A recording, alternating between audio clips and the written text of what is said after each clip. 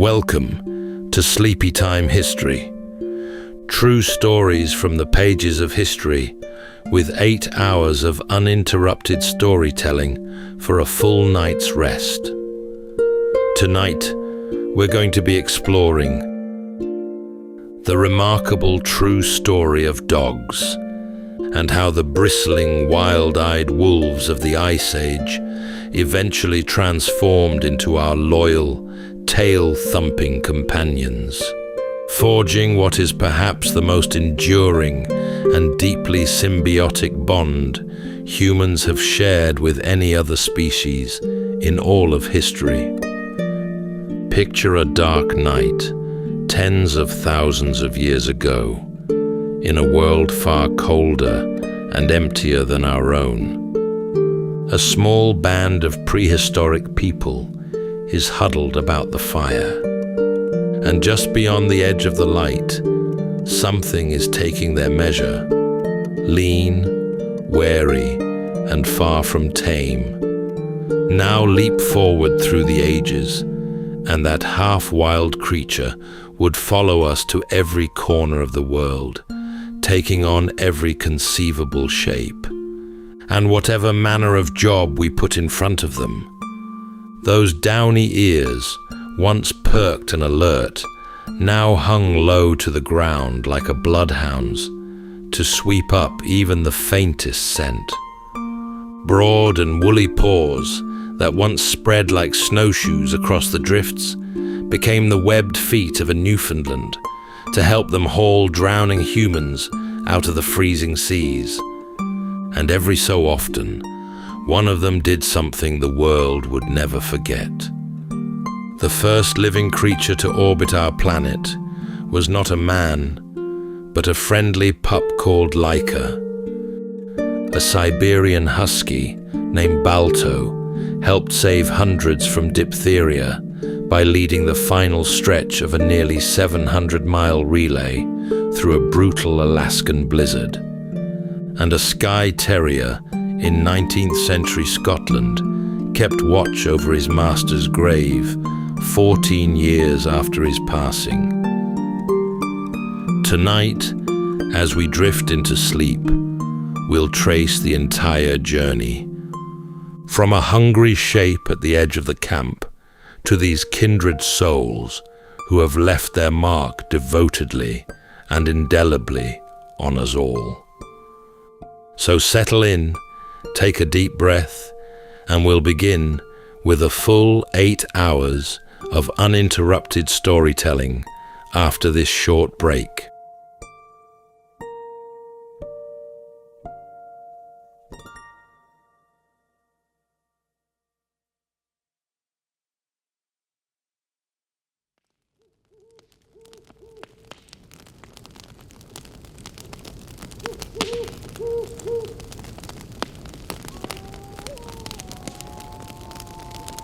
Tens of thousands of years ago, the stars turned over a world that would have looked almost nothing like our own. There were no cities to glow against the dark, no roads, no fields, only the wind and the cold and the long, empty land beneath. Great sheets of ice lay heavy over the north.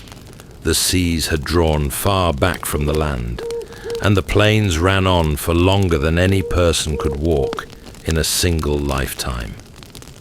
Across that huge emptiness moved small bands of people, following the herds from season to season, carrying their fire from one camp to the next, like a treasure that could never be allowed to go out.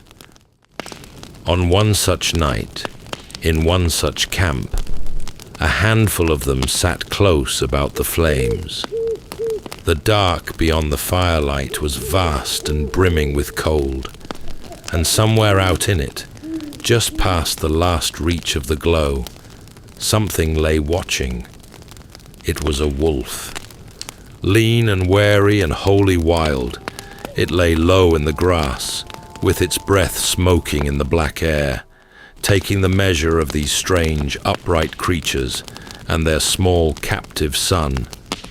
It was hungry, as everything was hungry in that season of the world, and the smell drifting out from the camp was the smell of marrow and fat and warm cooked meat. Most of the pack would come no nearer. Fear held them back. It was the same fear that had kept every wolf before them alive through 100,000 winters. But there was always one willing to risk it. In very nearly every litter, there was a pup, a shade bolder than its brothers, and a shade tamer too, slower to bare its teeth and quicker to grow curious. And it was that one, or one very like it, that crept a few careful steps in toward the bones the people had cast aside at the edge of the light. By morning, it had gone again, melted back into the grey country beyond the camp. But the next night it returned, and the night after that as well. And when the band gathered up their fire and moved off across the plain, the wolf, having found an easier living with these two-legged creatures, simply followed along behind. Its pups were born a little nearer the fire, and theirs nearer still. Across more lifetimes than any soul alive could ever have counted, they kept drifting closer, until the gap at last had closed. And so, the oldest friendship the earth has ever known began by pure accident over a scattering of thrown-away bones. The change, once it had truly begun, ran on very largely of its own accord, the best fed and tamest wolves raising the most pups of all. And something curious came along for the ride. As the fear drained slowly out of them, their very bodies began to change in ways that no one had asked for and no one had planned. Ears that had once stood sharp and upright to catch the smallest far-off sound went soft and folded and flopped over. Tails that had hung straight and low began to curl up over the back in a cheerful question mark. The long wolfish muzzle grew shorter, the heavy brow grew rounder, and the whole face kept something of the softness of a cub long after the animal was fully grown. For a great long while, no one could say why the taming of an animal should also round its face and fold its ears. Then, in the deep cold of Soviet Siberia, a scientist named Dmitry Belyaev set himself to watch it happen. He took silver foxes, sharp and snapping and altogether wild, and he bred them by one single rule, choosing in each new generation only the very few that were calmest and least afraid of a human hand. He paid no mind whatever to their ears, or their tails, or their coats. He selected for friendliness, and for friendliness alone. And still, the foxes changed. Within only a handful of generations, and far sooner than anyone had dared to expect, newborn fox pups began to appear with floppy ears and curling tails, and blotches of white across their fur. They whimpered for attention, and licked the hands that fed them, and wagged their tails at the approach of the keepers who had raised them. In chasing tameness, and nothing besides, Belyaev, and those who carried on the work long after him, had somehow summoned up, almost overnight, the soft and friendly shape of a dog. The very same slow spell had been cast over the wolves back at the fire, though there it took the whole long length of the Ice Age to run its course. And as their bodies grew softer, the old bargain began to turn both ways at once. The people gave the animals warmth and shelter, and a steadier meal than the hard wild had ever once offered. and the animals, for their part, gave back a great deal more than mere company. They gave warning. Their ears and their noses were keener by far than any human sense, and a camp with dogs asleep in it woke at the first strange footfall in the night, long before a person alone would ever have stirred. They gave help in the hunt, running down the deer and the boar, and holding the most dangerous quarry at bay. And they gave warmth of another kind entirely, a living heat curled tight against a sleeper on a bitter night, and the plain, deep comfort of another heartbeat close by in the dark. Wherever it first happened has been forgotten so long ago that no name for the place has survived, but it likely began in the far north, in the great white breadth of Siberia, where the winters ran long and hard. It was no soft green country. It asked a great deal of everything that dared to live in it, and out upon that hard and hungry ground, the wolf and the wandering hunter found one another early, and found one another useful, and were slow ever after to let one another go. The wolves themselves were the strangest part. The great animals that first walked in out of the dark, the true founders of every dog alive, were no longer anywhere in the world. They had not been the grey wolves that still sang across the tundra and the northern woods. Those were something more like distant cousins, sharing a grandparent far back down the ages, and then going their own separate way ever after. The real founders had belonged to an older and a greater line, and that line had faded from the earth entirely, until not one of its own true kind was left standing anywhere beneath the sky. And yet they had not altogether gone. They had left their children, that old and vanished breed of wolf, whose howl had died out of the world untold thousands of years before, lived on still in gentler shapes. In the animal stretched out asleep at the foot of a bed, in the pup rolling head over heels after a stick thrown across a summer lawn, and in the wet nose pressed to a cold window, waiting for their human that is finally coming home. Once there was a tame and a willing animal ready to hand. People set about shaping it, slowly at first, and then not so slowly at all, choosing this dog and then that one, across thousands of years. The soft clay of the wolf was pressed into 100 different forms. Some of those forms looked peculiar to the eye, and behind each peculiar thing there lay some old piece of work. The bloodhound went about with its ears grown so long and so heavy that they trailed along the ground beneath it, and as it walked, those great soft flaps stirred the scent up off the earth and wafted it toward a nose so keen that it could follow a single wanderer across days and miles of open country. The water dogs were bred with the skin grown wide between their toes, so the paw spread out like a flipper and drove them strongly through the cold.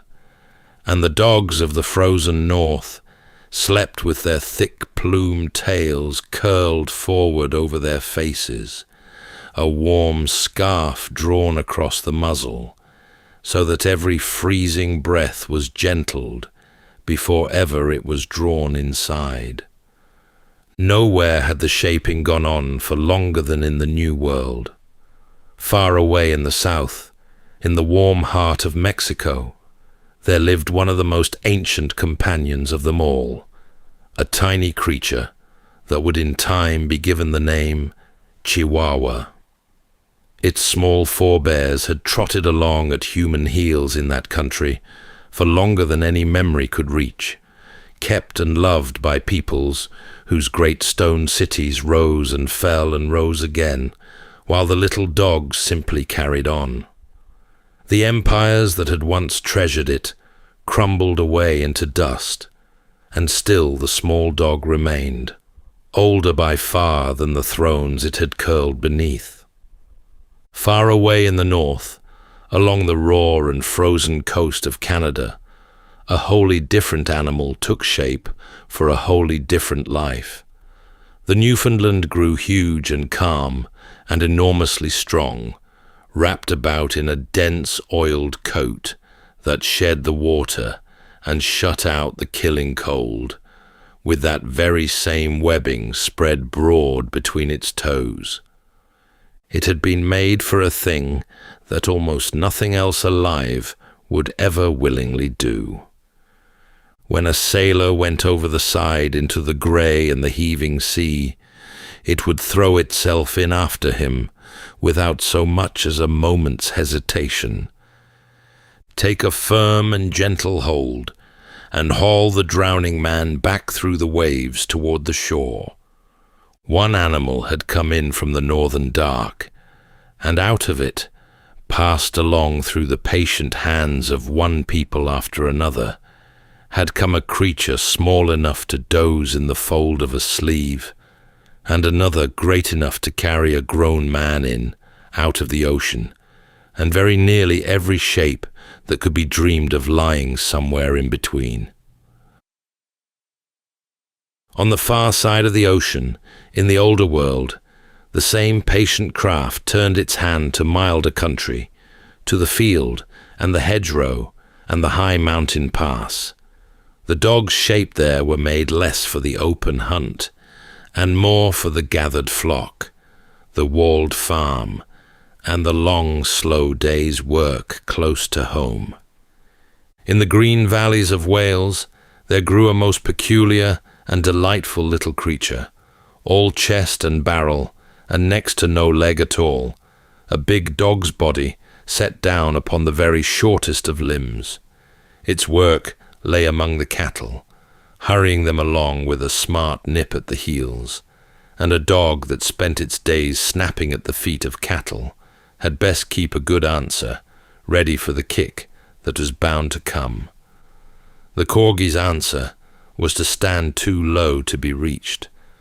When the great hoof lashed back, it swept clean over the little dog's head, and the corgi, altogether unbothered, went straight back to the heels it had been nipping. In the wet hedgerows of England and of Wales there worked another and a merrier sort, a busy bright-eyed spaniel with a coat like poured silk. It lived to plunge headlong into the thickest and dampest tangle of bushes and drive out the birds that sheltered there, and one bird above all the others handed the little dog its name. The woodcock, flushed up startled from its cover, made this the cocking spaniel, and the cocker spaniel it stayed ever after, a small dog carrying the name of its quarry down all the long years that came after. And high up, where the green gave out and the snow never wholly melted, in the terrible passes of the Alps, there came the greatest and the gentlest of them all. The monks of a lonely mountain refuge near the very roof of the mountains kept a breed of enormous and warm-hearted dogs, the St. Bernard, and set them to the hardest and the kindest of all tasks. When travellers were lost in the blizzards that screamed down those high roads, or buried beneath the snow that came sliding off the slopes without a word of warning, they went out into the white to find them. They sought out the fallen and the freezing by scent alone, dug them free with their broad paws, and pressed their vast warm bodies down against the cold until help could reach the place. Across the long years, those mountain dogs were said to have carried many hundreds of souls back safely home. One among them grew famous above all the others, a dog remembered ever since by the name of Barry, who was said to have brought some 40 travellers into safety across his long working life.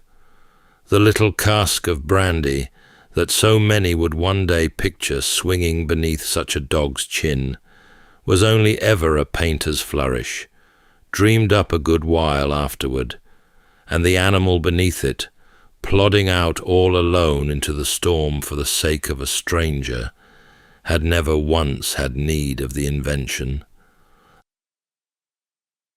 Further east, the land rose, climbing up and up toward the roof of the world, and the dogs of those heights rose along with it. In the thin, cold air of the Tibetan mountains, where the wind came off the snow with nothing at all to soften it, there lived a dog grown huge against the cold, the Tibetan mastiff, wrapped about the neck and the shoulders in a great mane of fur that lent it the look of a lion. Through the long nights it kept its watch. It guarded the walled monasteries perched high upon the passes, and it guarded the flocks scattered across the mountain pasture. And through hours of dark and freezing wind that few other creatures could have borne, it lay awake and listening, ready to throw its whole great weight against the wolf or the leopard that came down out of the black after the sheep. Its bark rolled down the valleys like something falling. Travellers who heard it come booming off the stone in the small hours never forgot the sound, and the monks behind their walls slept the easier for it, knowing well what lay awake beyond their gates. Down from those killing heights, carried down into the palaces, there came a far smaller and far softer creature that shared, of all things, the very same borrowed name. This was the Shih Tzu, the little lion dog, a bundle of long flowing hair with a face like a chrysanthemum, bred for no hard labour whatsoever.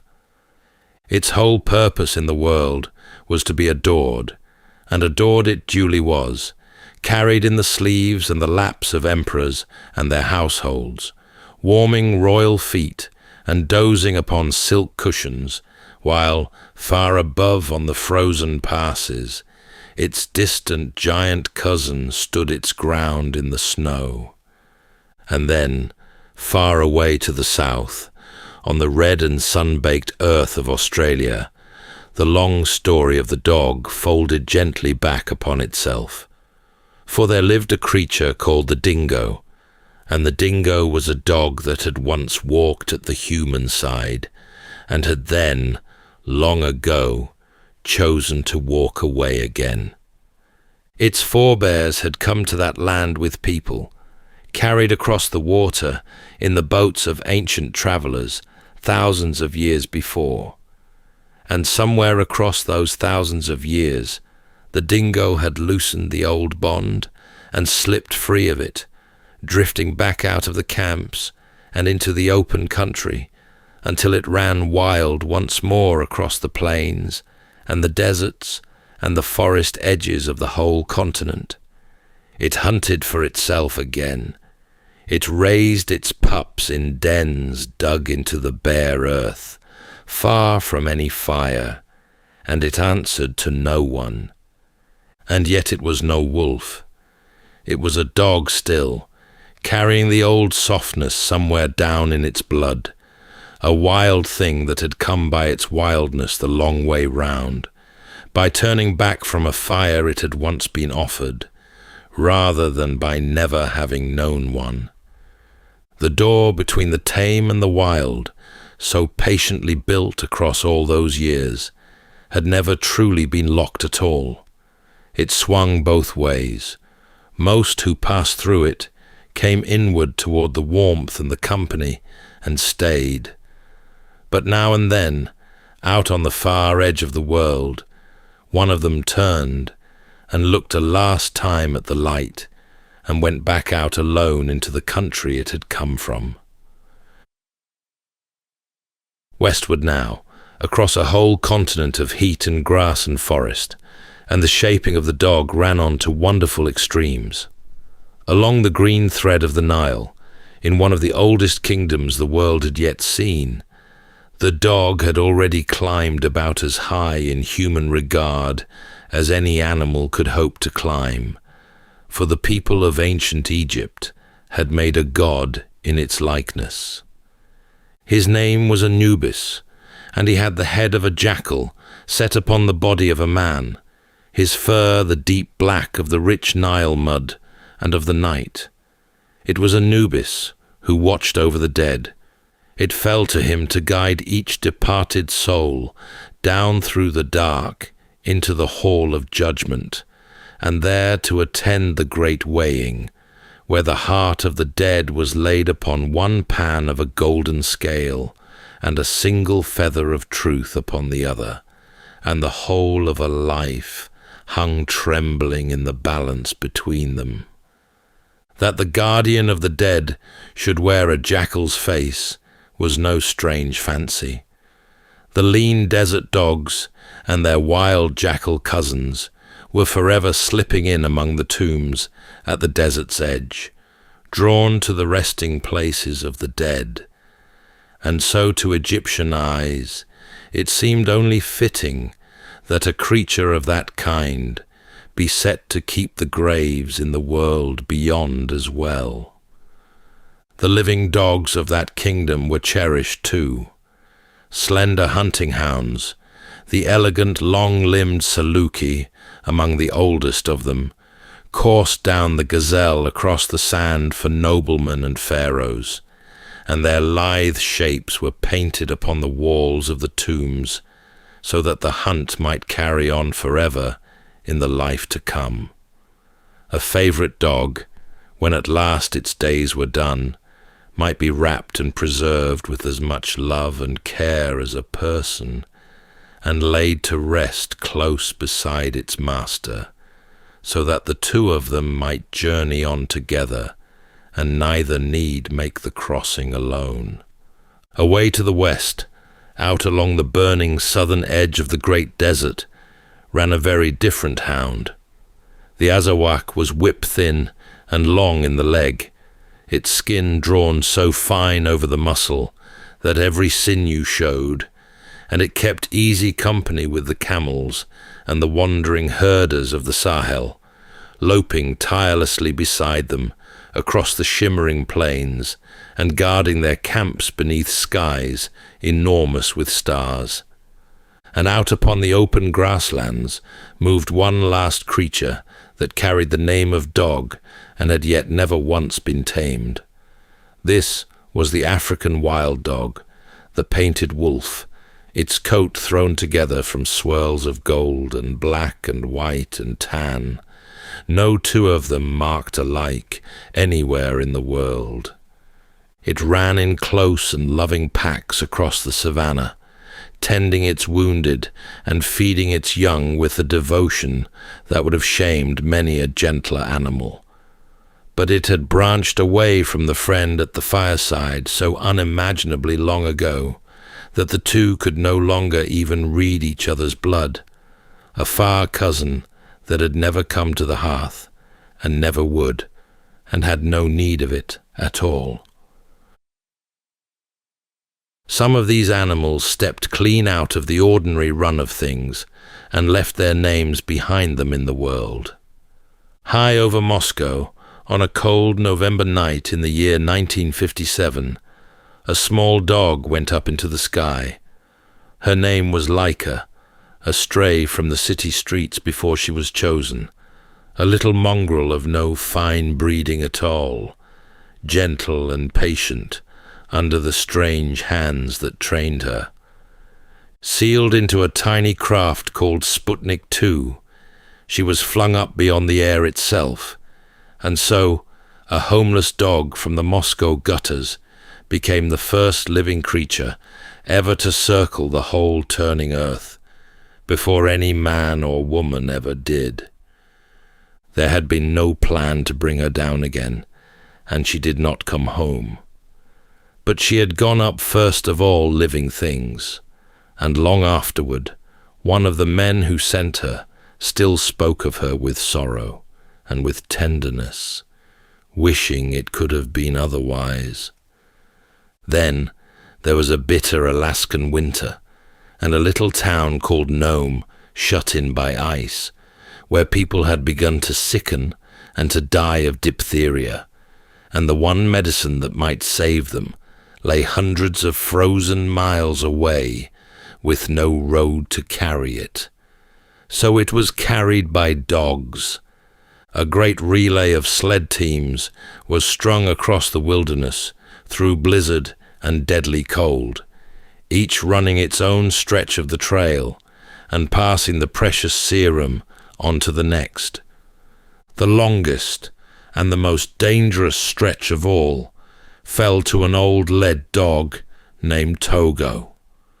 12 years old and small for such work, he led his team out over the cracking sea ice of a frozen sound, through wind that could freeze a man's skin in minutes, and across ice that might have given way beneath them at any step, covering far more of that desperate road than any other dog upon it. His musher, Leonhard Sepala, said afterward that he had never in all his life known a finer dog, and it was another of the same kennel, a dog called Balto, who led the final team the last cold miles into Nome, and brought the medicine to the door at last, arriving in the dark before dawn, with the town still asleep and the people saved. It was Balto's name the world caught up and cheered, Balto, who was raised a statue in a great New York park, while the older dog, who had run the hardest miles of all, stood a long while in his shadow. Yet the years proved kinder in the end, and Togo too came to be remembered and honored, and set beside the friend whose fame he had done the most to win. And in a churchyard in old Edinburgh there was a little Skye terrier called Bobby, whose master had died and been buried there, and who lay down upon the grave and would not leave it.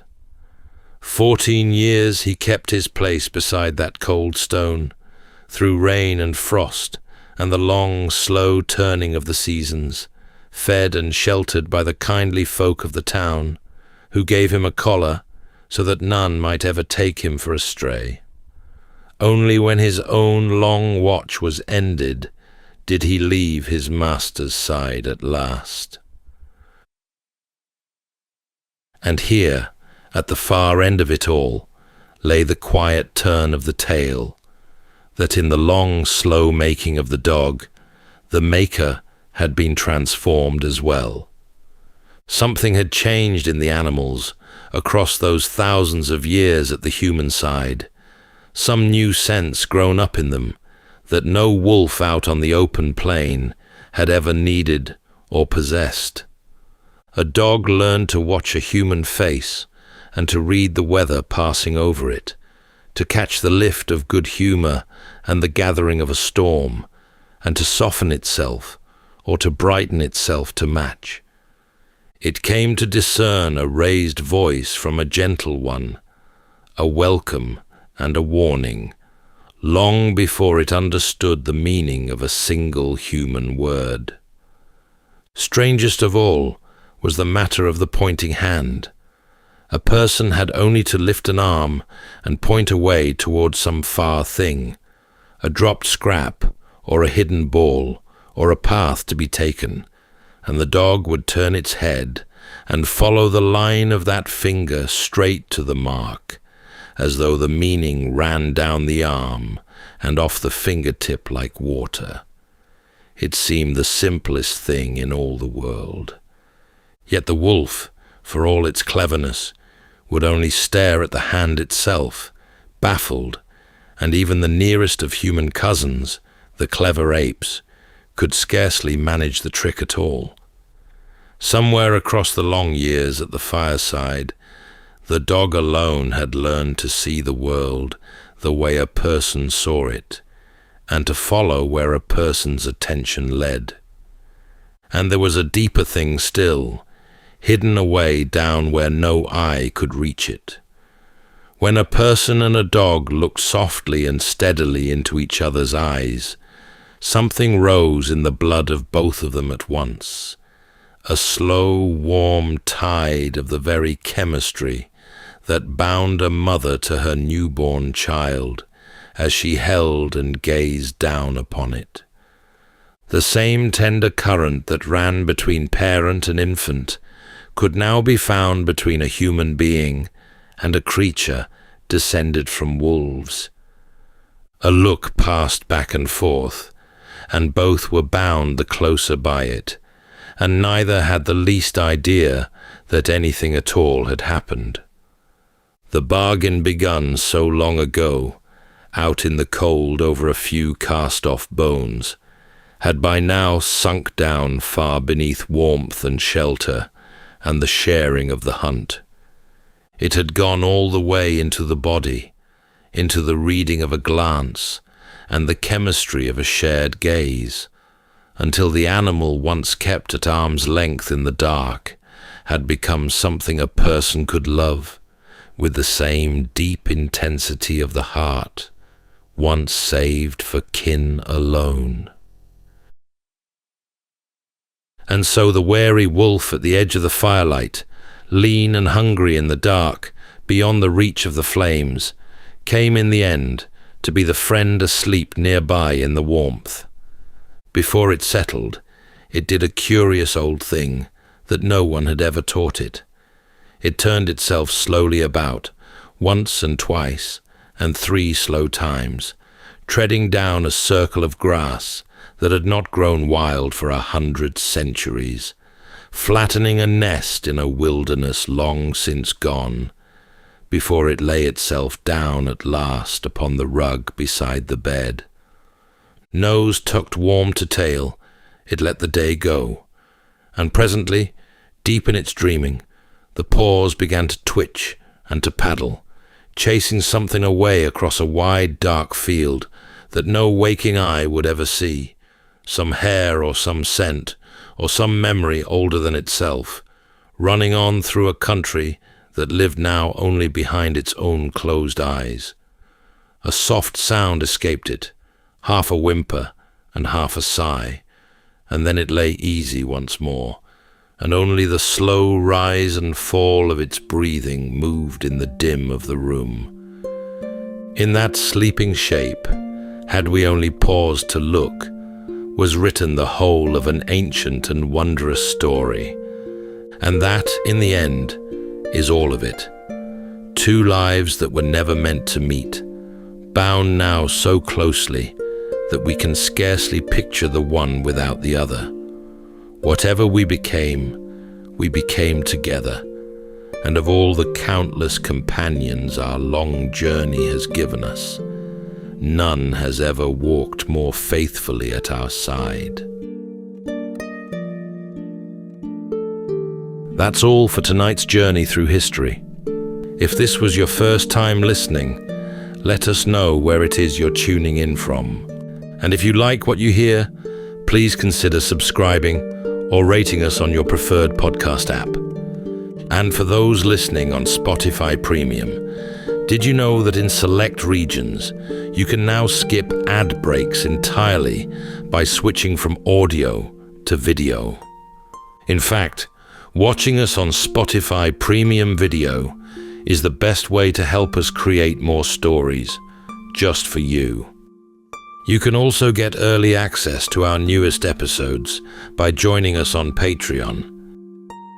And whether you're fast asleep or still drifting there, thank you so much for listening, and rest well.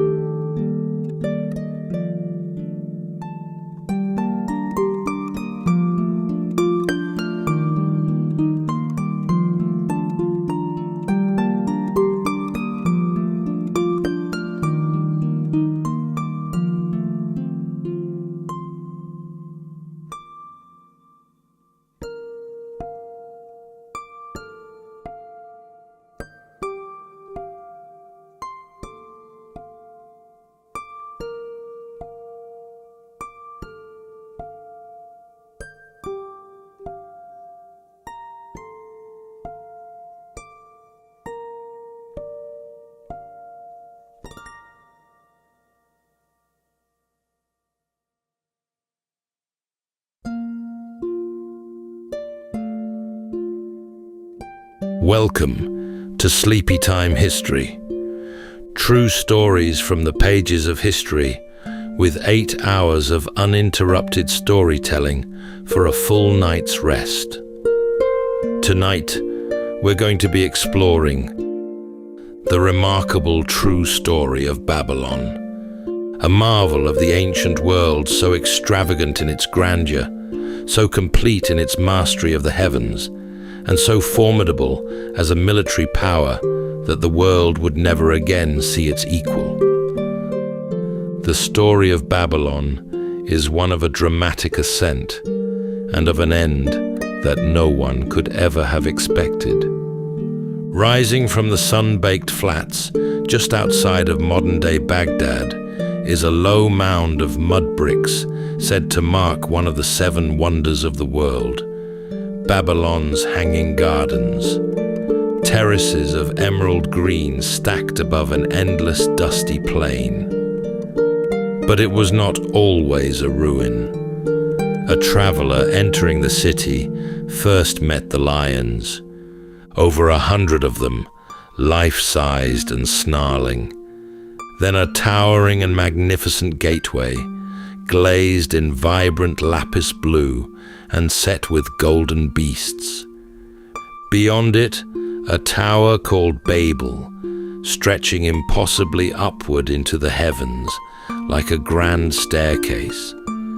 And surrounding the city, an impenetrable wall so broad, it was said a chariot pulled by 4 horses could turn around upon its top. Thousands of years later, clay tablets pulled from the rubble would detail a man formed from the soil, following the creation of the world, and a colossal wooden ark built before a great deluge covered the earth. Stories that would predate the Bible, or even the Torah, by over 1,000 years. But this isn't their only contribution to survive into the modern era, because every clock still counts minutes and hours the very same way the Babylonians did. Tonight, as we drift into sleep, we'll witness one of the greatest civilizations in human history rise out of the desert, knowing that somewhere beyond the walls, something inevitable waits patiently in the shadows. So settle in, take a deep breath, and we'll begin with a full 8 hours of uninterrupted storytelling after this short break.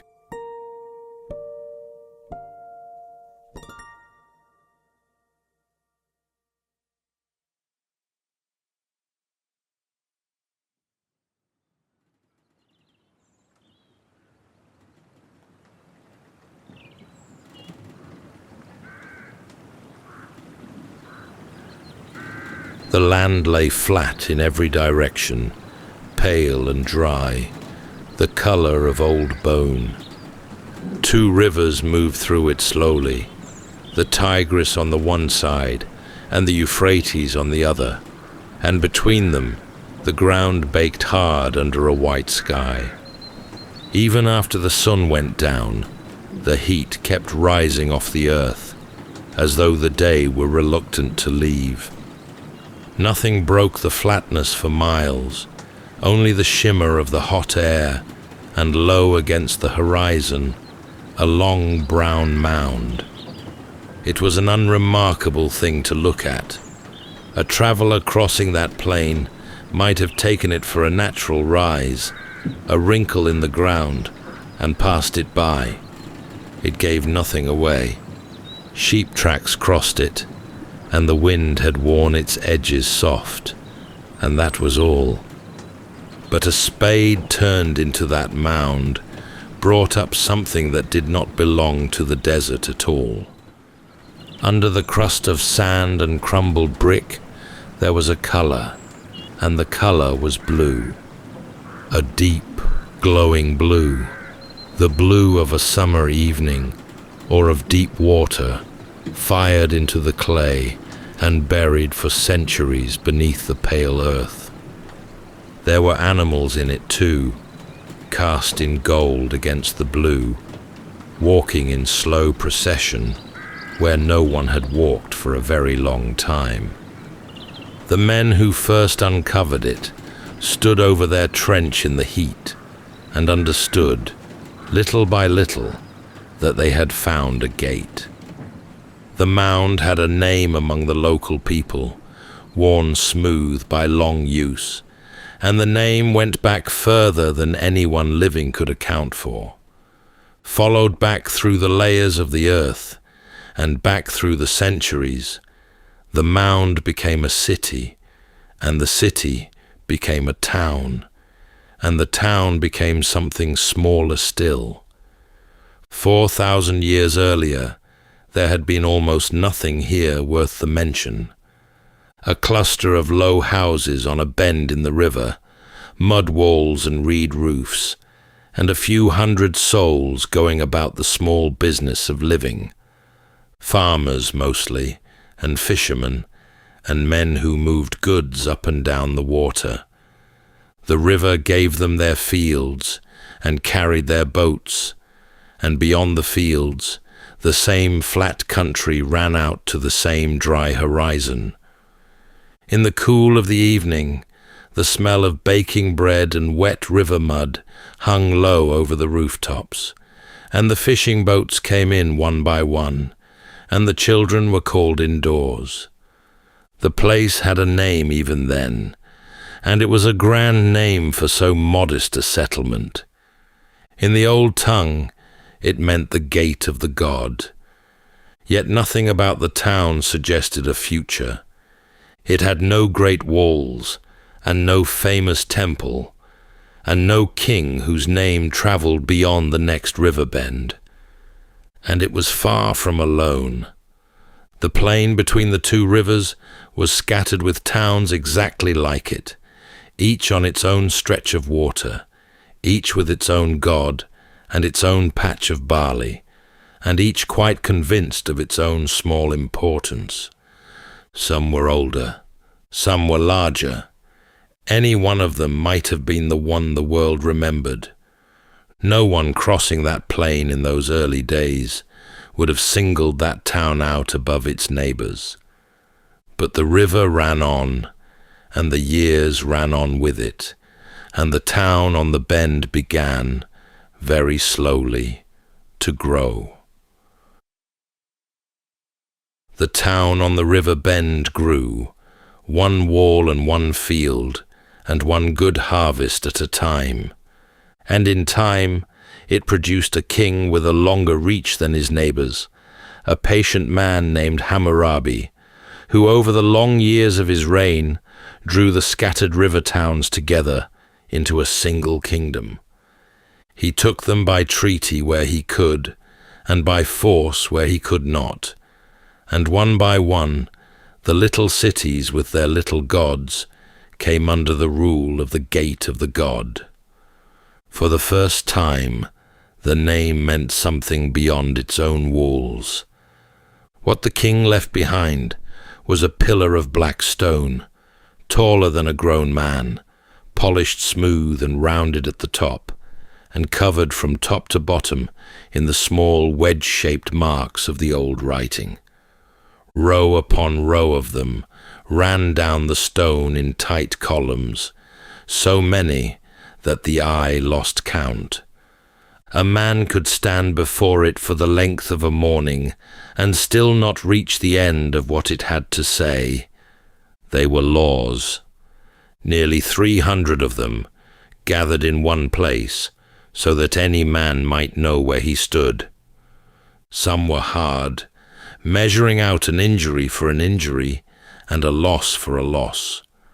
Most of them dealt with the ordinary business of the day, what a doctor might charge for setting a bone, and what he owed if the patient died under his hand, what a boatman earned for a season on the water, what was to be done if a builder's house fell down, or a shepherd let his flock stray into another man's corn, and set down among the rest what a decent jug of beer ought to cost, so that no innkeeper might water it down and charge the full price all the same.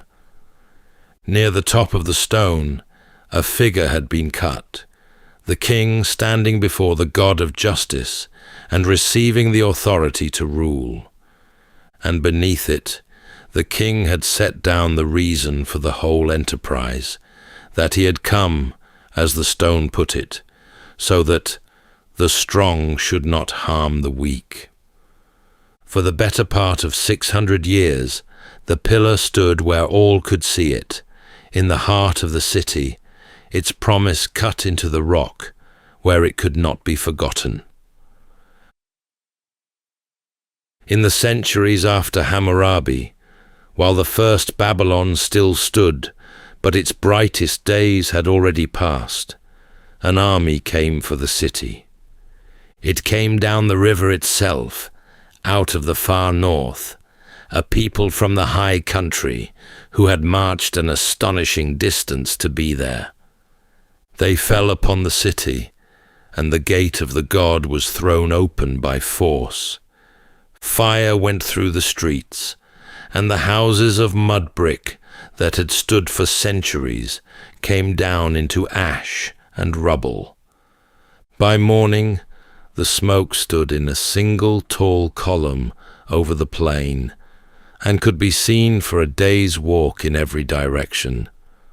But when the raiders turned for home, they left the gold where it lay.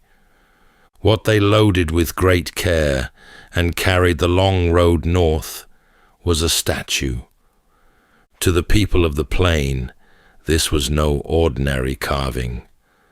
The statue was the god himself, the divine lord of the city, dwelling in the image the way a man dwells in his house. So long as he sat in his temple, the city was whole, and the world was in its proper order. His presence made the rains come, and the barley grow, and the king sit rightly on his throne. And now his place stood empty. The god had not died, which would have been terrible enough. He had been taken, carried off a captive into a foreign land, and the people were left in a city that still stood, but no longer held its heart. The absence settled over the city, like a grief with no grave to visit, the feeling of a household whose master had been carried off, and whose rooms waited, swept and ready, for a homecoming that might never come. The priests kept the empty shrine. Prayers went up for the god's return, and the years went by. The city did not empty, though. Into the space left by the old rulers came a new people, newcomers down from the mountains, who took the throne and then largely left the city to be itself. They did not stamp their own ways upon it. They learned its language, honored its gods, rebuilt its fallen houses, and settled in as though they had always belonged. They kept the old festivals in their proper seasons, joined the same processions through the streets, and called on the same gods by the same names, until it grew hard to tell the newcomers from the people they had come to rule. For 400 years they governed, and those 4 centuries left few grand stories behind them.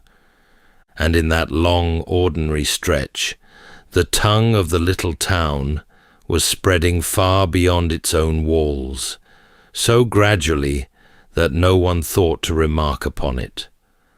From the palaces of Egypt to the courts of the north, rulers who had never seen the 2 rivers wrote to one another in Babylonian, pressing their treaties and their complaints and their offers of marriage into damp clay in the old wedge-shaped script. The little town on the river bend had given the world its common speech, and in time, or so the old tellers had it, its god came home at last, carried back through the mountains to the shrine that had waited so long. Centuries turned, and the city passed through more hands than could be named, until it came at last under the shadow of a hard new power to the north. The kings of Assyria had built the most formidable war machine the world had yet seen, and Babylon, proud and old and forever restless under their rule, was a thorn they could not seem to draw out. The city rose against them, and was put down, and rose again. There came an Assyrian king whose patience finally ran dry. He had set his own son over Babylon to keep it obedient, and the Babylonians, with the help of old enemies from the eastern hills, had seized that son and carried him off, and the young man was never seen again. His father's answer, when it came, was without limit. He resolved that Babylon should not simply be defeated, but erased entirely from the face of the earth. In the year that followed, the great walls were pulled down and tipped into the river. The temples were leveled, the houses broken open, and the treasures of the gods carried away to the north. And then, when the buildings were rubble, and the rubble was scattered, the canals were opened, and the river turned loose across the ruins, so that water ran where the streets had run, until the whole site was a marsh, with nothing standing above it. Where the markets had been, there were reeds, and standing water, and the calling of marsh birds, and a traveller passing that way would never have known a city had stood there at all. But the erasure did not hold. Within a handful of years, the same Assyrian throne passed to the destroyer's own son, and that son set about undoing every stroke of what his father had done. In his own telling, the great gods had first laid down 70 years of ruin for the city, and then, their anger softening, had turned the reckoning around and called for its raising far sooner than that. So he gathered the scattered people. He called the exiled gods home. He had the mud dug out, and the ground raised up, and the temples founded again on their old plans, course by course, as though the flood had never come. And so the marsh was drained, and the mound rose once more above the plain, brick by patient brick, up out of the water that had been meant to bury it forever. The Babylon that rose from the drained marsh became, within a few generations, the greatest city the world had ever held. Its rebuilders were a new line of kings, and the greatest of them, a ruler remembered as Nebuchadnezzar, came to the throne with an army at his back that no power in the region could stand against. He broke the strength of Egypt on the field, took the lands along the whole eastern shore of the sea, and sent the wealth of 3 continents flowing back up the river to his capital. Gold and silver, cedar from the western mountains, and precious stone and fine timber, and the tribute of conquered kings, all came home to Babylon, and the king poured every measure of it into the grandest building the ancient world had seen. A traveller coming to the city in those days approached along a broad paved road, and the first thing to meet him was the lions. More than 100 of them ran the length of the processional way, each moulded in glazed brick and set at the height of a living beast, striding forward with bared teeth against a background of that same deep blue. They seemed to pace alongside anyone who passed between them, a slow escort of stone the whole length of the road, until the walls themselves rose up ahead. At the end of that road stood the gate. It rose some 60 feet into the air, faced from footing to parapet in brick the color of deep lapis, and across its shining blue marched rows of golden bulls and strange horned dragons, the sacred beasts of the city's great god, Marduk. Of those creatures, the king who raised the gate left a boast in the brickwork that he had set them there in such splendor that all mankind might gaze upon them in wonder. Passing beneath, through that cool blue shadow, a traveler came out into the wide streets of the city itself, and above the rooftops, higher than anything near it, climbed the tower. It went up in great stages, each set back from the one below, a mountain made by hands rising step over step toward the sky, with a temple at its summit and a long stair running up its face. This was the tower that a later book would remember as Babel, the one that reached for heaven. Around the whole of it ran the walls, and the walls were the wonder that travelers found hardest to believe. They were so thick and so broad across the top that it was said a chariot drawn by 4 horses could be driven along them and turned completely about without once checking its pace. Watchtowers stood at intervals down their length. The river ran through the middle of the city beneath the walls, bridged in the very heart of the town, and great gates of bronze closed the end of every street that came down to the water. At night, the watchfires burned all along the parapet, a ring of small flames circling the sleeping city.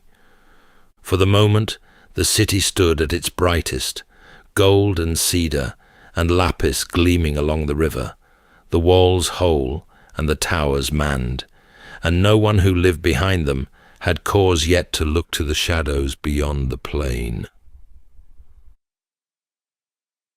Of all the wonders that clung to the name of Babylon, the strangest was a garden that no spade ever found. The story reached the wider world through Greek writers who came centuries afterward, and most of them were setting down a marvel they had only heard described. In their telling, the garden rose in terraces, one broad step above another, climbing high over the flat brown plain, like a green hillside set down, where no hill had ever stood. Full-grown trees stood upon it, their roots held in deep beds of earth laid across the stone, and from the topmost terrace the long branches leaned out over the drop. Water was the heart of the wonder. Somehow it was drawn up out of the river far below and carried to the very crown of the terraces, so that it ran down through the beds and kept the whole green mountain alive under a sky that saw almost no rain. Travelers said a person walking beneath the terraces passed into cool shade and the sound of falling water in a country where shade and falling water were the rarest things of all. It was a beautiful picture, and it had one difficulty at its heart. The king who built the great city had written down everything. He had left his name pressed into countless bricks, and long inscriptions listing every wall he raised, and every gate he faced in blue, and every temple he restored, sparing no detail and no praise. In all of it, across all those crowded columns of boasting, there was not a single word about a garden. And when the diggers came and lifted the processional way and the blue gate and the foundation of the tower out of the mound, they found no trace of terraces either, no great beds of earth, no vaulted stone to carry them, and nothing to show where the water might have climbed. But away to the north, in the old Assyrian city that had once loomed so hard over Babylon, there had lived a king who did write of such a thing. He was the same restless conqueror who had once tried to wash Babylon from the earth. In his own capital, he had raised a palace garden of exactly this kind, a high place, thick with trees fetched from distant lands, and he had been very proud of it. To water it, he had done something remarkable. He had cut a channel for miles through the hills, carrying it across a whole valley on great stone arches to bring a stream to his city, and he had set screws of bronze, turning to lift the water up to the terraces. He wrote of it in stone, and called it a marvel for all peoples to behold. 2 cities then, and 2 gardens, and only one of them ever set into the ground by its maker's own hand. Over the long centuries, the northern city fell, and its name grew faint, while the name of Babylon only grew, until it drew the wonder to itself, the way a great name draws every good story toward it. Whether the terraces ever truly climbed above Babylon, or whether all that green had belonged from the first to another king in another place, the mound never said. It gave up its gate. It never gave up its garden. Night after night, on the flat roofs of the city, men climbed up to watch the sky. They were the scholars of the temple, and their whole craft was patience. When the sun was gone, and the great heat had loosened its grip, they took their places on the rooftops and turned their eyes upward, and they kept watch on the moon and the wandering planets as these moved slowly against the fixed stars. What they saw, they wrote down at once, pressing the marks into a tablet of soft clay, while the night was still around them, and the lamps burned low beside them, where the moon stood, when a planet turned back upon its path. Which stars first rose as the year came round to their season? And they did not stop at the sky. On the same tablets, in the same small and careful hand, they set down the world below. How high the river had run that day against its banks, what a measure of barley, or dates, or wool had cost in the market, whether the day had brought cloud or wind, or a fall of rain. A death in the royal house, or an army on the move, went down beside the price of grain and the phase of the moon, all of it woven into the one long record. They kept it up for 700 years. No single man's lifetime could hold such a thing.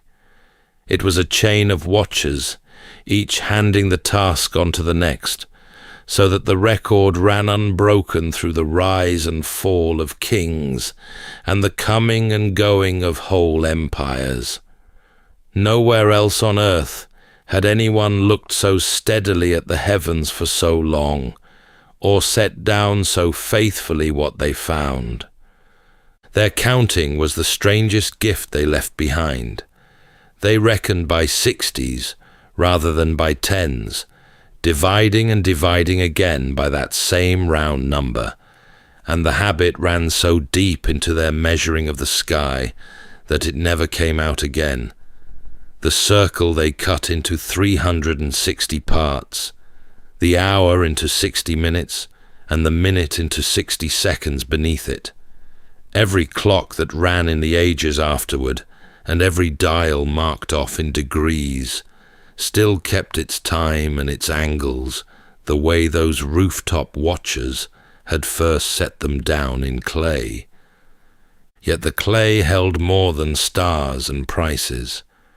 It held the small human noise of people simply living, and few scraps of it were more human than a letter that survived in a merchant's house in one of the old southern cities. The man who wrote it had bought copper from a dealer, and the copper had been poor, and he was furious. He sat down and set out his complaint in full, and it was carried across the town and kept, and it lay in the ground for the better part of 4,000 years, with its temper wholly undimmed. He listed every slight. He had been promised good metal and handed bad. His own servant had been sent away empty and insulted, and he demanded, at the last, to know what the dealer took him for, that a man of his standing should be treated with such contempt. The stars wheeled overhead, and the river rose and fell, and the kingdoms turned, and a bad load of copper was remembered, as long as any of it, pressed into the same patient clay. Among the broken clay lifted from the mound were tablets that told a story whose shape would echo far down the centuries. They spoke first of a man. In the beginning, before there were people to do the labor of the world, the gods had shaped one out of the soil itself, mixing clay with something of the divine and breathing purpose into it, so that a living thing rose up from the ground to till the fields and tend the temples. And they spoke, further on, of a flood. The gods, grown weary of the noise and the trouble of mankind, resolved to wash the world clean with water. But one man was warned in time. He was told to build a great vessel of wood, sealed tight against the coming flood, and to carry into it his family and the beasts and the seed of every living thing, so that life might ride out the deluge and begin over again. The rain came, and the waters rose and covered everything, and for days the vessel drifted on a drowned world with no land in sight. When at last it came to rest against the peak of a mountain, the man did a careful thing. He sent out a bird to search for dry ground, and it flew and found none, and came back to him. He waited and sent another, and it too returned. And he sent a third, and that one did not come back, and by its not returning he knew the waters had fallen somewhere, and the earth was ready to be walked again. These tablets had lain in the clay a very long time. They had been written and copied and written out again by fathers teaching sons the old signs, for more than 1,000 years before the same story of a maker and a flood and a saving boat and a bird sent out over the water was set down in the Bible or the Torah. The older telling had been sleeping in the ground of the two rivers all the while. And there was another memory pressed into the story of this city, one its own scribes had never written down at all. It was carried in by people brought here against their will. When the great king marched west and broke the little kingdom of Judah, he carried its people back to Babylon in their thousands. The skilled and the noble and the young, led away from a ruined Jerusalem to live out their years beside a foreign river. They did not forget the home they had lost. Long afterward, their grief was set down in words that would outlast every wall of Babylon, the words of those who sat down by the rivers of that city and wept for the hill they had left behind. They lived there and labored there, and some of them prospered there across the generations. But the river running past their doors was never the right river, and the great blue city, with all its wonders, was never home. In time, some of their children would go back, and some would stay. And the song of the ones who had sat by the water and grieved for another place travelled on out of Babylon and into the world, and was still sung in far countries the city's own kings had never so much as heard of, long after the city itself had gone down into the mound. The last king to rule Babylon in its own right was a solitary and curious man, and he did not much care for his own capital.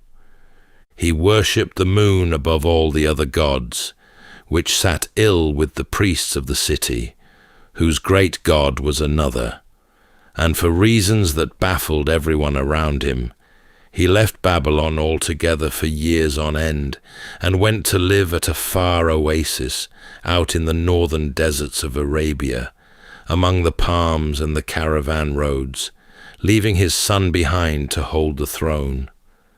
10 years he stayed away in that distant place, and the city's grandest festival, which needed the king's own hands to perform it, went unheld season after season while he was gone. What drew him, more than a crown or an army, was the deep past, where other kings dug foundations to lay their own upon. He dug to find what older kings had buried long before, and when his workmen struck the footing of some ancient temple, he would pore over it with delight, working out how many hundreds or thousands of years had passed since the stone was first set. He rebuilt old shrines to their original plans, hunting down their earliest foundations to get every line of them right. A ruin that could tell him its age pleased him more than a room full of gold. That love of old things ran in the family. His daughter, a priestess in the ancient southern city of gathered a collection of objects far older than herself, relics dug from the ground and carried in from fallen places, and she kept them set out in order in her rooms. Beside each one, she laid a small label of clay, naming the object and telling where it came from and how old it was, written out plainly so that any visitor might understand. Thousands of years later, when diggers uncovered that little collection with its careful labels, some of them called it the oldest museum in the world. While the old king sifted the dust of dead temples, a new power had risen to the east and the north. A Persian king named Cyrus had gathered the lands and the armies of half the known world, and in the year counted since as 539 before the Common Era, that great force turned toward Babylon. The city that had drowned others and been drowned itself, that had raised the mightiest walls ever built and lined its roads with lions, braced for the worst. The worst never came. The defending army met the Persians away from the city and was beaten, and after that, the city simply opened. The tale was later told that the conquerors turned the river aside and walked in along its drained bed beneath the walls, and however it was truly done, they were inside almost before the people knew it, and there was no long siege and no burning. The conqueror took care to present himself as a rescuer rather than a destroyer, a man sent by the city's own great god to set things right, and the priests who had chafed so long under the moon-worshipping king were in no hurry to mourn him. And so, the last night of Babylon, as a kingdom of its own, passed without the sky ever turning red. No wall was thrown down, no temple was burned. In the morning, the gates stood open, new banners hung above them, and the markets opened along the streets as they had opened on 10,000 mornings before. 2 centuries after the Persians walked in, the city met the most famous conqueror the world had yet produced, and for a moment it seemed Babylon might rise once more. A young king out of the west, Alexander, having overthrown the whole Persian Empire in a handful of years, came at last to Babylon and was received into it in triumph. He looked at the ancient city on its river and saw the seat of a world empire, the natural center of all he had won, and he set his mind on making it his capital. He gave orders for the great tower to be cleared and raised again, and grand plans began to gather about the old walls. And then, in the very palace of the king who had built the city to its height, the conqueror fell ill and died. Still a young man, his empire barely made, and not yet settled beneath him. He too had come to Babylon, and Babylon had kept him. The empire he left was carved up among his generals, and one of them, taking the eastern share, chose to build himself a fresh capital a little way north, on the Tigris. It was a new city, laid out to his own design, and it pulled at Babylon like a slow tide. There was no massacre and no expulsion. They went of their own accord, chasing the work and the wealth that the north seemed to promise, and left the old streets of Babylon to the wind. A family would go, and then a neighbor, and then a whole street, over years and lifetimes, and the better part of 300 slow years, until the city of the Blue Gate and the 100 Lions stood half empty inside its own enormous walls, its broad avenues far too wide for the few who still walked them. Yet even then, the watchers had not come down from the rooftops. In the emptying city, among the crumbling temples and the sagging houses, a small band of scholars kept to the old work, climbing up night after night to track the moon and the planets as their forefathers had. They followed the slow, bright wandering of Jupiter, the star of the city's own great god, across the fixed patterns of the sky. The crowds were gone, and the kings were gone, and the glory was long departed, and still the clay was worked, and still the heavens were written down. The last of those tablets to carry a date was an almanac, a plain forecast of where the planets would stand through the seasons of a coming year. The date it bore fell around the year 75 of the Common Era. After it, the long line simply stopped. The oldest writing on earth, those wedge marks first pressed into river mud by a people at the very dawn of cities, came to its quiet end in a half-ruined town, in the hand of an old astronomer, setting down where Jupiter would be. No army had brought Babylon to this. No fire had taken it, and no flood had washed it away, and no last battle had thrown down its walls. The end that had waited all along in the shadows beyond the plain was the gentlest end of all. The people had simply risen, a few at a time, over lifetimes too long to feel, and walked away towards somewhere new, until there was almost no one left to walk. The great city sank back into the flat brown country it had once climbed out of, and became again a low mound that gave nothing away, keeping its blue gate and its lost garden and its tablets full of stars folded down into the dust, waiting patiently to be uncovered. That's all for tonight's journey through history. If this was your first time listening, let us know where it is you're tuning in from. And if you like what you hear, please consider subscribing or rating us on your preferred podcast app.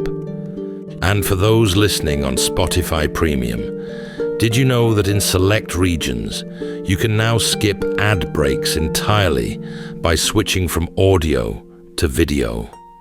In fact, watching us on Spotify Premium Video is the best way to help us create more stories, just for you. You can also get early access to our newest episodes by joining us on Patreon. And whether you're fast asleep or still drifting there, thank you so much for listening, and rest well.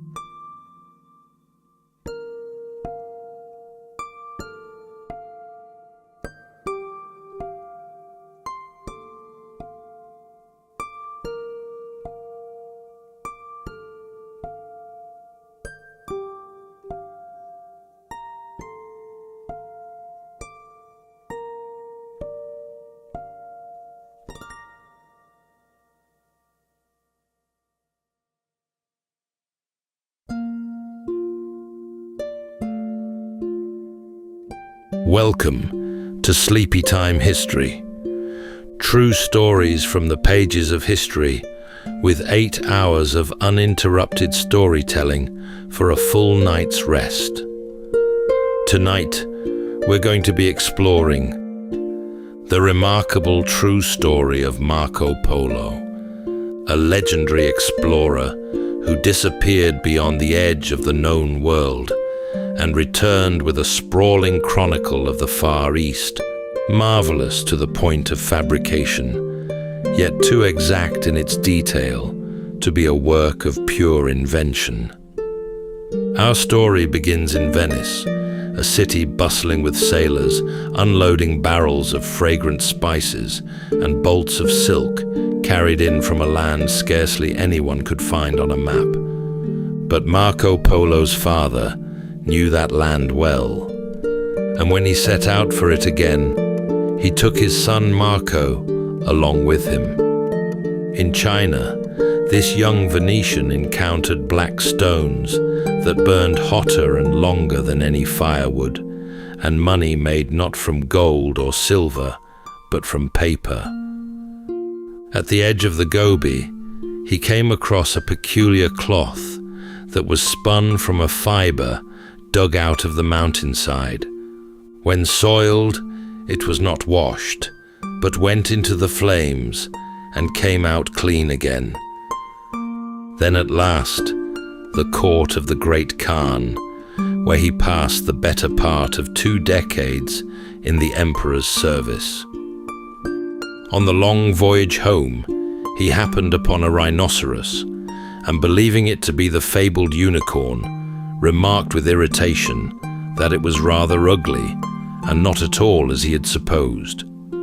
Upon his return from China, Polo recounted his travels, but nobody would believe a word of it. Today we know much of it was certainly true, and yet in all that time, it's curious he never mentioned their custom of drinking tea or the unique characters they wrote with.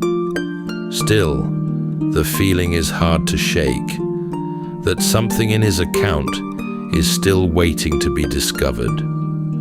Tonight, as we drift into sleep, we'll walk alongside Marco Polo, over mountains, across deserts, and sail out onto a dark and unfamiliar sea. So settle in, take a deep breath, and we'll begin with a full 8 hours of uninterrupted storytelling after this short break.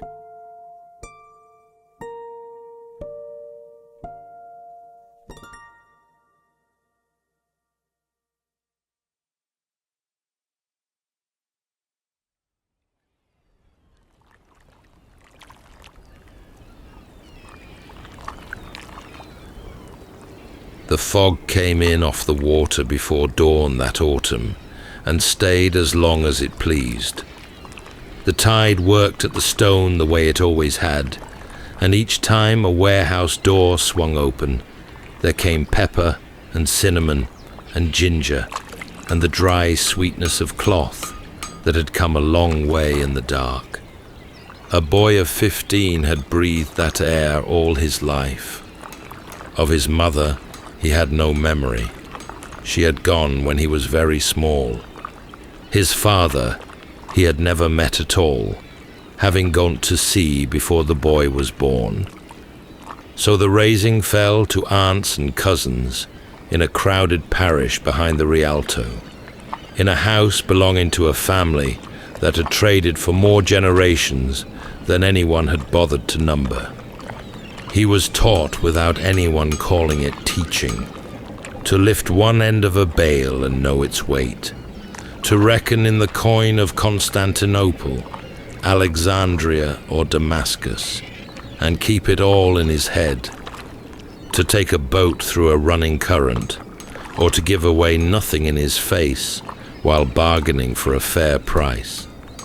In place of a father, he had a word, and that word was East. East was where the silk came from, and the cloves, and every story worth hearing in that house. And somewhere far beyond all of it were two men of his own house, his father and his father's brother. They had sailed east with a purse of jewels and had not been heard of since.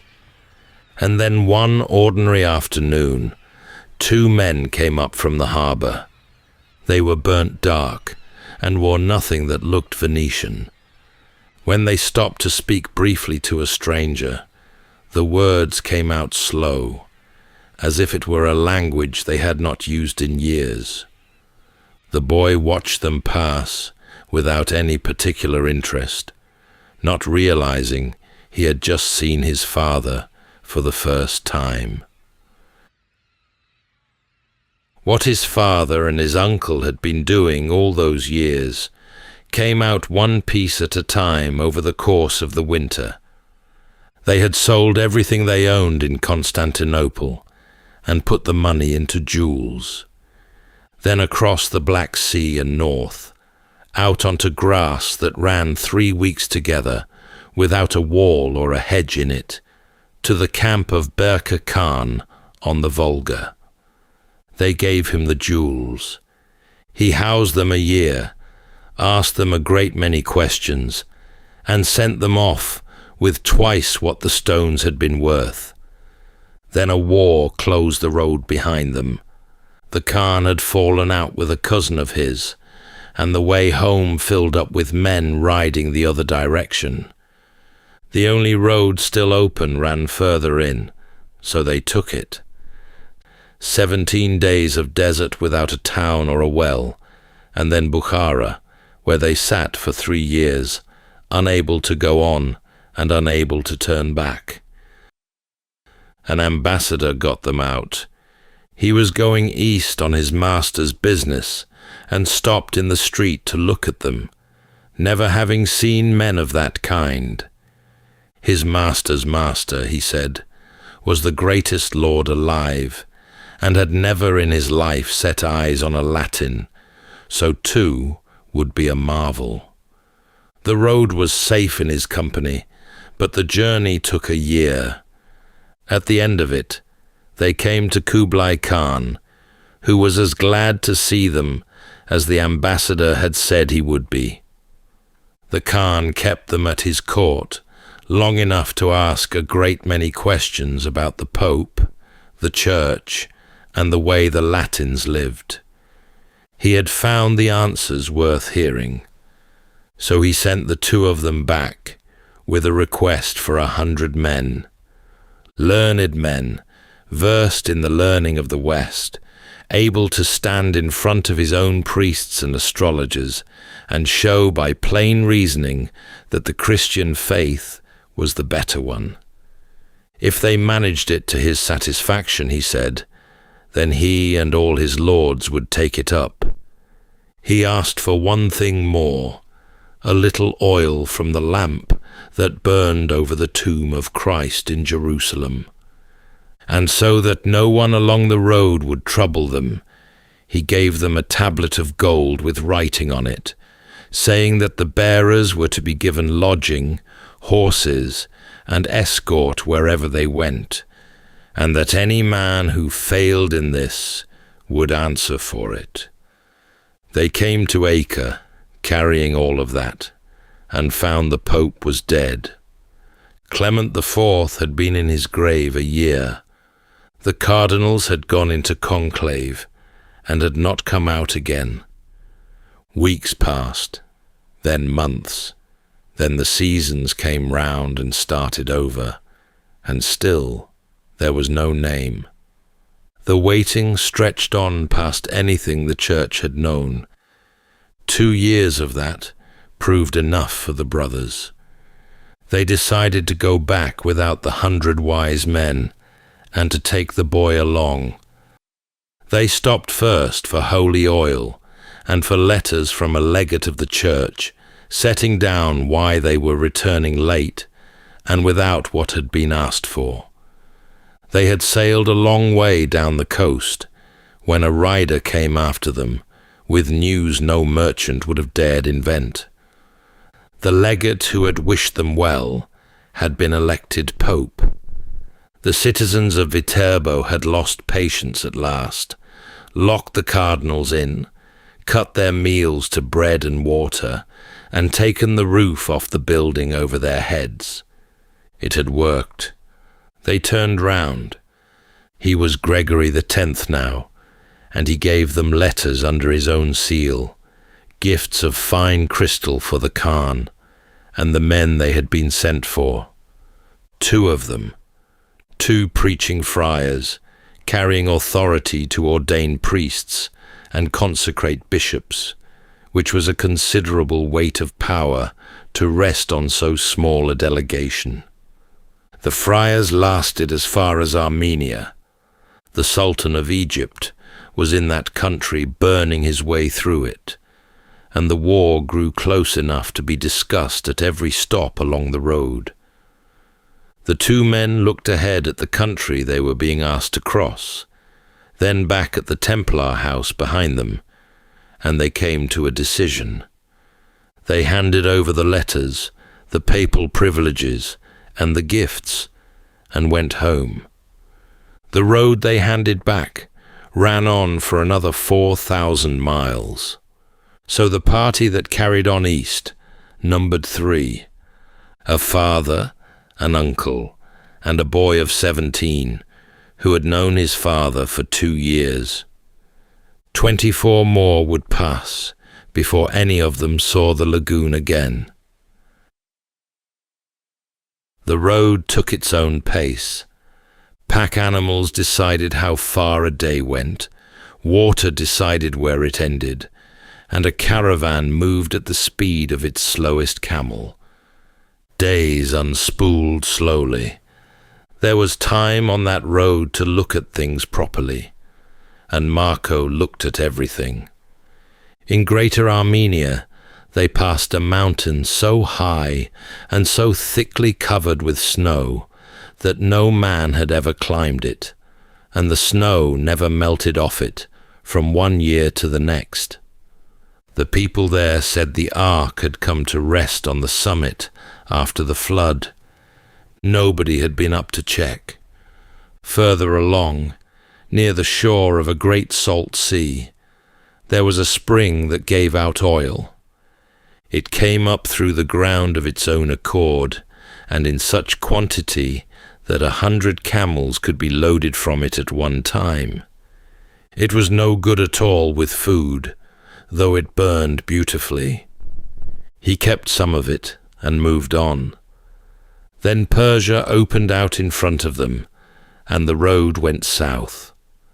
Tabriz first, full of merchants from Genoa, Venice, and every country in between, where pearls and precious stones changed hands in a walled garden of a bazaar, and a man could lose a fortune in an afternoon.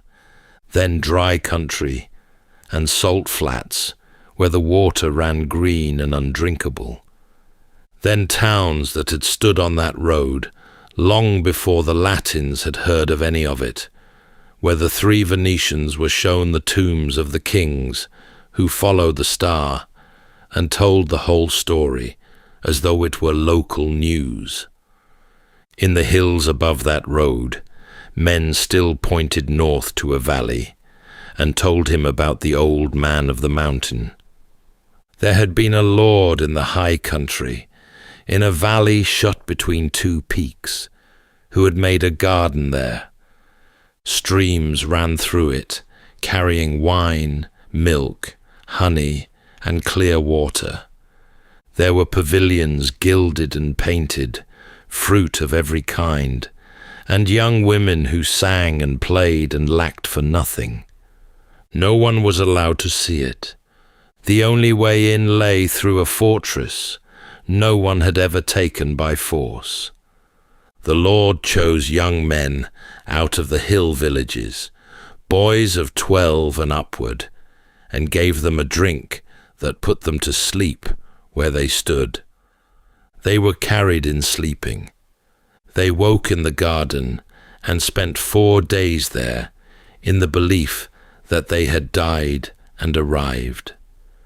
Then the drink again, and they woke a second time on the wrong side of the wall, in an ordinary room, with an ordinary man telling them that paradise was real, that he held the key to it, and that there was a way back for anyone who served him properly.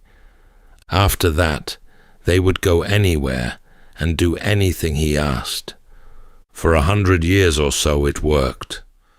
Then a grandson of Genghis Khan came into that country with an army, sat down in front of the fortress for 3 years, and starved it out.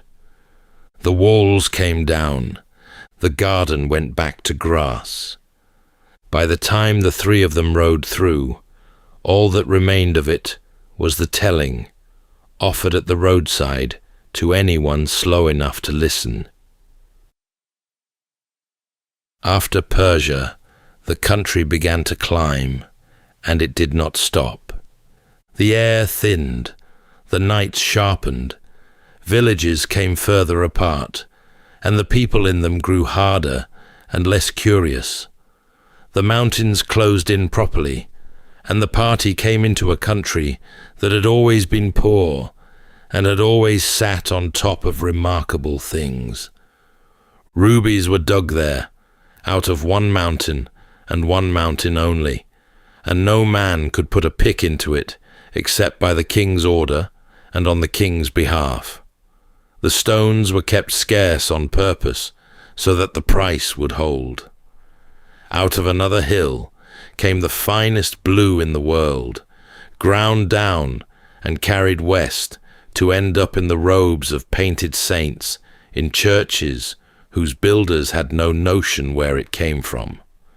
There were horses in those valleys, said to descend from the horse of Alexander himself, bearing his own horse's mark upon the brow. The strain had belonged to one family, and by the time the Venetians arrived, it had lately died out altogether, which was explained locally by a quarrel of the sort that families have and horses pay for. And in that high country, Marco fell ill. Whatever took hold of him took hold hard, and it kept him for the better part of a year. He was carried up into the hills to recover, because the people there held that the mountain air would do what nothing else could, and by his own account, that was exactly what happened. He came back down thin, older, and with more of the road's languages in his head, learned flat on his back, with nothing else to do. Then they went higher again, up onto a plain that took 12 days to cross, and lay above every other thing in the world. There was grass up there in the summer, and grass of an extraordinary kind. The leanest, sorriest beast in a caravan could be turned loose on it and would be fat inside 10 days.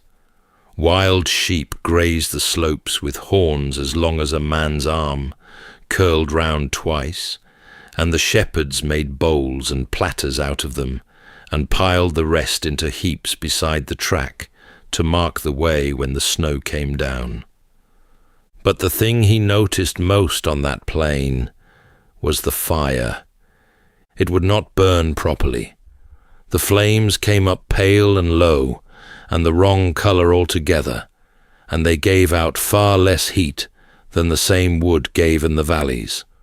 Food set over them would not cook however long it was left there. Water went to the boil and stayed stubborn, and meat came out of the pot much as it went in. He had no idea why. Coming down off the roof of the world took as long as going up. They came down at last into orchard country, into walled towns full of gardens, cotton and flax, where merchants lived, who travelled to every corner of the earth and were famously careful with money. Vines grew there, water ran in channels. After the high plain, it must have seemed almost indecent. Further on lay a province where the rivers came down out of the hills, carrying stones, and among the ordinary gravel were pieces of jade, green and white, which men waded in to gather and sold east at prices that made the wade-in worthwhile. And then the towns gave out, and the road arrived at the town of Lop. Lop was the last place. Every caravan stopped there for a week, resting the animals and buying up food, because what lay beyond it ran 30 days across at the narrowest point, and was said by the people who lived nearest to run a full year from one end to the other. There was no crossing it at the wide part. They loaded a month of provisions, and donkeys to eat if it came to that, and went in. It was sand and low barren hills, and nothing growing. Water came at about a day's march, sweet in some places, and bitter in others, and in most of those places there was enough for 50 or 100 travellers with their beasts, and not one drop more. No army had ever come that way. There were no birds and no animals, since there was nothing out there to keep either of them alive. Before setting out, travellers were told the thing that had to be told. Keep close. A man who fell behind the column, whether from a broken saddle strap, a moment's sleep, or simply from letting his mind wander, would sooner or later hear voices out on the sand.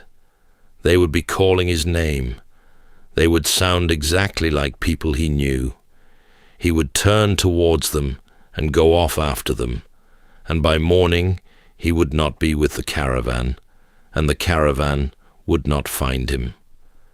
At night, it was worse in a different way. Companies camped out there heard drums beating somewhere off in the dark, and instruments playing, and now and then a noise very like a body of armed men moving across their front. There was nobody out there at all. So they hung bells about the necks of the animals, so that the road itself always carried a sound, and a straggler had something to steer by. And before lying down, they set up a sign pointing the way they meant to travel in the morning, because a man half awake in that place could not be trusted to remember it. The nights were bitter, and the days were long, and every one of them looked much like the last. The bells went on ahead and behind. Now and then the sand made its noise off in the dark, and the drivers looked at one another and said nothing about it, and the column kept moving. 30 days later, they came out the other side, at a town on the desert's far edge, with the animals thinner and the bells still on them. Beyond the desert, the country softened, and the road that had been running for 3.5 years began at last to run out. Word had gone ahead of them. The Khan, hearing that 3 Latins were on his roads, sent riders 40 days out to meet them and bring them in, and from that point on, everything they needed was set in front of them before they thought to ask for it. They came to the summer city in the warm part of the year. It stood in grassland with a wall around it, and inside the wall lay a park 16 miles about, with meadows, springs, and streams running through them. Stags, roebuck, and fallow deer grazed in it, kept there to feed the hawks. Grooms rode out with hunting leopards sitting up behind them on the horse's back, and set them down at the sight of a deer. White falcons sat hooded on the wrist by the 100. Somewhere in that park ran a herd of white mares and stallions, 10,000 of them and more, whose milk no one on earth was permitted to drink, except the imperial family, and one clan that had earned the privilege in Genghis Khan's day for holding a line in a battle long ago. At the heart of the park stood a palace made of cane. The canes were thick as a man's leg, split down the length, gilded and varnished, and joined so cleverly that rain ran off them like tiles. More than 200 cords of silk held the whole thing steady against the wind. When the court moved on, the palace came down and went with it, whole, to be raised again wherever it was wanted. The 3 of them were brought before the emperor and knelt on the floor of that hall. He had them stand almost at once. He asked about the road, about the Pope, and about the errand he had sent them on 9 years before, and he took the letters and the little vessel of oil with every appearance of pleasure. Then he looked at the boy. Marco was 21 by then.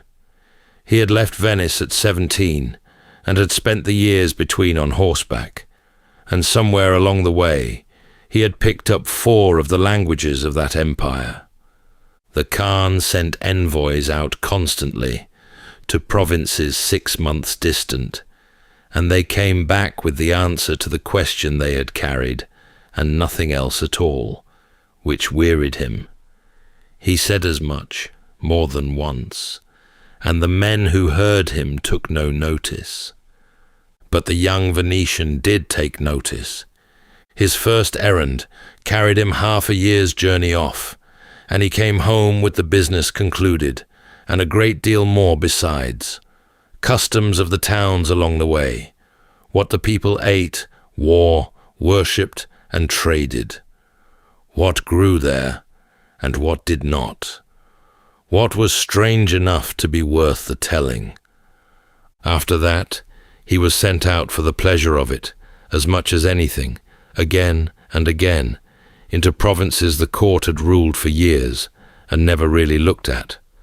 And the Khan, who had a world to run and could not go and see it, sat and listened to the descriptions of it come back to him in the mouth of a foreigner who had not yet turned 25. The wonders came thick after that. First, there was the money. It was made in a mint in the capital, from the bark of the mulberry tree, the thin inner layer of it, soaked and beaten to a pulp and pressed out into black sheets. The sheets were cut into pieces of different sizes, stamped by a row of officials, and finished with the emperor's vermilion seal. And after that, they were worth exactly what he said they were worth. Nobody refused them anywhere in his dominions on pain of his displeasure. Merchants came in from India with pearls, gems, gold and silver, handed them over, and walked out with paper, and went away content. When a note wore out, it was carried back to the mint and exchanged for a fresh one at a charge of 3 in the 100. This way, the Khan could make as much treasure as he pleased, out of tree pulp, and he did. Then there were the black stones. They were dug out of the hills all over the north of China, and they burned even better than charcoal, holding their heat through the night, so that a fire set at bedtime was still alive at dawn. There was also a cloth that would not burn. It came from a province out on the road they had travelled, where a substance was quarried out of the mountainside in fibres, pounded, washed, spun, and woven into napkins. Once soiled, the cloth was thrown into the fire and left there a while, and it came out white. In a city on a lagoon in the south, he was told there were 12,000 bridges, most of them high enough for a ship to pass beneath. Along every high road, at 25 miles or so, stood a post house with beds, silk sheets, and 400 horses standing ready, and between the post houses ran barefoot messengers with bells at their belts, hearing each other coming and passing the packet on without slowing. News moved across that empire in days when it should have taken months. Potters in the south dug their earth and heaped it, and left the heap out in the weather 30 or 40 years before their grandsons made it into porcelain. But one thing he went and saw for himself. An errand ran southwest, 4 months in the saddle, out past the last of the settled country, and into hills where the empire's writ was a new thing, and not much loved. He came at length to a country the court called Gold Teeth, and found it named for precisely what it said. The men there cover their teeth in fine gold, moulded to fit over them, and took the covers off to eat, and put them back afterwards. Nothing in that country was written down. A debt was kept on a stick, notched across and split down the middle, 1/2 to each man, and when it was paid, the 2 halves were burned together. And when a woman there delivered a child, she washed it, wrapped it, got up, and went back to her work. The husband then took to the bed and stayed there 40 days with the child beside him, receiving visitors and being congratulated. The South had not fallen yet when they arrived. It had been holding out for 40 years, and the thing holding it was a pair of walled cities on a river, sitting across the only road that mattered. The Khan's armies had been camped in front of them for years, without result. The place could be supplied by water from the south, and no engine in the imperial train could throw a stone heavy enough to matter. The book has all 3 of them standing among the carpenters when the answer was found. Engineers built the thing that was needed, and it threw stones of 300 pounds.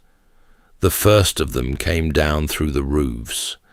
The city sent out word that it would come to terms, and the terms were honourable, and the walls stayed standing afterwards with a new garrison inside them.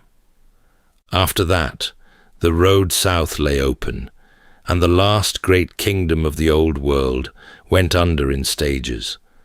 The court in the southern capital gave up the imperial seals. The empress and the child on the throne were taken north and treated with courtesy, and given a household and a pension, and left to grow old in the north. What remained of the loyal fleet fought on down the coast for 3 more years, until it was pinned in a bay in the far south, and there a minister took the last boy emperor on his back and stepped off the side of a ship into the sea, and the dynasty ended in the water with him, and the years began to pile up.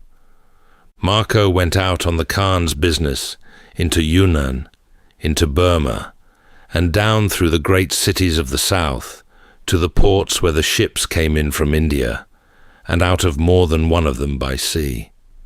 He said afterwards that he governed one of those cities for 3 years, which was a large claim for a foreigner to make, and one nobody in Venice was in a position to check. Wealth came in steadily, so did honor. But the emperor was old. His favorite wife died. His finance minister was killed one night in the capital by men who had had enough of him, and the court was a long time quiet afterwards.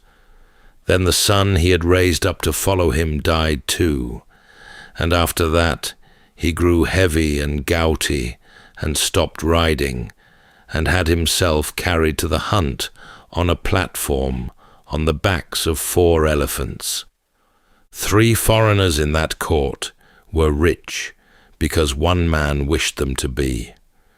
The father and the uncle had seen enough of the world to know what generally happened to such men when their protector died, and they began to ask leave to go home. Every time he found a reason. He was fond of them. He said that he valued them too highly to lose them, that the roads were dangerous, and that they wanted for nothing where they were. Years went by that way. The way out arrived dressed as somebody else's problem. Away in Persia, the lord of that country had lost his wife, and her last wish had been that no woman of any other house should take her place. So envoys came the whole way across Asia to the great Khan to ask for a bride of the proper lineage, and one was chosen. She was 17, and her name was Kokachin, and she was described as very beautiful and charming. The envoys started her overland, and got 8 months out before the wars in the middle of the continent turned them back. They came into the capital again, with the girl still on their hands, and there they fell in with 3 Venetians who had lately returned from the southern seas and knew something about ships. It suited everybody. The envoys asked for them by name, and the old emperor, cornered by his own courtesy, gave way at last. He gave them gold tablets again, the same kind that had carried them in, messages for the Pope and the kings of the West, and stores for 2 years. 14 ships were fitted out, 4 masts apiece, and 600 souls went aboard. They were 3 months to Java and its neighbours, and then the wind turned against them and held them 5 months on the coast of Sumatra. The company built a stockade of timber round the camp and stayed inside it, because the people of that shore had a reputation. Nothing came of it. They ate fish, drank the wine that ran out of the palm trees, and made bread out of the pith of a tree, and got along well enough. And on that coast, Marco went to look for a unicorn. Once he found the creature, he stood looking at it for some time. It was almost as large as an elephant, and its feet were much the same, but the hair was a buffalo's, and there was a single black horn in the middle of the forehead. It spent its days lying about in mud and water. It was, he said afterwards with some annoyance, an extremely ugly beast to look at, and nothing like the animal in the stories he had heard.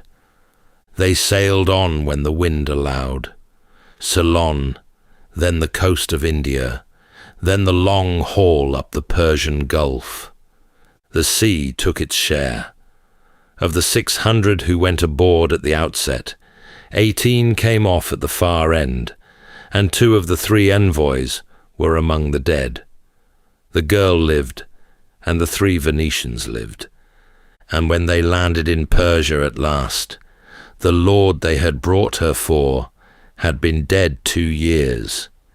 She was given instead to his son, and she went to him. The parting was hard.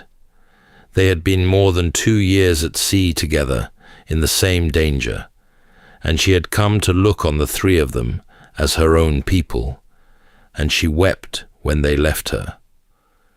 They were on the road west when the news reached them that the old emperor had died in his capital, and after that there was nothing behind them to go back to. Customs men on the Black Sea coast took a good deal of their goods off them.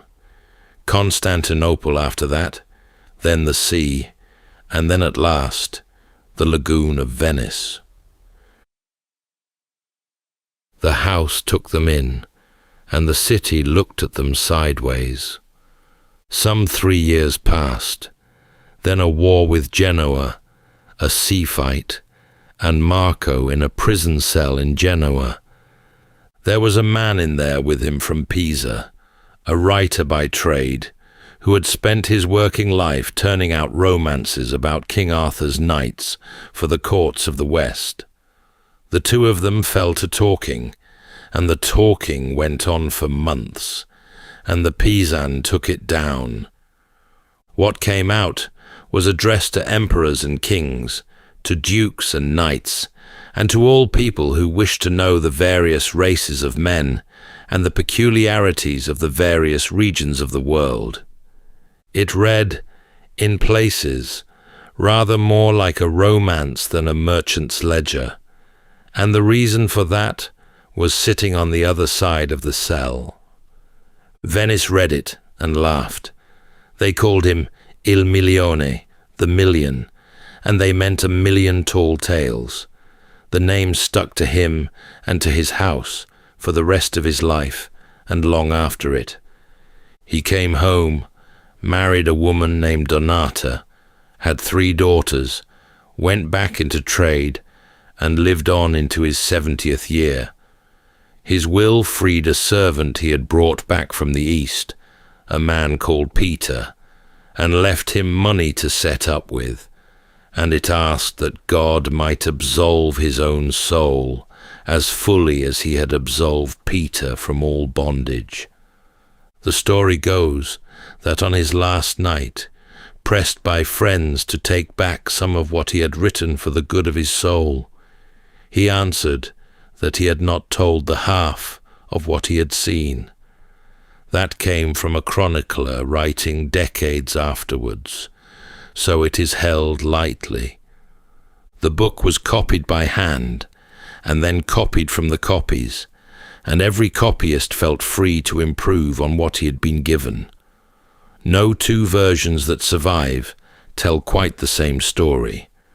Something like 150 survive in a dozen languages, and they contradict one another about names, numbers, and whole countries.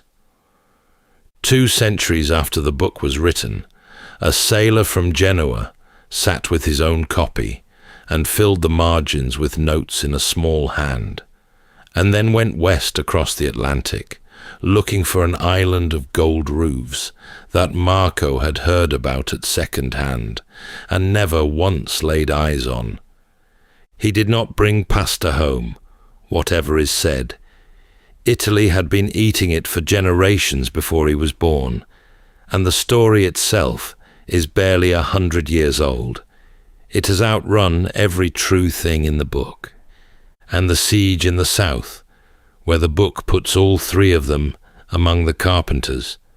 The city had fallen some while before any Venetian reached that court. Somebody put them there.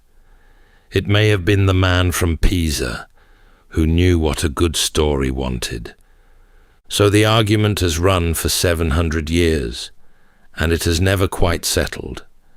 He puts the bridges of a southern city at 12,000, which is a great many more bridges than that city has ever had. He misses the tea. He misses the writing. he does not mention the wall, though there was less of it standing then than there is now. And then he tells you that the paper money is made from the inner bark of the mulberry, and that a worn note is changed for a fresh one at 3 in the 100.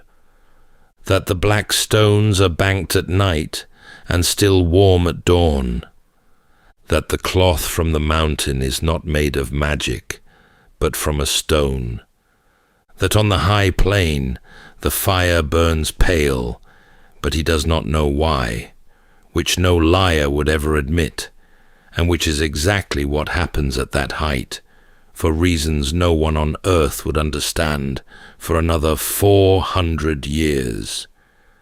A man inventing a world does not put in the things he cannot explain.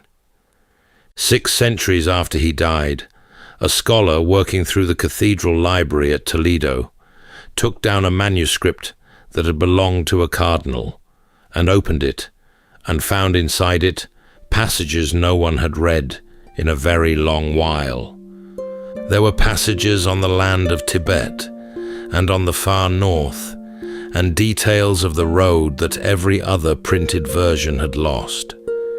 If Marco Polo really said it, that he had not told the half of what he had seen, perhaps he was boasting. Perhaps, somewhere in the 150 copies that disagree with one another, or in a library nobody has finished reading, the other half is still waiting to be found.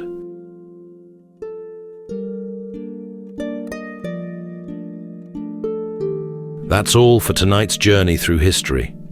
If this was your first time listening, let us know where it is you're tuning in from. And if you like what you hear, please consider subscribing or rating us on your preferred podcast app. And for those listening on Spotify Premium, did you know that in select regions, you can now skip ad breaks entirely by switching from audio to video? In fact, watching us on Spotify Premium Video is the best way to help us create more stories, just for you. You can also get early access to our newest episodes by joining us on Patreon. And whether you're fast asleep or still drifting there, thank you so much for listening, and rest well.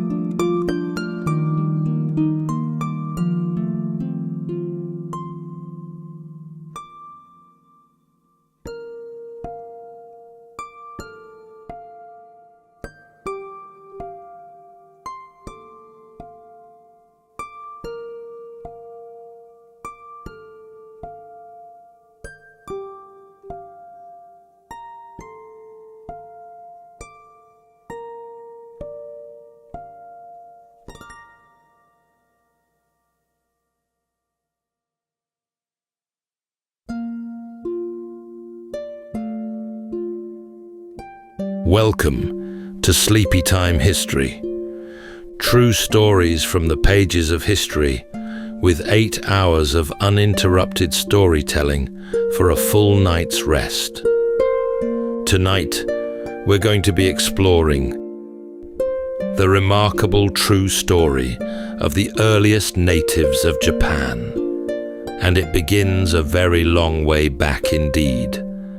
We're traveling beyond emperors or castles, beyond even the samurai, to the Stone Age, when the first human footprints were pressed into that cold and empty shore. During that time, The great ice sheets had locked up so much of the world's water that the seas had drawn back, bearing a vast plain of dry land that would soon be lost beneath the waves. And it was across this wilderness that the first people came, trailing the great lumbering herds of long-forgotten beasts into a land of dark forests and icy rivers that ran on without end. Before long, they gave up their wandering and settled, but not in the way you might expect. Everywhere else, farming was the price of a permanent home, and hunter-gatherers were tethered to the moving seasons. Yet these islanders somehow settled without ever taking up the plough. While people elsewhere were still chipping their tools from flint, these early settlers were finishing theirs with glossy red lacquer, so well wrought that many survive to this very day. Then most astonishing of all, despite living deep within the age of stone tools and animal hides, they mastered the open ocean, ferrying prized black glass from small islands across miles of frigid water, making them some of the world's earliest mariners. And on top of it all, they built a society so deeply peaceful and free from war that it endured, unbroken, for more than 10,000 years. Tonight, as we drift into sleep, we'll walk among a people whose name and language are long lost to us. Yet we'll listen all the same, for what they may still be able to teach us. So settle in, take a deep breath, and we'll begin with a full 8 hours of uninterrupted storytelling after this short break.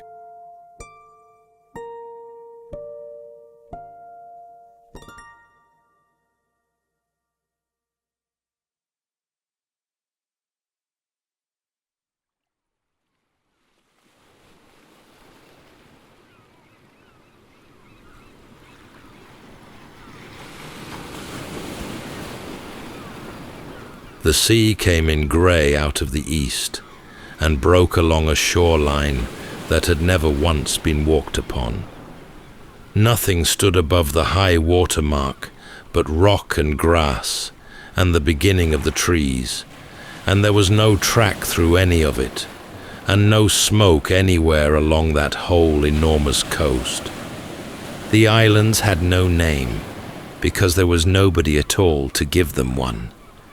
They lay in a long curve at the eastern edge of Asia, a chain of green ridges pushed up out of the water by the slow grinding of the earth below. Volcanoes stood among them, some smoking gently into the weather, others sleeping under their own soft mantle of trees. Rain came in off the ocean and ran down through 1,000 streams to the shore. Then the world turned cold. It happened by degrees, over ages rather than lifetimes. Far to the north and far to the south, great sheets of ice thickened and spread, and they drank up so much of the world's water that the oceans themselves began to shrink back from the land. Along that eastern edge of Asia, the sea drew away from its old shorelines, and where there had been shallow water, there was suddenly mud, and then sand, and then dry ground with grass upon it. The islands grew broad and heavy. In the far north, they reached out and touched the mainland altogether, so that a walker might have gone from the frozen interior of Siberia to those cold northern hills without ever wetting a foot. The forest changed with the cold. Where the old broadleaf woods had stood there came spruce and fir and larch, dark and resinous, running up the slopes in close ranks.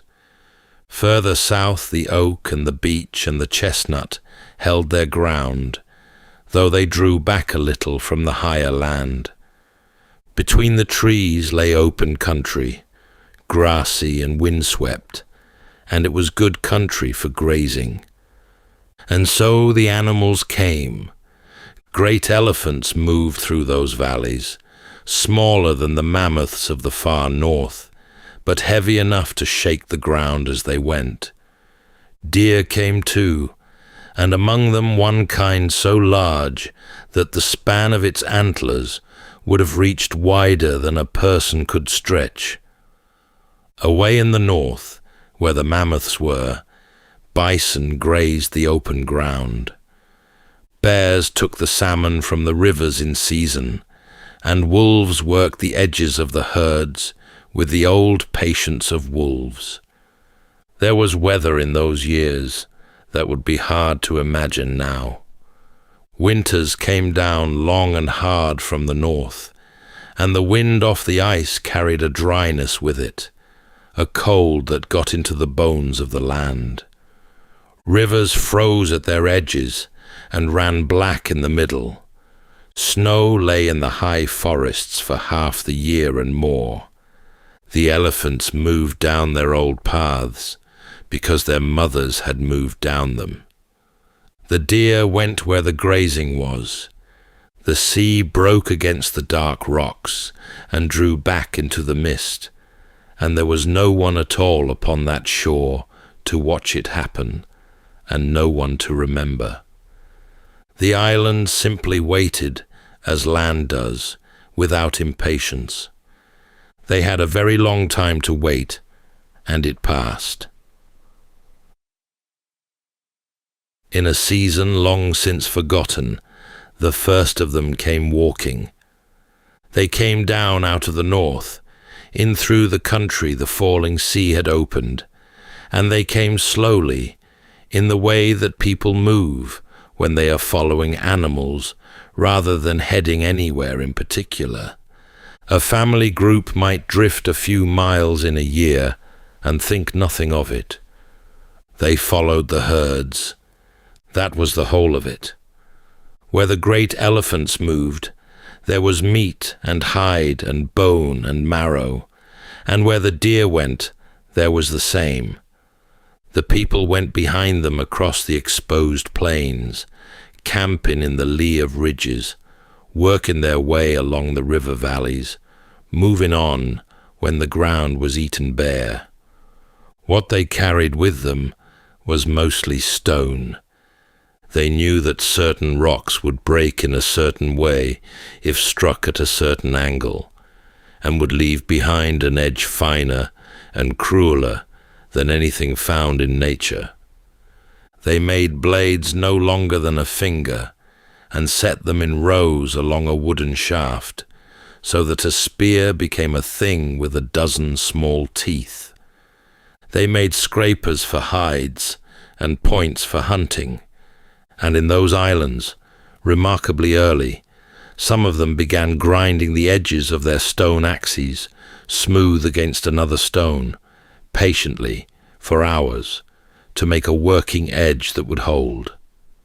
Elsewhere in the world, that trick would not be widely known for many thousands of years to come. They left their camps behind in scatters of chipped stone, and the remnants are still there, all across the islands, thousands upon thousands of them. But the stone told something else besides. Among the ordinary greys and browns of the tools, there was sometimes another material altogether, a black volcanic glass that broke into edges so sharp they could split a hair. It was prized above all other stone, and it came only from certain places, and those places could be identified afterwards by the particular chemistry each one had locked inside it. Some of that black glass came from a small island called Kozushima, sitting well out in the open water south of the main islands. And that island had never been joined to anything, even when the seas were at their lowest, when the plains lay bare and the northern land bridge stood open. It had remained an island, ringed about by miles of deep and moving water. There was no walking to it. There never had been. Yet its glass was found on the mainland shore in camps 30,000 years old and more, which left one possibility, and only one. Someone had gone out onto that water.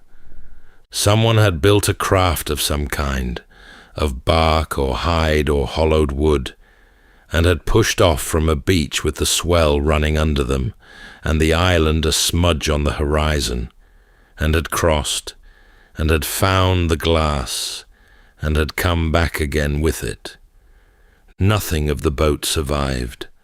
Nothing of the crossing was recorded. Only the black stone remained, sitting in the ground on the wrong side of the sea, and saying nothing about how it got there. The cold loosened its grip slowly, and the world turned green again. The dark conifer forests drew back to the high ground and the far north. In their place came the broadleaf woods, spreading out across the hills and dropping their harvest every autumn. And the people of those islands, somewhere in the middle of all that changing, did a thing that almost nobody else on earth had thought of yet. They took the soft, wet earth in their hands and shaped it into a vessel, and they set it in the fire, but the fire did not destroy it. The clay hardened and held. What came out of the ashes was a pot, small and round-bottomed and thick-walled, and it would hold water without leaking and sit over a flame without cracking, and it changed everything about what could be eaten. Fragments of those first pots have been found in the north of the country, and they are something in the order of 16,000 years old. There are few older anywhere on earth. The strangeness of that is easy to miss. Across most of the world, pottery arrived in the hands of farmers. It came after the fields, after the harvest, after there was grain to store and porridge to boil. It was the tool of a settled agricultural life, and it followed the plough the way a cart follows a horse. Here it came first. It came thousands of years before anyone in those islands broke ground for a field, into the hands of people who still lived entirely by hunting and gathering and fishing. The order was reversed, and they went on making their pots while the map of the world changed underneath them. The ice sheets at the top and the bottom of the world were melting still, and all that locked water went back into the oceans, and the oceans rose. Year upon year, the sea crept up the beaches and took back the plains it had lent out. The land bridge in the north narrowed and then broke. The broad shelves of grazing ground went under. What had been a thick limb of the continent became once more a chain of islands, cut off and alone in the water, with the warm current running up their eastern flank. The great elephants and the giant deer, whose whole world had been the cold, open plains, dwindled and then were gone. In time, the potters began to decorate what they made. They would take a length of cord, twisted from plant fiber, and roll it across the wet clay before firing, and it left behind a pattern of small braided impressions, running in bands around the belly of the pot.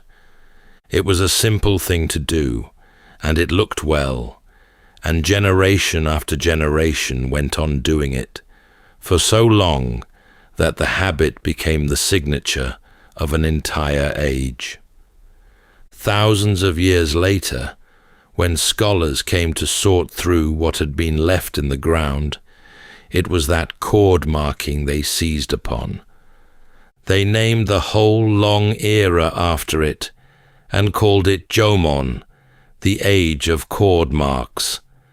The name was theirs, not the potter's, a description of a decoration rather than anything those people had ever called themselves. Whatever name they used for their own kind, and whatever tongue they spoke it in, went into the ground with them and stayed there. And with those first pots began an age so long the mind can barely hold it. 10,000 years and more lay ahead. There was an old rule for people who lived by hunting and gathering, and it had held nearly everywhere since the beginning. The rule was to keep moving. A place gave up what it had, and then it was empty, and staying meant hunger. So the camp came down, and the group went on, following the game and the ripening and the runs of fish, tethered to the turning of the year, carrying everything they owned. A house of any substance was a foolish thing to build, because it would have to be abandoned within the season. Heavy possessions were a burden. Nobody put down roots, because roots were not survivable. Almost everywhere else, that rule was only ever broken in one way. People stopped moving when they learned to farm.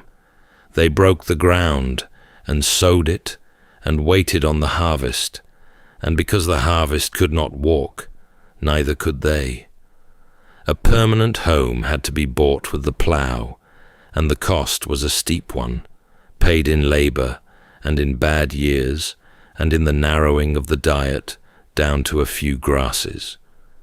In those islands, the rule was set aside without the price ever being paid. The reason lay in the land itself, which had become extraordinarily generous. Every autumn, the broadleaf forest let fall their crop, chestnuts and acorns and walnuts, in quantities almost past believing, tons of it lying on the ground beneath the trees waiting to be gathered. The acorns needed work before they could be eaten, but it was work that could be done at home, and the pots made it possible. The rivers filled with salmon in their season. The shellfish beds along every inlet were there even in winter, when little else was. So there was food in the spring, and food in the summer, and food in the autumn, and food stored against the winter. And when a place will feed a family from one year to the next without ever emptying, there is no reason on earth to leave it. They began to build properly. They dug down into the earth to knee height, set posts in around the hollow, raised a frame, then thatched it over with reed or bark or grass. Sunk into the ground like that, a house held its warmth through the coldest months and stayed cool through the wet heat of summer. A hearth sat in the middle of the floor, and the smoke found its way out through the thatch, and the roof timbers grew black and hard with it over the years. Around the houses the ground filled up with the evidence of staying. Rubbish heaps grew, and among them the shell mounds, great pale banks of discarded shell, built up handful by handful across so many generations that they became landmarks in their own right. The people had stopped moving, and they had not needed a single field to do it. The year came round in the same order every time, and life came round with it. Spring arrived first at the shore and worked its way up into the hills. The cold went out of the water, and the shellfish beds were at their best, and the tide drew further out that month than at any other time of the year.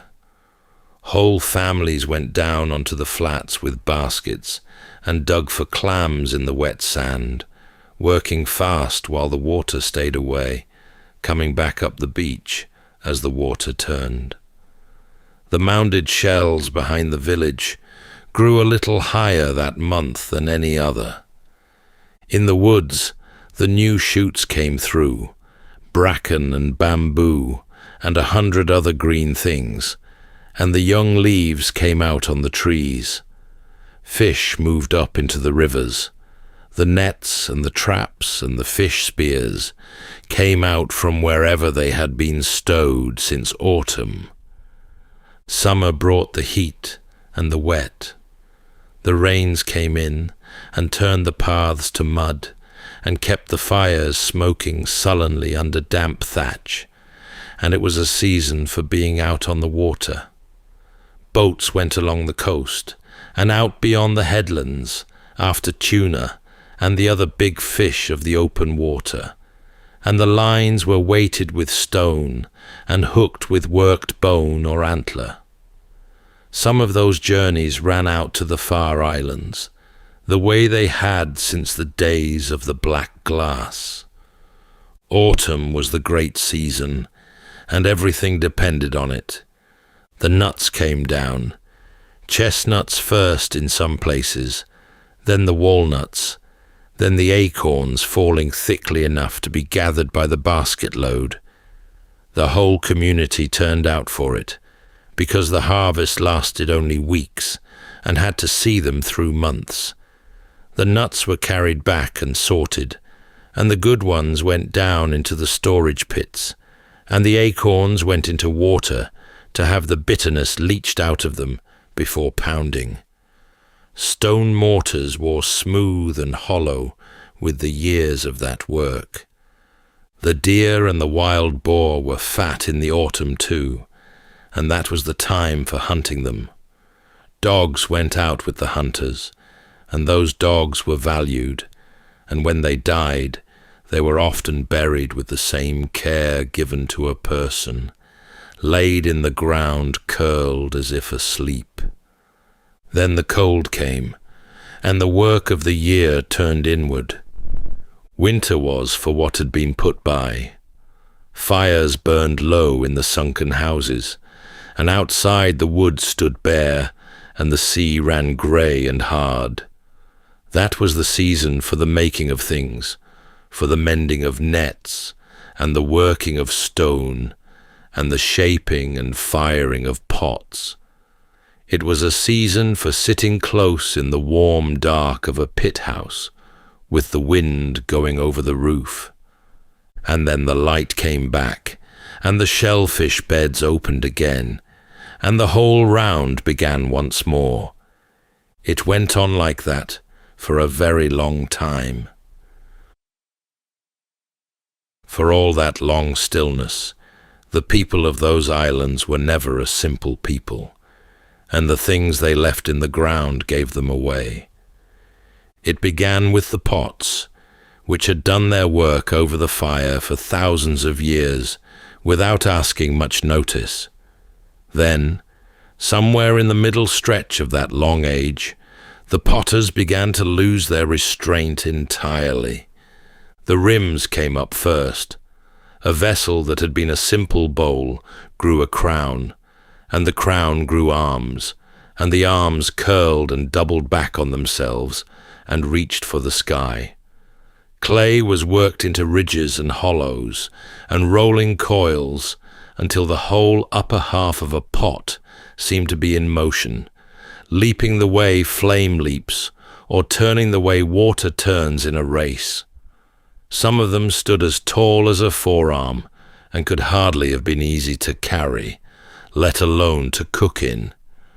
Nobody knows what possessed them. The pots still held food, and still sat over fires, and still cracked, and were thrown away. But for a few centuries in the river valleys of the Central Hills, the making of a cooking vessel became something closer to sculpture, and the results are counted among the treasures of the country to this day. The clay went into other shapes too. They made small figures of it, a few inches to a foot in height, and they made them by the thousand. Most were female in form, with the swell of a belly or the fullness of a hip worked into the clay. The faces are the strange part. Some are little more than a suggestion, a pinch of clay and two holes.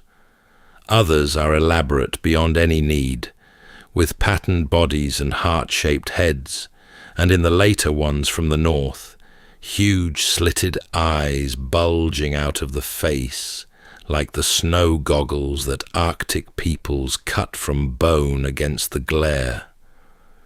A great many of them were found broken, and broken in ways that looked deliberate, a limb snapped away, or a head parted cleanly from the body.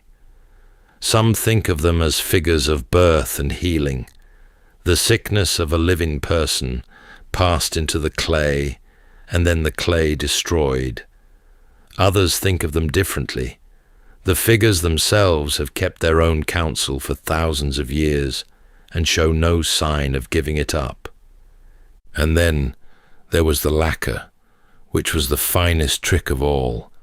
At some point, they learned that the sap of a particular tree, cut and gathered and left to settle, could be brushed onto wood or clay or basketry in the thinnest of coats.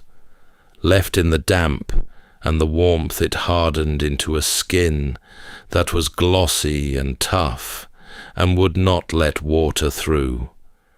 Mixed with red earth, it came out a deep and glowing crimson. The work was slow. The sap raised an angry rash on the skin of anyone careless with it. Coat had to be laid over coat, with drying between, and a single object might take weeks. They did it anyway, and they did it around 9,000 years ago, which is earlier than anywhere else in the world. Combs came out of that work, and bowls and beads and baskets, and hunting bows finished in red lacquer along their whole length. Most of the world at that time asked nothing more of a tool than that it should cut. These people asked that it should be beautiful as well. Some of those red objects are in the ground yet, and the color on them has not faded. Far up in the north of the main island, on a low terrace above a river where it ran out towards the sea, there stood a settlement unlike anything that ought to have existed.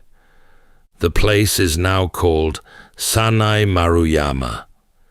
They came to that terrace something like 5,500 years before the present day, and they did not leave for 1,500 years. At its fullest, the village held several hundred people. There were rows of pit houses sunk into the earth, their roofs weathered and settling, and there were long houses beside them, some of them 90 feet from end to end, big enough for a whole extended family, or for whatever gatherings such a place required. There were storage buildings raised up on posts to keep the damp and the vermin out of the winter stores. The dead were laid in pits along either side of a road running out from the settlement, so that anyone coming or going passed between the generations that had gone before. And at the heart of it stood the towers. 6 great holes were dug in 2 rows of 3, each one 4.5 feet across and nearly as deep, and into each went a chestnut trunk near enough 3 feet through. The posts were spaced with a precision that has not gone unremarked, the same measure repeated between each one. How high the structure rose above the ground cannot be known for certain, but timbers of that size, sunk that deep, were not put there for a small frame. It was several stories at least, standing over the roofs of the houses and visible a long way out across the water. No one has ever established what it was for. A lookout, perhaps, a marker for boats coming in. something to do with the turning of the sun through the year, or with whatever ceremonies filled that turning. The bottoms of the posts survived in the waterlogged ground, and the rest is gone. The other wonder of the place was quieter and took longer to notice. Chestnuts came out of the ground there in enormous quantities, and when the trees they had come from were examined closely, something odd emerged. Across the centuries, the variety in them narrowed. Wild woodland throws up chestnut trees of every kind and quality, all mixed together. The chestnuts of that terrace grew steadily more uniform, generation after generation, as though the good trees were being kept and encouraged, and the poor ones cleared away. The people there had been tending a forest, not sowing a field, and not breaking the soil, but working on the woodland around them across so many lifetimes that the woodland itself began to change to suit them. One tree gave them nearly everything. It framed their houses, it fed them through the autumn, and it stood in those great posts at the center of the village. They also had gardens of a sort near the houses, patches of burdock and beans and gourd, and they gathered a small grain from the grasses. It was not farming, as the rest of the world would come to know it. It kept several hundred people fed in one place for 1,500 years. What the ground gave back was mostly the shape of ordinary lives, and there was more of it than might be expected. A child born into one of those villages came into a crowded, warm dark, a sunken room with a hearth at its center, and the smell of wood smoke in everything. If the child lived past the first hard years, and a great many did not, there was a long apprenticeship ahead in the gathering of shellfish, and the setting of traps, and the leaching of acorns, and the working of stone, learned by watching rather than by telling. Then, somewhere on the edge of adulthood, came the ceremony. The teeth were taken out, not teeth that had gone bad, and not teeth loosened by any injury, but sound, healthy ones, chosen deliberately and removed. Most often, it was the eye teeth and the front teeth of the upper jaw, sometimes a matching pair below.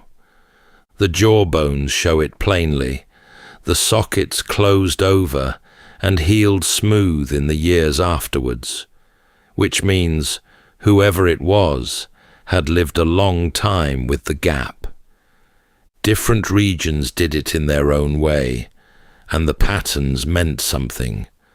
Certain arrangements of missing teeth seem to have marked the passage into adult life, and others may have marked a marriage, or a coming into a family from outside it, or a bereavement.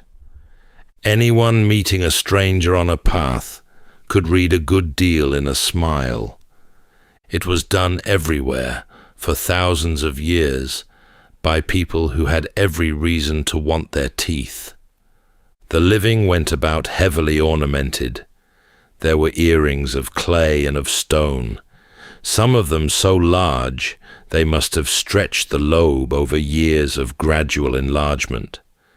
There were bracelets cut from thick shell, and combs worked fine enough to have taken days, and beads of green jade, that hard, bright stone which came from one river valley on the western coast and was carried from there to the ends of the islands.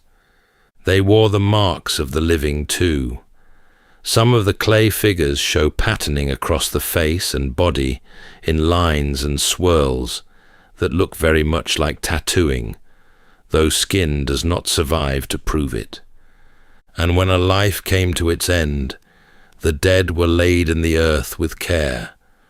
Often they were placed on their sides, with the knees drawn up towards the chest, the position of sleep.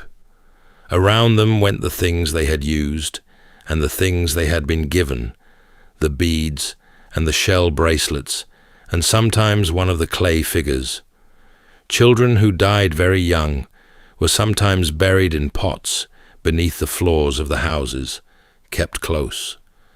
In one settlement after another, the graves lie in rings or in rows near the houses, so that the dead stayed among the living rather than being sent away somewhere else. What remains are the objects and the bones and the careful arrangements, and a strong sense of people who took considerable trouble over one another.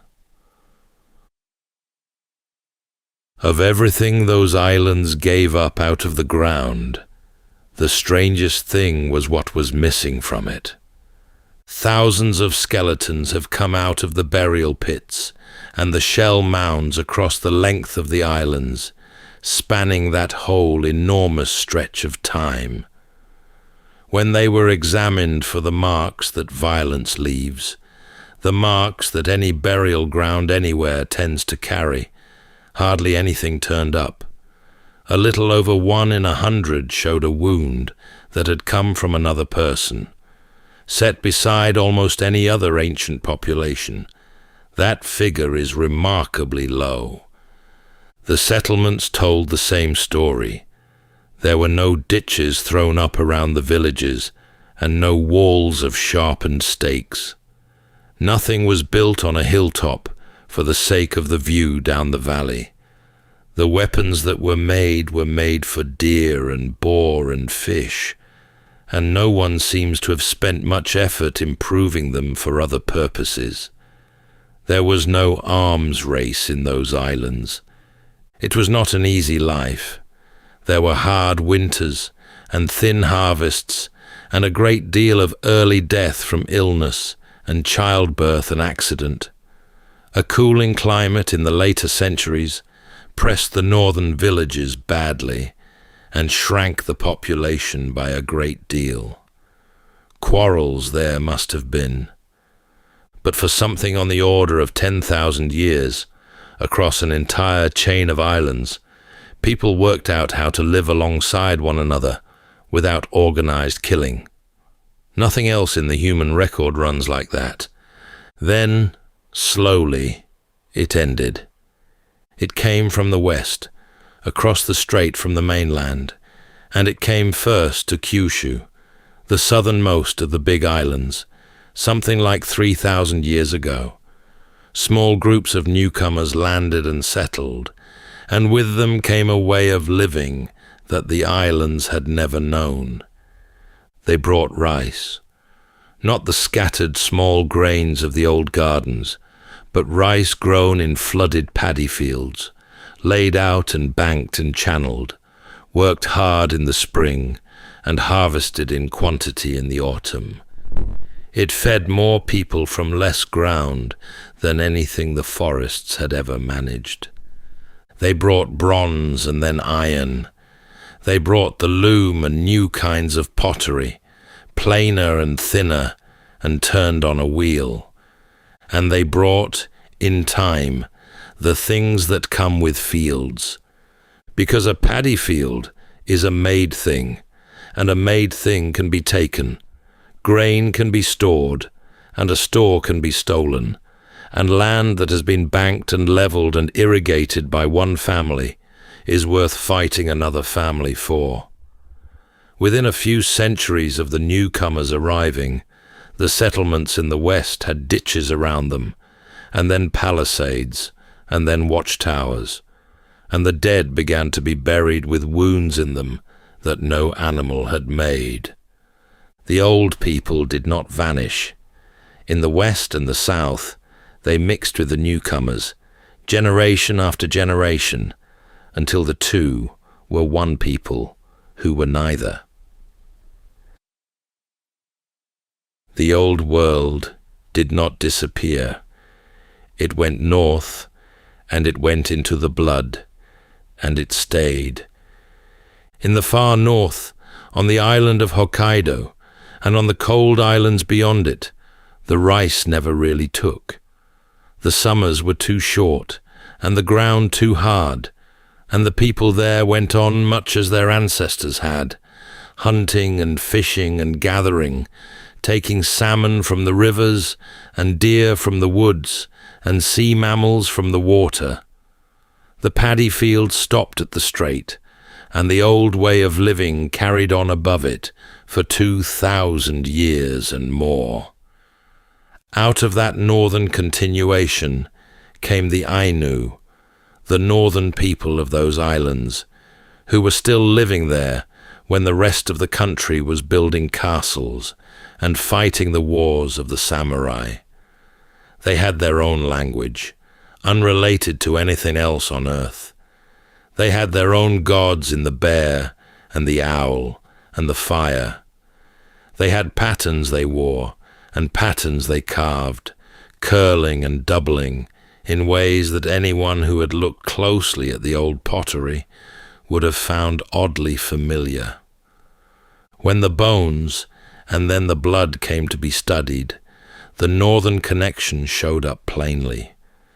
The Ainu carry more of that ancient inheritance than anyone else living, a larger share by far than the population of the main islands to the south, though something of it is there too, threaded through nearly everyone, strongest in the north and in the far southern islands, and thinnest through the center and the west. Some who study these things hold that the ancient islanders came in one great wave, and the newcomers in another, and the two simply blended in different measures in different places. Others suggest more waves and more complicated mixing, and point to the deep genetic strangeness of those first people, who had spent 10,000 years and more cut off from every other population in Asia. The question drifts on, unhurried and unresolved, and there is no great harm in that. What is certain is that nothing was entirely lost. The cord-marked pots are in museums now, and the flame-rimmed vessels stand in glass cases under careful lights, and the clay figures with their wide goggled eyes stare out at the people who come to see them. At the great village in the north, the posts have been raised again on the old foundations, and the terrace above the river is looked after now, and visitors walk between the reconstructed houses in the northern weather. And the shore is still there, unchanged in the ways that matter. The waves come in off the ocean, break against the dark rocks, and draw back into the mist. They broke against those same rocks when there was no one upon the beach to see them, and they will be breaking there for centuries more, long after everyone now living has gone.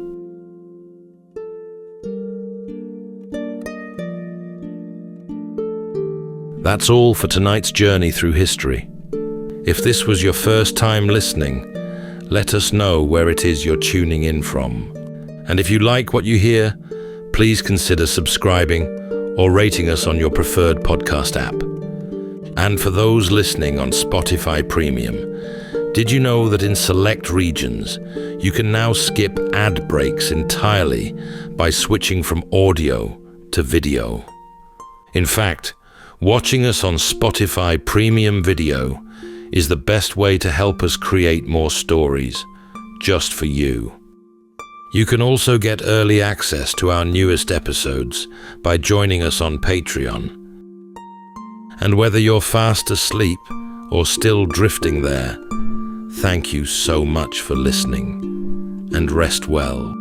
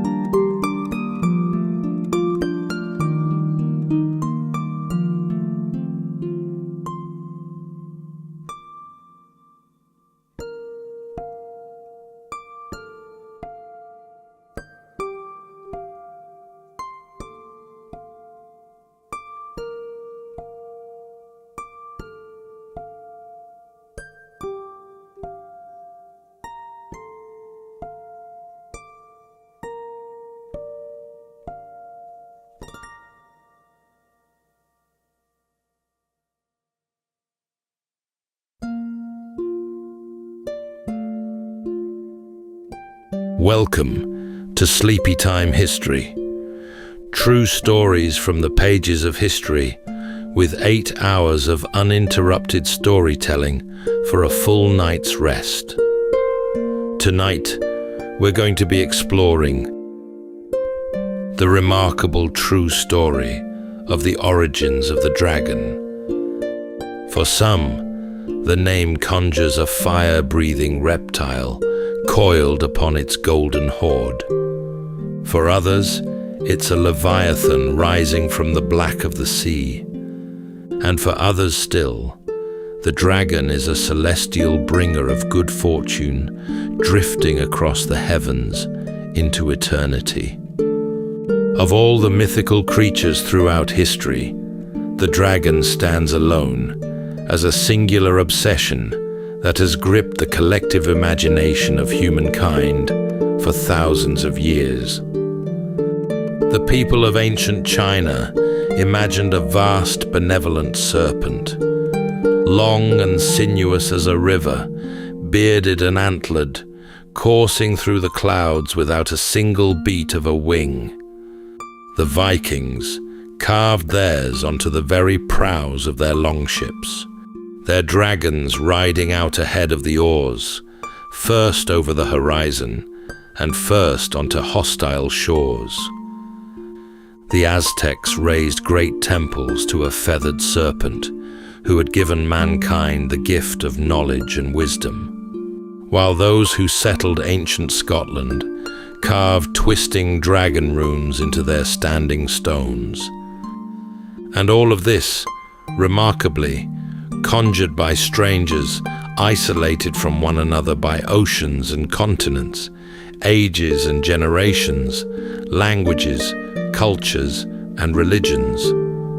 But why should a creature that never existed leave such a consistent impression?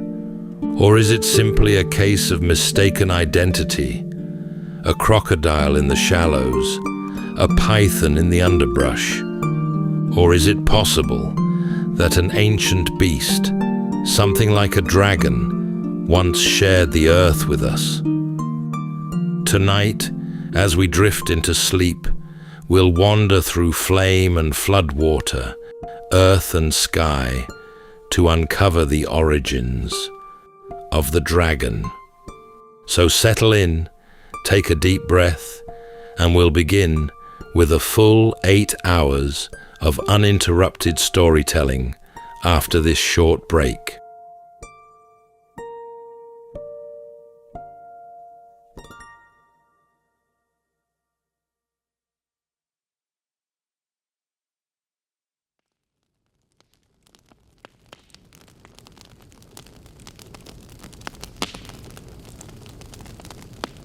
Wherever people have gathered at the edge of the firelight, they have told their tales of ages past. Time and again, the same enigmatic vision has taken form in the darkness beyond and come gliding into the glow. Among the frozen fjords of the north, it lay heavy and cunning upon a deep bed of gold, a hoard no living hand had touched in an age. Far to the east, over the misted mountains of China, it wound bright and weightless through the clouds, trailing the soft grey rains behind it, gentle as a summer shower. And on the far side of the world, above the green forests of the Americas, it shook out a crown of shining feathers and climbed, slow and unhurried, into the open sky. The northern lands held it most strangely of all. There the Norse settlers came across the sea and made their homes among the standing stones of a people long gone. These newcomers loved to carve, and knotwork most of all, and so they set their runes winding down the long stone bodies of serpents. Some of those carved stones were standing yet, weathered and grey, and still legible after more than 1,000 years, across the north of Scotland and out among the low green islands of Orkney.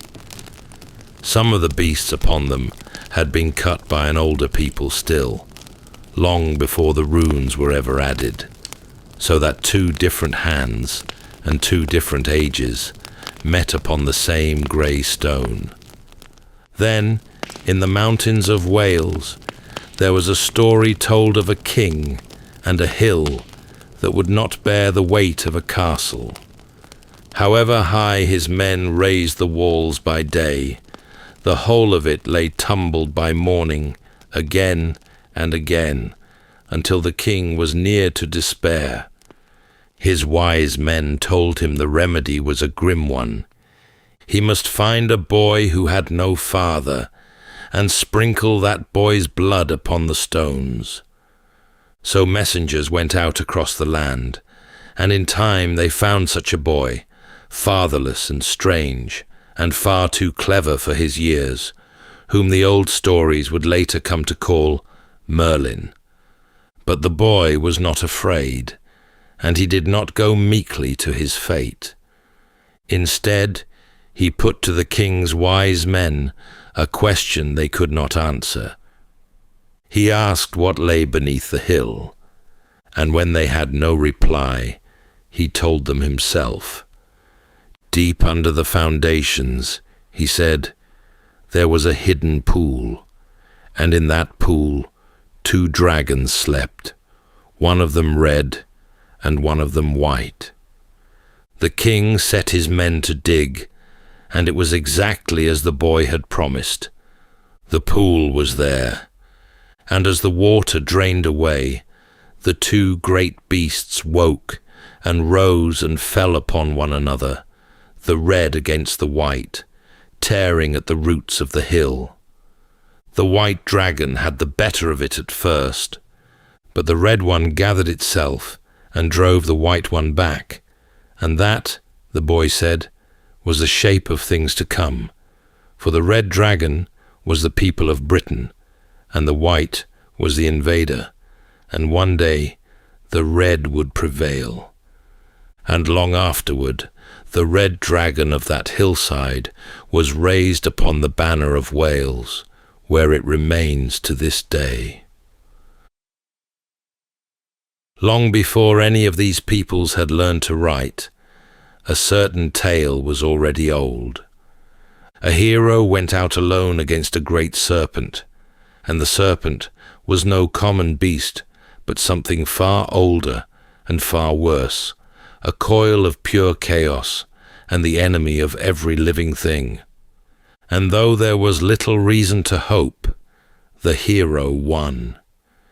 In the hot river country of Babylon, they told of Marduk, a young god who rose against Tiamat, the vast saltwater serpent, out of whose body the whole world had first been shaped. She was the deep itself given form, and the mother of monsters besides.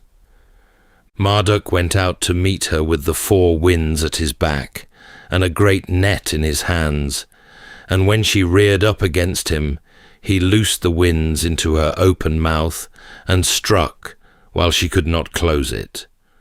When it was over, he split her body in 2, and made of one half the dome of the sky, and of the other the floor of the sea, and out of the ruin of the old dark he set the world in order. Far to the north, they told of Thor and the great worm that lay coiled about the whole of the world, down beneath the waves. It was a meeting long foretold and long dreaded. On the last day of all, when the world itself was burning, the 2 of them would come face to face at last. Thor would strike the serpent down and walk 9 steps and fall.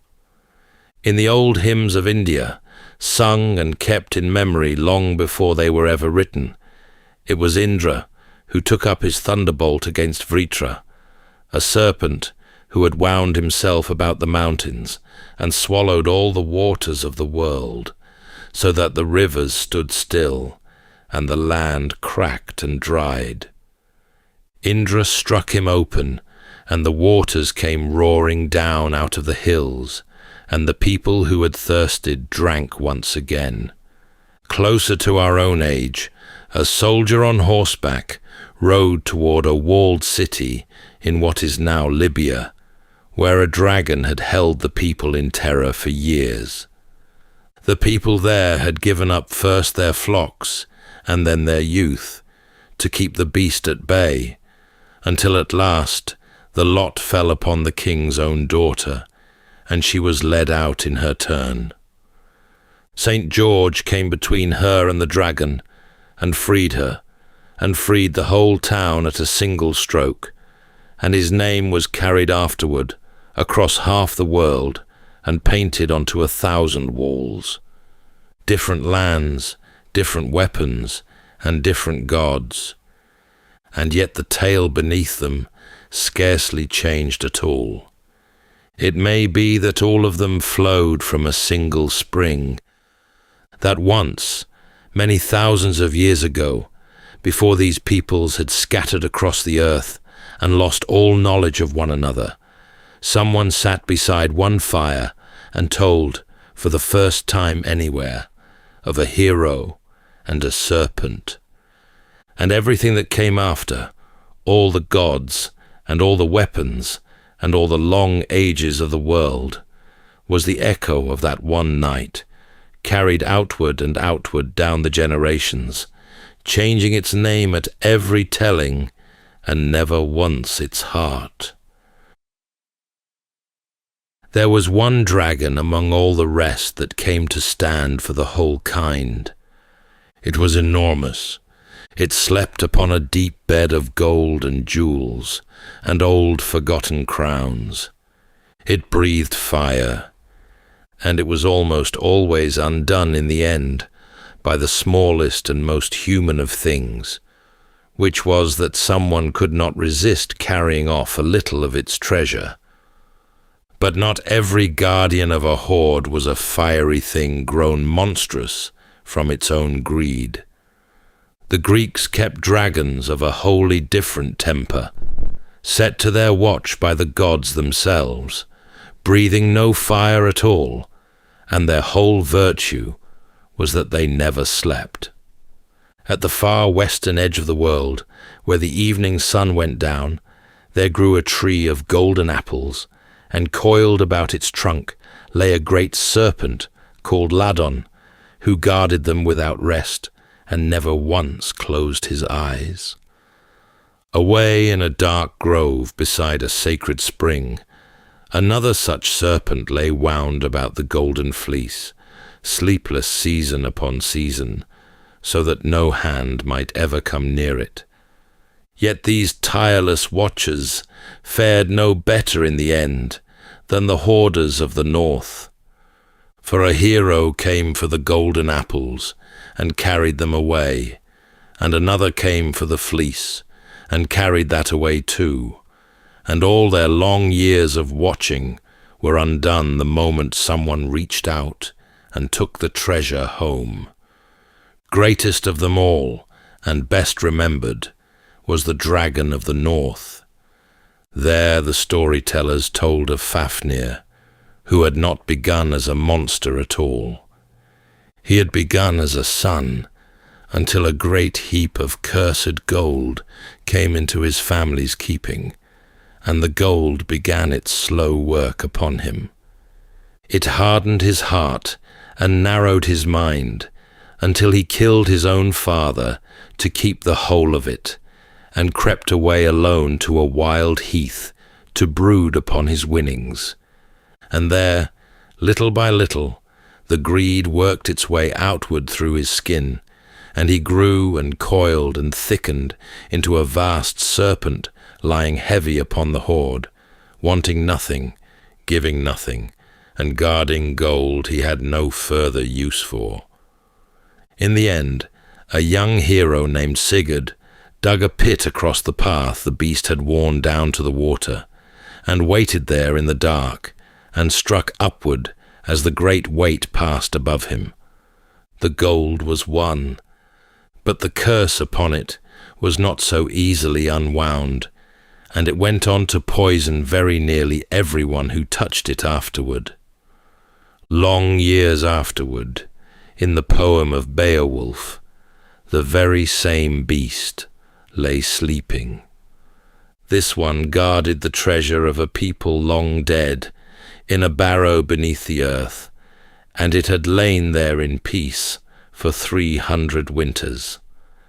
Then one day, a wanderer, ragged and desperate, crept down into the dark and stole a single golden cup. Only the one, but it was enough. The dragon woke and found the cup gone, and its fury was a terrible thing, for it took to the air by night and rained fire down upon the halls and homesteads of the land. An old king, who had been a great hero in his younger days, took up his shield one last time and went out to meet it. He was old by then, and he must have known the fight might be the end of him, but he went out to it all the same. But the story did not end there. It travelled on down the centuries. When a scholar of that very poem came to write a tale of his own, he reached back and lifted the sleeping dragon from its barrow and gave it fresh life beneath a mountain. He called it Smaug. And when the moment came at last for that long rest to be broken, it was broken in the oldest way there was. A small and frightened burglar slipped into the mountain and carried off, of all things, a single golden cup.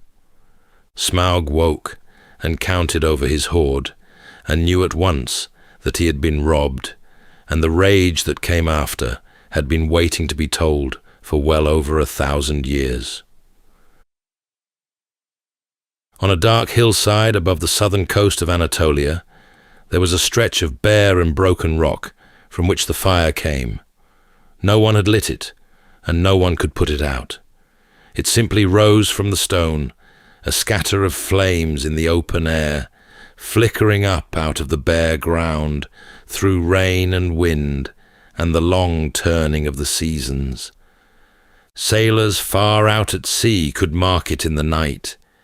It had been burning so, without pause, for as long as anyone could remember, and then for as long again beyond that, back into the deep past where memory failed, and only the flame kept its record. In later days, people climbed up to it to kindle their own torches, for a flame that never died was a rare and a holy thing. The people of that coast called the place the Chimera, after the monster they said lay beneath it. She had been a fearful thing in her day, a creature stitched together wrongly, with the head of a lion at the front, and a serpent for a tail, and the head of a goat rising strangely from her back, and out of her throat she breathed a roaring fire that laid the whole country waste. No ordinary man could come near her, and so Bellerophon, mounted upon a winged horse, was sent out against her, that he might strike from above and keep clear of that dreadful breath. The way the tale was told, the hero did not trust to strength alone. He fixed a lump of lead upon the point of his spear, and drove it down into the creature's burning mouth, and the fire that was her only weapon melted the metal and choked her upon it, so that her own flame became the ending of her. Yet she was not, in the story, altogether destroyed. She was buried instead, driven down beneath the mountain, and the fire on the hillside was said to be her breath still leaking up through the rock, unquenched after all the long ages, a monster dreaming out her fire in the dark below. The fire itself came from deeper still. Far underground the earth held pockets of gas, and where a crack ran up to the surface, the gas seeped out into the air, and once it had caught it, never failed, for there was always more of it rising up behind, It was among the oldest flames anywhere on earth, fed by nothing but the slow breathing of the ground. In China, the same great beast wore an altogether gentler soul. The dragons of the north had been hoarders and burners, things to be crept up on and put to the sword. The dragon of China was a giver, and no one in their right mind would have dreamed of raising a blade to it. It belonged to the water and the weather and the wide grey vault of the sky. It was a strange and beautiful shape, this eastern dragon, sewn together out of many creatures, and yet somehow whole. It had the antlers of a stag, and the long body of a great snake, the scales of a fish along its length, and the talons of an eagle at its feet, and a soft beard drifting about its face. It had no wings at all, and needed none. It rose and swam through the open air as easily as through a river, winding among the clouds, and wherever it went, the rains came following after. In a land where the rains meant the whole difference between a full harvest and a hungry winter, such a creature was welcome above all others. It stirred in the deep pools, and the rivers and the seas, gathered the storm clouds together, and led them out across the dry fields. And so the people loved it, and looked for it, and were glad when it passed overhead. In time, it came to belong most of all to the emperor. The throne itself was the dragon throne.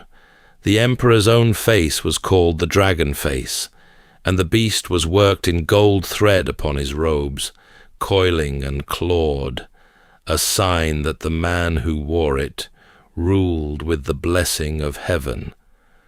The emperor was, in his way, a dragon walking upon the earth. Even the wisest of men bowed to the creature. There was an old story, set down by the historians, of the day the teacher Confucius went to seek out the sage Laozi.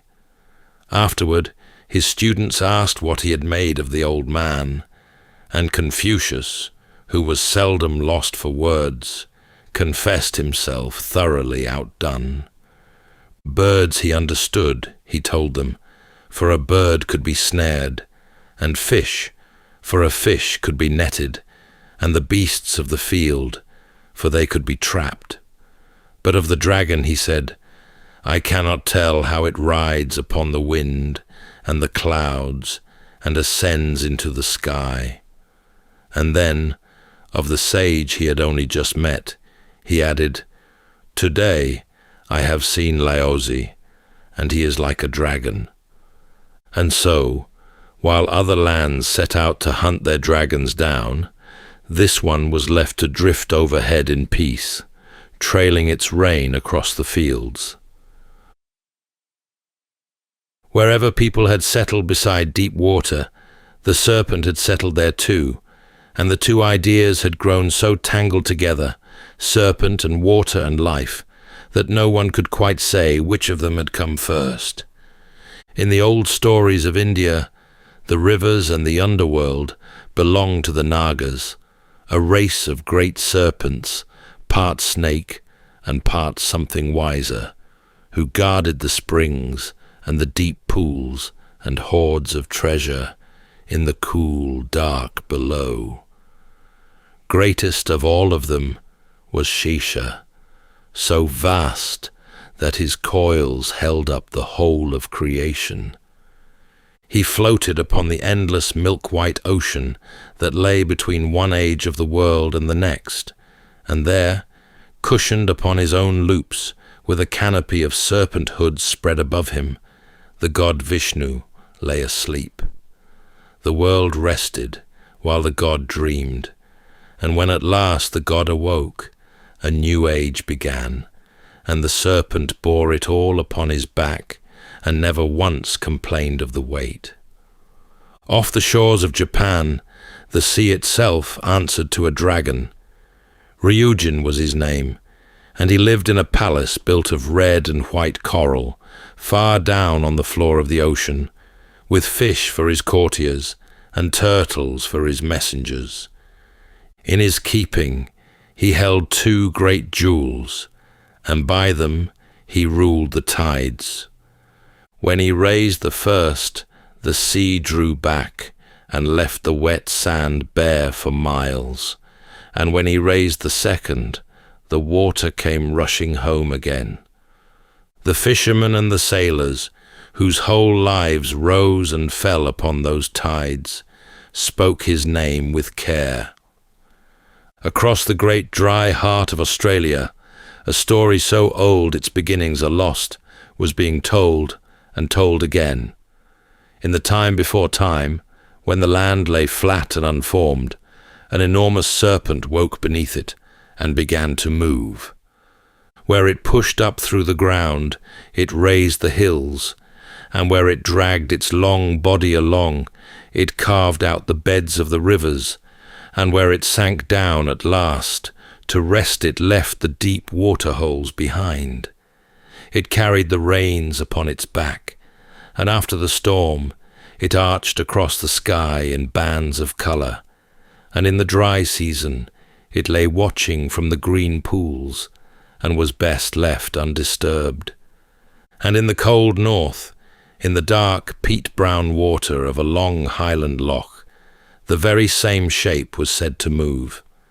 The oldest telling of it went back more than 1,300 years, to a life written of a wandering holy man called Columba. In it, he came down to the banks of the river that ran out from the loch, where a beast in the water had just seized a man, and as it turned back for another, the account said, Columba lifted his hand and commanded it, "Go no further, and do not touch the man." And the beast fled as though hauled backwards on a rope, and sank away into the depths, and troubled that crossing no more. Yet it never truly left the water, and the water never truly gave it up. Across the great western ocean, beyond the last of the islands and the setting sun, the peoples of the Americas had raised up dragons of their own, and theirs came robed in feathers and crowned with wisdom rather than dressed for war. Among the Aztecs, and among the older peoples whose temples they had inherited, the greatest of these was Quetzalcoatl, the feathered serpent, a snake arrayed in shimmering green plumes. He was the breath of the wind and the light of the morning star, and the stories held that he had given humankind its most precious things. He had brought the maize up out of the heart of the mountain to feed the people, and he had taught them the cutting of stone, and the counting of the days, and the making of books, so that a man might set down his thoughts, and hand them on to those who came after. He had opened his hands, and given all of it away. In the green country of the Maya, that same feathered serpent went by the name of Kukulkan, and there the people built him something extraordinary. They raised a great stepped pyramid, and they set its stairs and its angles with such care that twice in the year, as the day and the night came into balance, the falling sun cast a line of light and shadow down the northern stair. Step by step, the shadow joined into the shape of a long serpent's body, and at the foot of the stair a carved stone head lay waiting, so that for a little while the feathered serpent seemed to come gliding down out of the sky to touch the earth, and then, as the sun went down, to slip away once more. Out upon the wide grasslands, the Lakota kept the memory of a very different creature. Unchagila was her name, a vast scaled monster of the deep water, long and terrible, and where she passed the land was troubled, and people went missing and did not come home. High overhead ranged the thunder beings, the great birds of the storm, and between the monsters of the water and the birds of the sky, there was an ancient and bitter war. In the end, the water monsters were struck down, and their huge bones were left behind, buried in the earth of a strange, broken country of bare ridges and dry hollows. So the feathered serpent of the west took its place beside all the rest, and the beast had reached clear round the world, from the cold fjords of the north to the dry heart of the south, from the rivers of India to the shores of Japan, and on across the last wide ocean, the same great serpent had risen up. All the while, something had been waiting in the ground.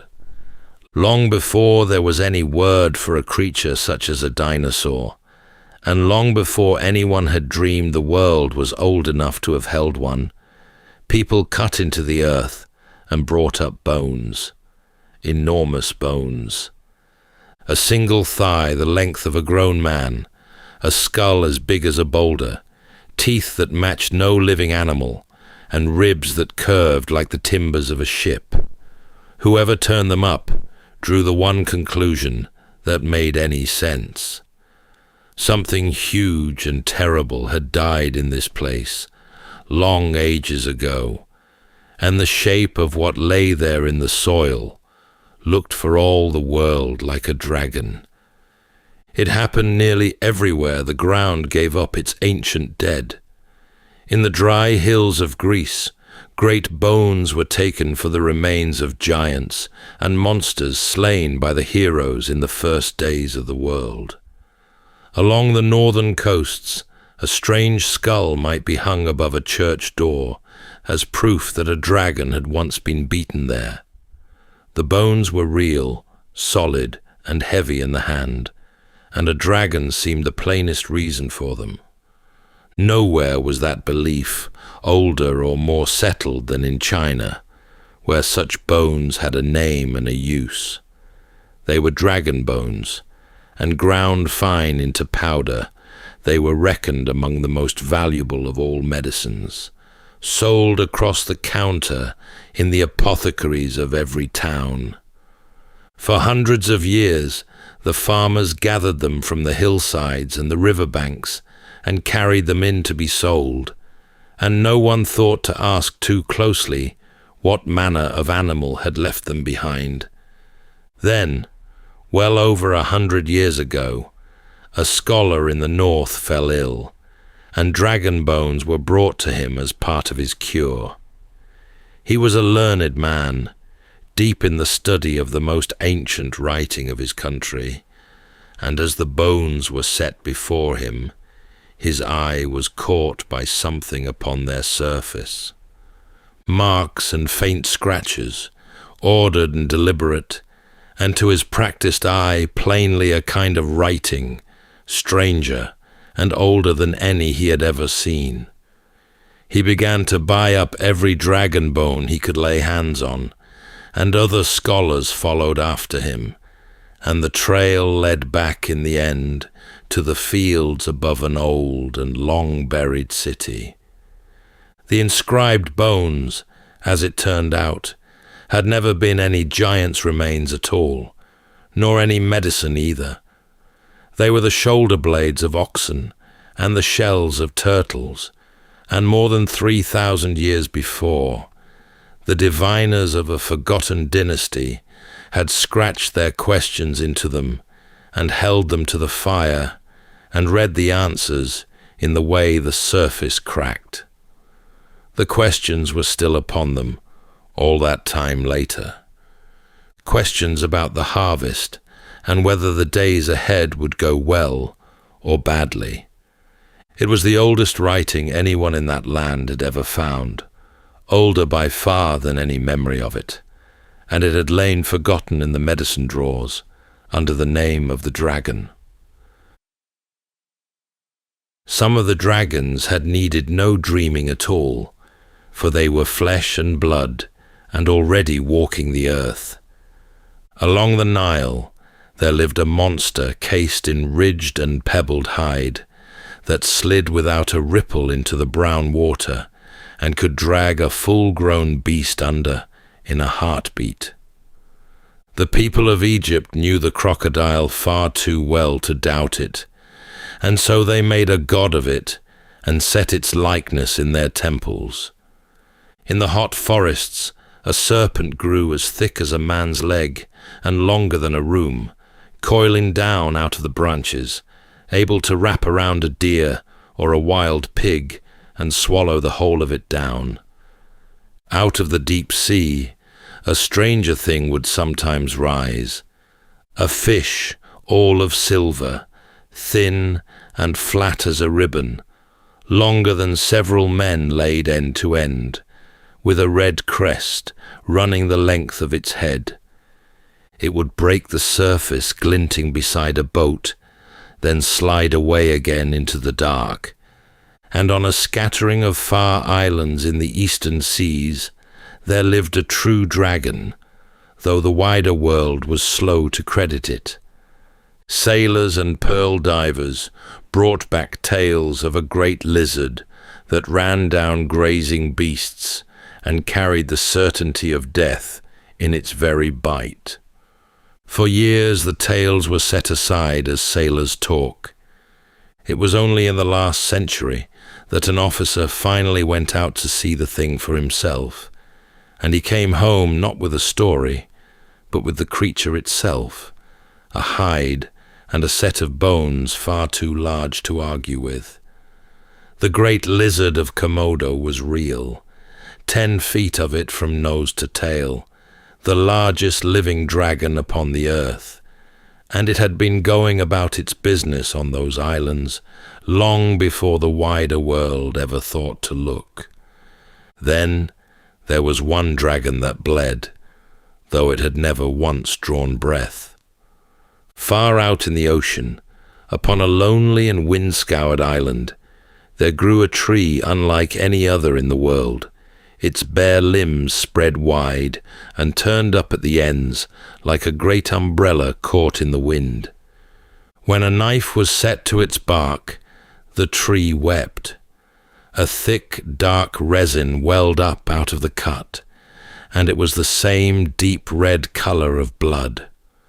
The old traders who sailed all that way to gather it had no doubt at all what they were looking upon.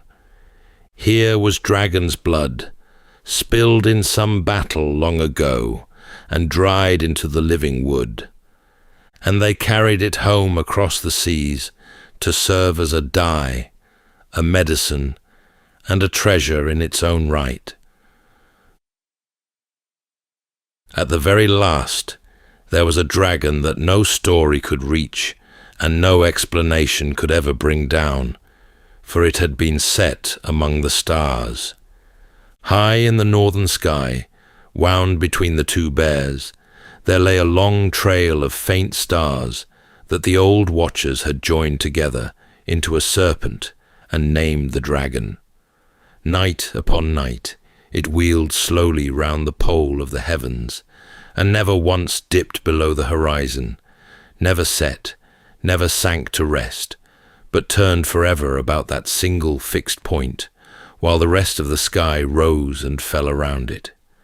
In ages long gone, its coils had held the very center of the turning world, and the builders of the first great tombs had sighted along their stones to a star within its body, and called that their north, their one sure mark in a moving heaven. And though the slow wheeling of the ages had since carried that guiding star away from the pole, so that later travellers steered by another star altogether, the dragon itself wound on unbroken between the bears. Empires had come and gone beneath it, and still it kept its slow and steady round, exactly as it always had. Then there were times when a dragon seemed to reach down and take hold of the sun itself. Now and again, in the middle of an ordinary day, the light would begin to fail. A bite would go out of the sun, and then a second, and the world would turn dim and cold and eerie, and the birds would break off their singing as though night had somehow come at noon. In more than one land, the same fear rose up to account for it, that a great dragon in the heavens was swallowing the sun, and might yet swallow the whole of it. And so the people would pour out of their houses, and beat upon their drums and their pots, and raise the loudest din they could, all of them together, to frighten the beast away. And every single time, the sun slid back out of the shadow, whole and bright as ever, and the dragon loosed its hold and stole away again into the dark. The drums, it seemed, had never once failed. There was one dragon last of all, the oldest shape of any of them, and by far the calmest. Somewhere in the deep past, a hand had drawn a serpent curved right round upon itself into a ring. Its tail was brought up to its own mouth and held gently there. So it had no beginning that anyone might find, and no ending to it either. Round and round it went forever, swallowing itself with the close of each turn, the opening of the next. It had been laid in gold in the tomb of a boy king, and turned over in the minds of seekers ever since, and always it had carried the same untroubled meaning, that all things returned again in their season, that the old year gave way to the new, and the tide that drew out came flooding back, and the sun that was swallowed always returned. So the story of the dragon ends as it began, no nearer to being caught than when we first embarked on our search. It lies in the great bones turned up out of the ground, or in the crocodile sliding through the shallows. Much of it can be accounted for that way, piece by piece. The flame on the hillside, the serpent in the river, the bones in the clay, and yet the whole of it always slips the net. So the dragon remains where it has always been, vast and half-glimpsed, somewhere out in the dark, and as far from being captured or understood as ever before. That's all for tonight's journey through history. If this was your first time listening, let us know where it is you're tuning in from. And if you like what you hear, please consider subscribing or rating us on your preferred podcast app. And for those listening on Spotify Premium, did you know that in select regions, you can now skip ad breaks entirely by switching from audio to video? In fact, watching us on Spotify Premium Video is the best way to help us create more stories, just for you. You can also get early access to our newest episodes by joining us on Patreon. And whether you're fast asleep or still drifting there, thank you so much for listening, and rest well.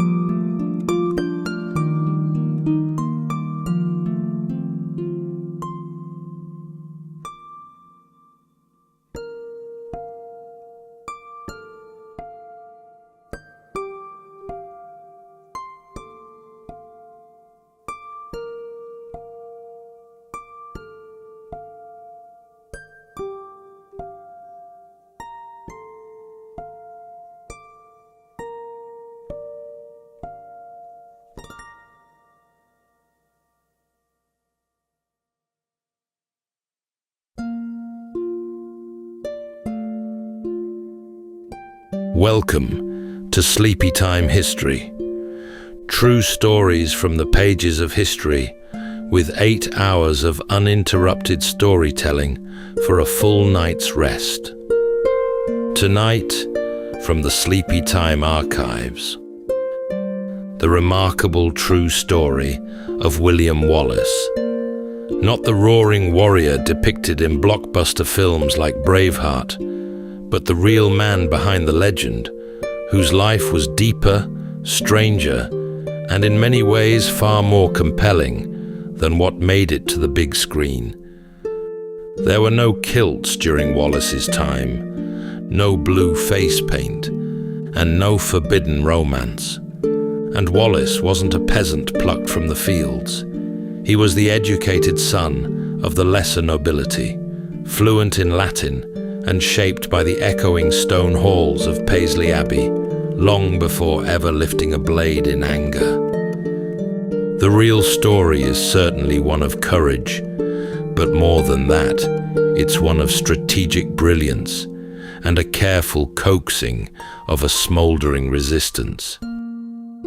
Wallace rose in a Scotland that had lost its king and very nearly its voice, a land subdued but not settled, its freedom stifled beneath a foreign hand. And from that growing unrest, he emerged. First as an outlaw, then as the leader of a growing rebellion. During that time, Wallace would defeat a far larger English army at Stirling Bridge, and for a brief while hold the title of Guardian of Scotland, ruling in the name of an imprisoned king. But his was a story of reversals as much as triumphs, where allegiances shifted like the winds across the Highland bracken, and every decision carried with it the risk of betrayal. But William Wallace wasn't chasing glory. He sought no throne. He was hunted and doubted, and at times nearly forgotten, yet he endured. Tonight, as we drift into sleep, we'll follow Wallace through shadowed forests and hidden glens, and discover how an unlikely leader became an enduring symbol of Scottish identity and defiance that endures to this very day. So settle in, take a deep breath, and we'll begin with a full 8 hours of uninterrupted storytelling after this short break.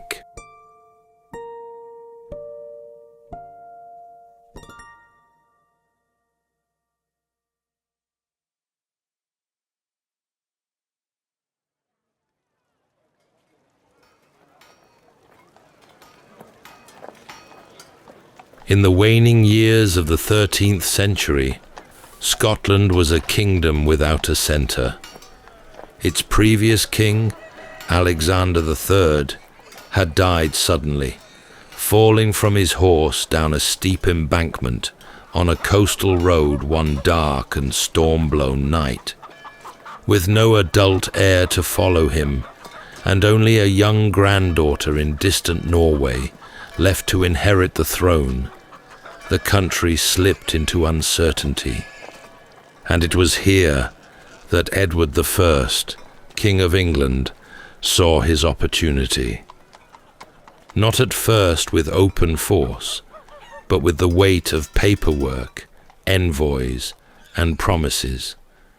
He offered to judge Scotland's succession dispute, to help her choose a new king from the competing claimants, which he did. Selecting John Balliol, a noble of good blood but uncertain backbone. Balliol, now seated but not sovereign, found himself bound to Edward by terms that weakened his every move. Scotland had a king once more, but one who ruled with Edward's hand on his shoulder. The mood across the lowlands and borderlands grew colder. Edward's sheriffs enforced foreign laws with unfamiliar accents. Nobles were asked to send men and coin for English wars abroad. And in villages, Where the church bell had always been the loudest sound, now came the tread of foreign boots and strange new banners. People carried on, of course, but a sense lingered that something had tilted beneath their feet, and not in their favour. Among the smaller estates west of Glasgow, near the village of Elderslie, lived the Wallace family. They were not peasants, despite what many have claimed. They held land and bore a modest coat of arms, a white lion on a red field. William Wallace was the second son of Sir Malcolm Wallace, a minor landholder. This placed him in that curious space between the powerful and the poor, educated enough to read and write, trained enough to carry a blade, yet far enough from real authority to know its limits. His older brother was set to inherit the estate. William, by contrast, would be sent to the abbey. He grew up in a land full of murmurs. Elders whispered about kings who were no longer kings.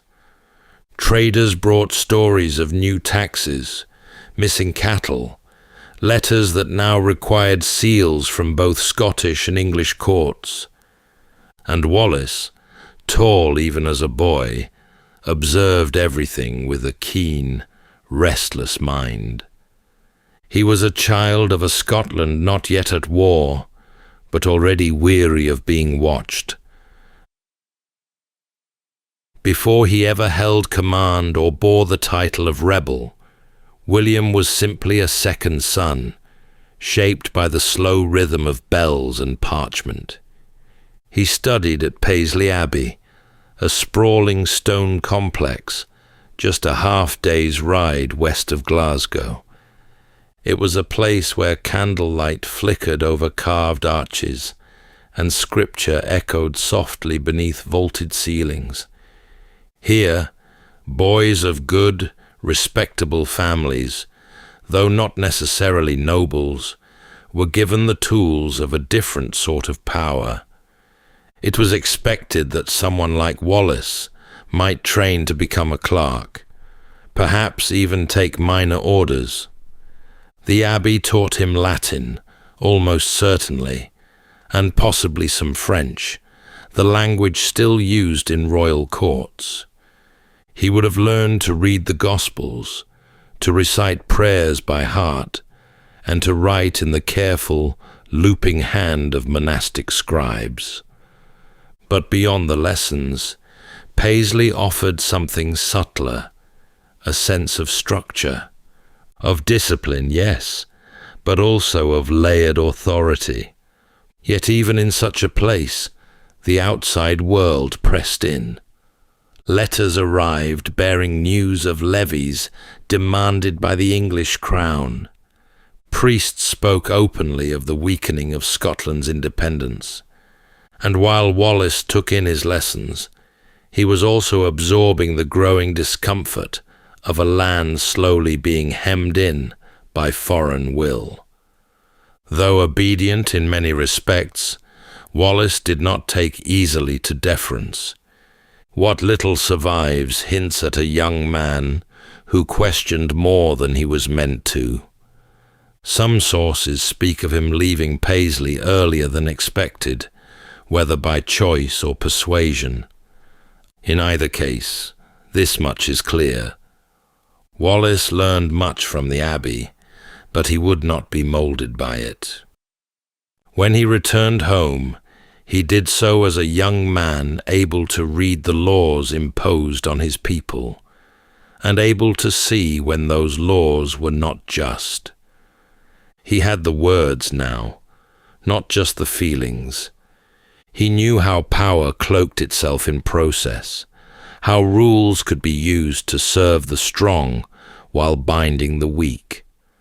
And perhaps more importantly, he had begun to understand something else, that if he were to have any future in a land where inheritance and titles meant everything, he would have to make it for himself. The road to open resistance does not often begin with fanfare.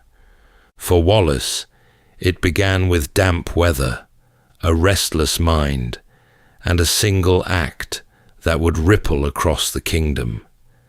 The town of Lanark, nestled where the Clyde runs narrow and cold, was little more than a market town, modest dwellings clustered around a wooden bridge and stone parish church. It was here, under the watchful gaze of an English-appointed sheriff, that Wallace made his first decisive move. By now, the young man had already been marked, not yet famous, but known. He had refused to swear fealty to Edward I when other landholders bowed. He had been seen arguing with tax collectors, skirting the roads less travelled, and speaking carefully in public, but with fire behind the eyes. There were rumours he had already struck out at soldiers along the western marches, small, isolated encounters dismissed as thuggery by English chroniclers.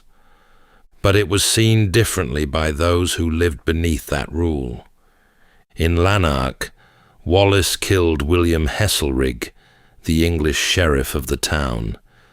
Some say it was in revenge for the killing of Wallace's betrothed. Others suggest it was less personal, more political, a deliberate challenge to English authority. The truth may lie somewhere in between. This was no fit of rage. Wallace did not linger after the act. He disappeared into the surrounding woods before reinforcements could be summoned. To those in power, it was murder. But to many Scots watching from behind shuttered windows, it was something else entirely. It was the first breath of open defiance. In the days that followed, patrols doubled and proclamations were issued. But Wallace was gone, riding through the wet fields and low wooded hills of Clydesdale. Those who sheltered him did so at great risk, yet more than a few were willing. A baker might offer a crust without speaking. A stable hand might turn his back for just long enough. Already the legend was beginning, but almost imperceptibly, and with more fear than fire. There were no grand armies yet, no banners or charges, just rain in the gutters, the distant toll of a bell, and rumours of a man the sheriff's men couldn't lay hands on. Wallace had crossed a line that could not be uncrossed, and the Crown knew it. From then on, Lanark would be remembered as a place where silence gave way to action. From this point onward, his life became a pattern of evasion and emergence. No fixed base, no standing army, just movement, message, and the slow gathering of trust. If rebellion was to grow, it would do so carefully, under the cover of deep forests and ancient stones. Much of Wallace's early organizing took place not in halls or castles, but in the open. Forest clearings served as council chambers, and those who joined him were not mercenaries, but farmers or tradesmen with little to lose. They came in twos and threes, some on foot, others leading worn horses. Many brought weapons handed down by fathers or fashioned by local smiths after dark. Few had matching arms or formal training, but they had purpose. Camps were set near ancient standing stones or deep within familiar glens, places where stories already held power.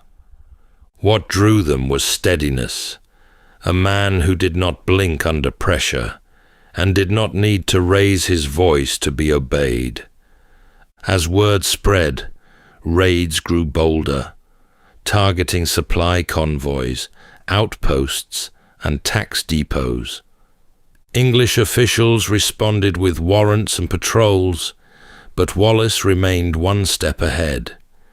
At times, his men would vanish for days, only to strike suddenly miles away.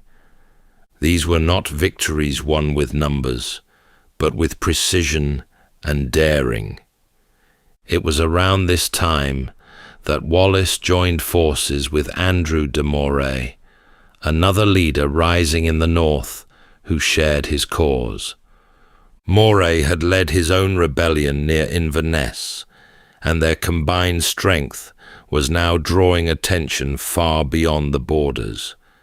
Their forces were still uneven, their resources thin. The English crown dismissed them as rabble. But then came Stirling. The bridge at Stirling was narrow, just wide enough for two to pass abreast, and flanked by marshy ground. It was here, in the late summer of 1297, that Wallace and Moray chose to make their stand. English forces under John de Warenne and Hugh de Cressingham approached with heavy cavalry and supplies. Wallace, studying the lay of the land, saw what others did not, that this bridge, not the battlefield beyond it, would decide the day. As the English began to cross, Wallace waited. Only when a portion of their forces had moved past the halfway point did he strike. The trap was swift, brutal, and strategically flawless. Those caught on the bridge had no room to maneuver. Many fell into the river, others turned back too late.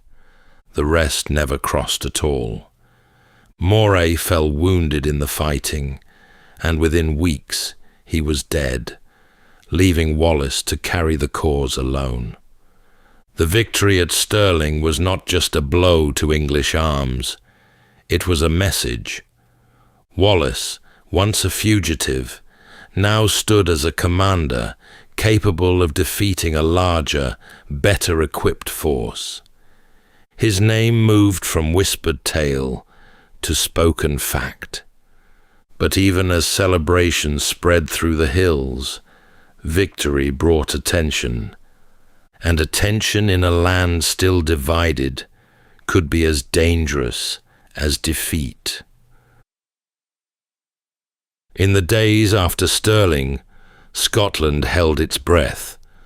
The unexpected victory had sent tremors through the English ranks and stirred new energy among those who had once kept to the shadows. But with triumph came expectation, and soon eyes across the land, noble and common alike, turned to William Wallace. In October of 1297, Wallace was named Guardian of the realm of Scotland, ruling in the name of the imprisoned King John Balliol. It was not a royal title, but it carried enormous weight. As Guardian, Wallace was tasked with defending the kingdom, administering justice, and speaking on its behalf abroad.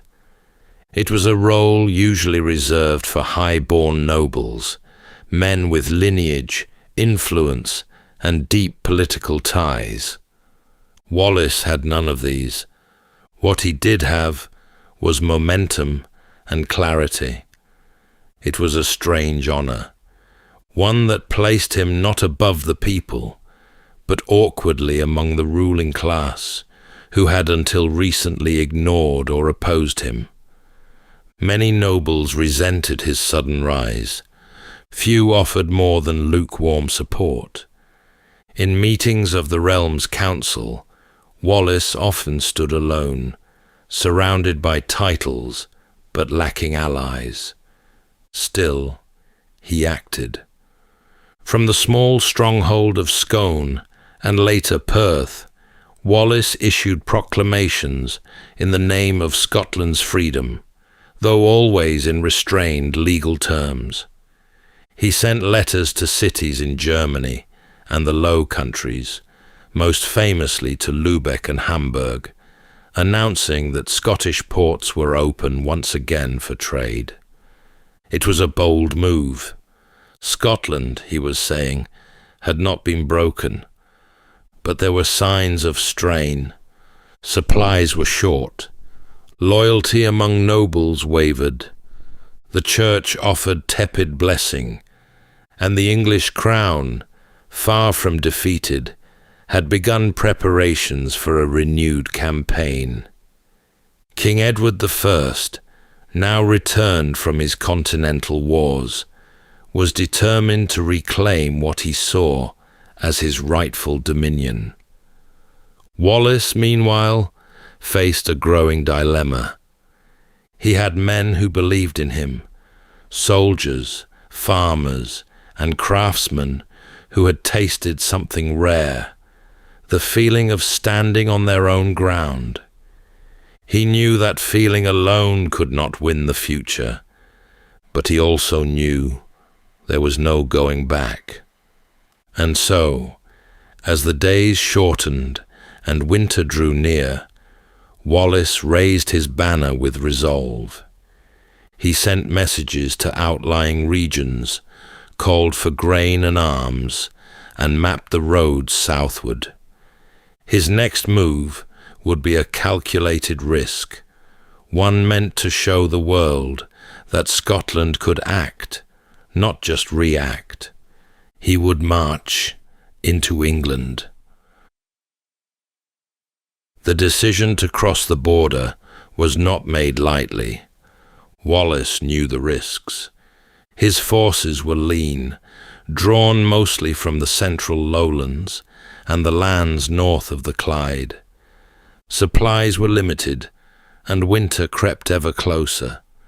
But in late 1297, he led a bold incursion south into Northumberland and Cumberland, English soil. This was not conquest, it was pressure. Wallace's aim was strategic, to weaken English morale, disrupt their preparation, and perhaps compel the nobility to think twice before committing more forces against Scotland. His movements were swift, sometimes harsh, but deliberate. He targeted garrisons and supply depots, not cathedrals or sacred sites. While chroniclers in England described burning towns and desecration, this was not the reckless pillaging of a marauder, but the deliberate work of a commander who understood battle tactics. Hardship followed them all the same. The campaign pushed Wallace and his men through hard country, moors, hills, frost-laced valleys. Snow came early that year, soft at first, then relentless. Roads became streams of mud, and the foraging parties returned with little more than thin oats and smoked fish. They made camp in ruined villages and abandoned steadings. Fires burned low, more for smoke than warmth. It's thought Wallace kept to himself during these nights, studying maps, listening to scouts, speaking only when he had to. It was in this bitter season that his men began to call him more than commander. They called him steadier things, protector, guide, sometimes simply him. But even as they pressed further south, Wallace must have sensed what was waiting in return. England was stirring. The time for delay was over. By early 1298, Wallace knew his men could not remain in the south. The land, scoured and barren, could no longer sustain them. He gave the order to return, and so they retraced their steps. They were worn and thinned, but largely intact. They had achieved what they set out to do, reminded England that Scotland could still strike. But Wallace also knew that warning bells had been sounded. The next time he faced the English, they would come in force. As he crossed the border once more and rode back toward the lowland farms, Wallace must have felt a strange sense of foresight. He had bought time, but he had also invited the full weight of the crown. The fields around Falkirk were soft in the early summer of 1298, grass just tall enough to sway in the breeze, the ground firm from weeks without rain. But beneath that calm surface, something heavier hung in the air, an unease that had nothing to do with weather. Wallace knew the English were coming. More than that, he knew Edward was coming. The king himself had crossed the border with one of the largest forces Scotland had yet faced. In the weeks prior, Wallace had tried to prepare. He issued fresh calls to arms, re-established field positions, and watched for movements in the south. Yet the deeper challenge lay not in the enemy's might, but in Scotland's own fractured leadership. He chose his ground near Falkirk carefully, placing his infantry in schiltron formations, tight circles of spearmen designed to hold firm against cavalry. His men dug shallow ditches, drove wooden stakes into the earth, and prepared for the worst. The English arrived in overwhelming force. Knights in armour, archers from Wales, foot soldiers hardened by years of campaign. Edward had brought nearly 2,000 cavalry alone. It was, in every sense, a reckoning. The battle, when it came, did not last long. The English archers broke the schiltrons from a distance, their arrows finding the gaps that even the tightest ranks could not fully seal. Cavalry surged in, cutting through the weakened lines. The Scottish nobles, many of whom had held back at the rear, gave little support. Most fled early, the rest simply watched. Wallace's forces held as long as they could. There was no collapse, only erosion, a slow, tragic unraveling of men, outmatched and under-supported. When retreat became the only option, Wallace withdrew his remaining forces in order, protecting as many lives as he could. He did not die at Falkirk, but something else did. In the aftermath, Wallace resigned as Guardian of Scotland. It was not a gesture of defeat, but of clarity. He had seen the limits of his position, the ceiling placed upon him not by the enemy, but by his own countrymen. Without unity, there would be no lasting resistance, and if others wished to lead, he would no longer stand in their way. He withdrew from public life without ceremony. Only the fading sound of hoofbeats and the long quiet that follows a cause, caught in the hands of too many. Falkirk was not the end, but it was a turning point. The legend might live on, but the man, now stripped of title and command, would continue his journey alone. When the dust of Falkirk settled and Wallace relinquished his role as guardian, he did not return home, because in truth, he no longer had one. His name was now both shield and target, known across the kingdom, praised by those who saw him as Scotland's only true voice, and condemned by others who preferred order, even at the cost of independence. What followed was not well recorded. These years of Wallace's life slip through the grasp of history, mentioned only in fragments, stray letters and vague reports. And yet, It is in this absence, this misted chapter, that we find perhaps the truest version of him. A man moving by instinct, never staying long, always watching. He passed, it is believed, from glen to glen, taking shelter in the hills above Loch Lomond, the pine woods near Tindrum, and the twisting paths of Glen Nevis. Despite his isolation, Wallace had not given up. He travelled beyond Scotland, perhaps even to France, seeking support from King Philip IV. Records suggest he carried letters with him, formal declarations from Scottish clerics or remaining councilmen requesting aid against Edward's encroachment. Some say Wallace hoped to travel to Rome to lay Scotland's case before the Pope. Whether he reached the Holy See remains uncertain, but the effort itself speaks to the kind of resolve he carried, a belief that even from the margins he could still shape the fate of his country. Back home, however, the tides were turning.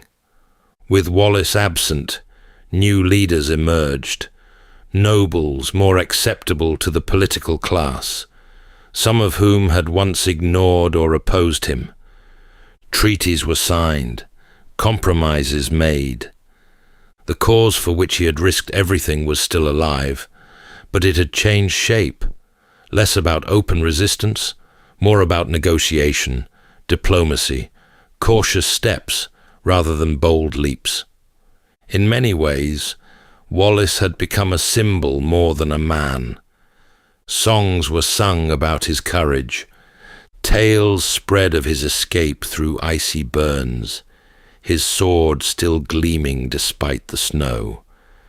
And yet, in truth, he remained a wanderer, unseen, his thoughts likely far less grand than the ballads made them out to be.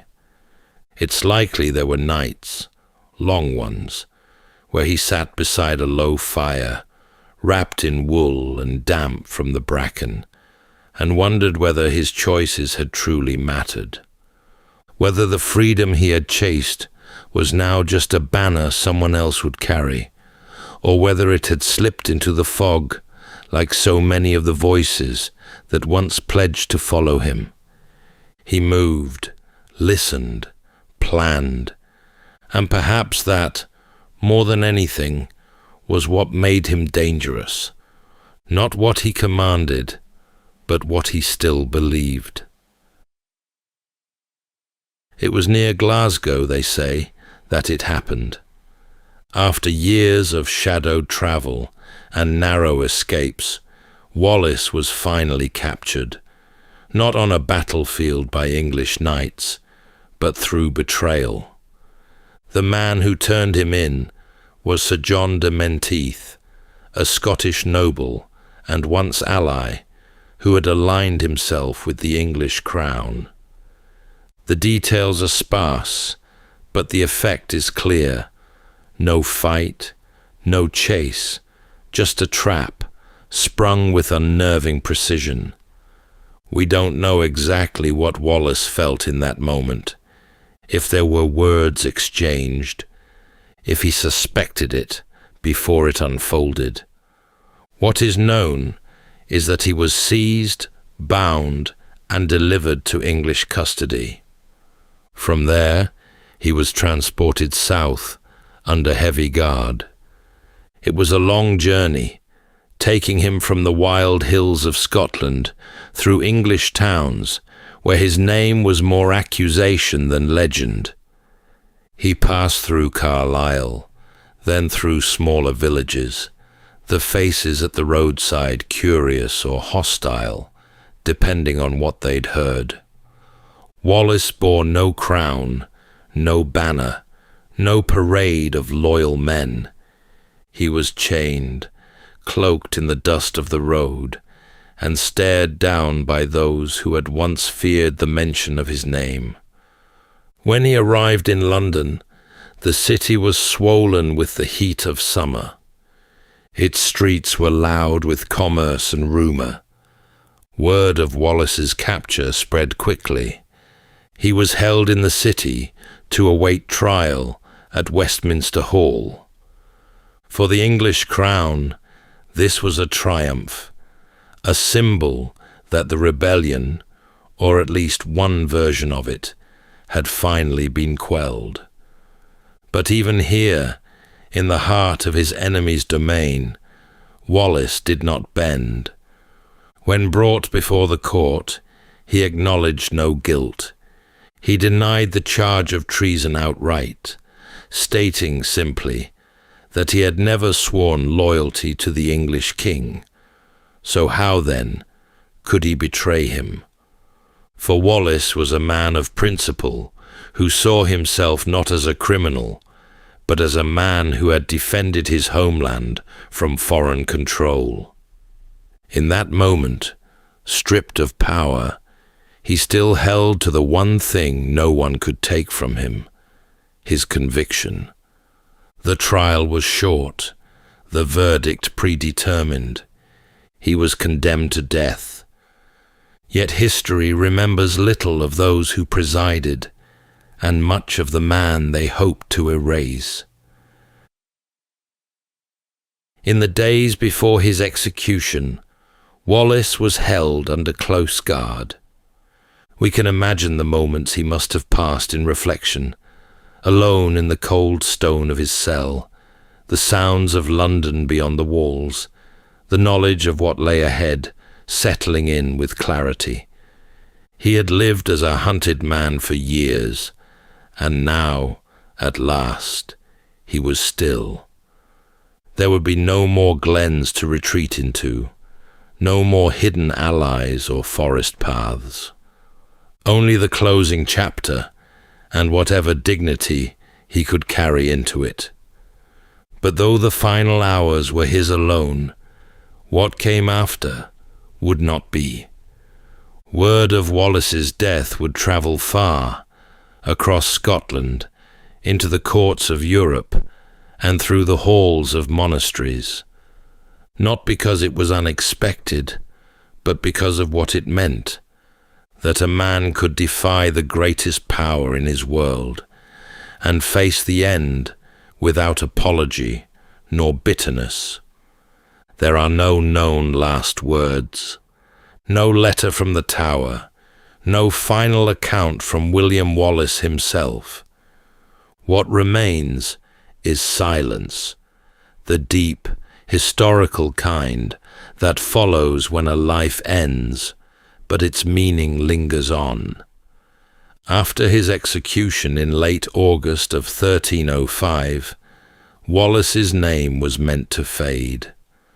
The sentence had been carried out with spectacle and severity, designed to erase not just the man, but the idea of him. His body was quartered, his remains sent to various towns across England and Scotland, warnings nailed in wood and iron. But ideas, unlike flesh, do not scatter so easily. And in Wallace's case, it was not just the idea of resistance that survived. It was the idea of endurance, of a man who stood not because he believed he would win, but because he refused to kneel. Within Scotland, his legacy took root unevenly at first. The nobles who had once distanced themselves from him found his absence a useful symbol. Later uprisings, most notably those led by Robert the Bruce, who had once opposed Wallace's methods, drew quiet strength from his memory as the wars for independence deepened. In abbeys and among the clergy, his name was kept alive in small ways. Notes in margins, mentions in chronicles, the occasional prayer spoken with care. Across Europe, the letters Wallace had once sent from his position as guardian were preserved in archives, rarely studied at the time, but not discarded. The Hanseatic ports of Lübeck and Hamburg still held his letters in their archives. It was not until generations later that Wallace's story took fuller form, retold, reimagined, sometimes adorned. The truth, though simpler, is no less powerful. He was a man born into a time of confusion and uncertainty, who chose a path most would have avoided. But even in defeat, he remained constant, believing truth and justice are worth fighting for. And perhaps that is why his memory remains.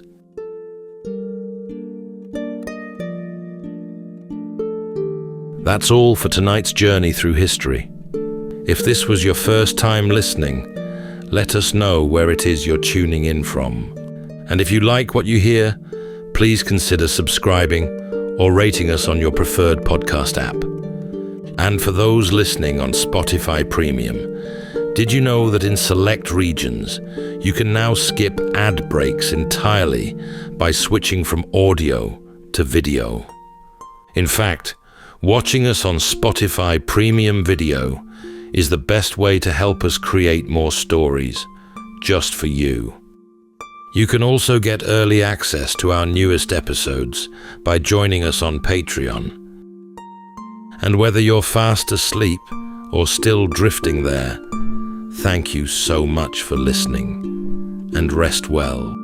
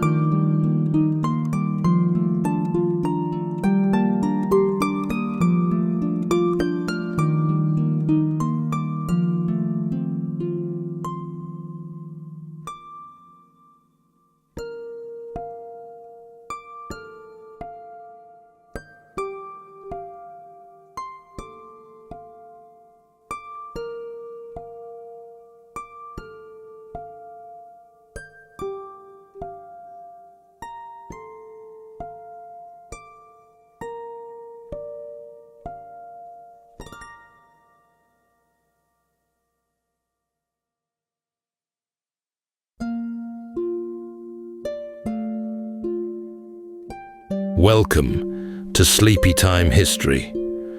True stories from the pages of history, with 8 hours of uninterrupted storytelling for a full night's rest. Tonight, we're going to be exploring the remarkable true story of the Titanic, the most magnificent ship of her day, helmed by a steady-handed seamaster who foresaw nothing in this routine Atlantic crossing but smooth sailing and a triumphant final chapter to his 40 years at sea. They called Edward John Smith the millionaire's captain. The wealthiest travelers chose their crossings just to sail with him, so the owners of the Titanic set their most reliable man upon their new flagship. Over 60 and bound for retirement, Captain Smith took the helm, only to see the vessel safely to New York on her maiden voyage. His decades at sea he summed up in one word: uneventful. Never once wrecked, never in peril of disaster. Yet beneath the polished decks, shadows were gathering. There were lifeboats for barely half aboard. Ice warnings arrived by wireless, but were overlooked or waved aside. And the sea lay smooth as a dark mirror, beguiling the night watch into a dangerous complacency while concealing the breaking white water that would otherwise have betrayed the invisible hazards adrift in the dark. But the most unsettling thing was not aboard the ship at all. Some have long pointed to a novel written 14 years earlier.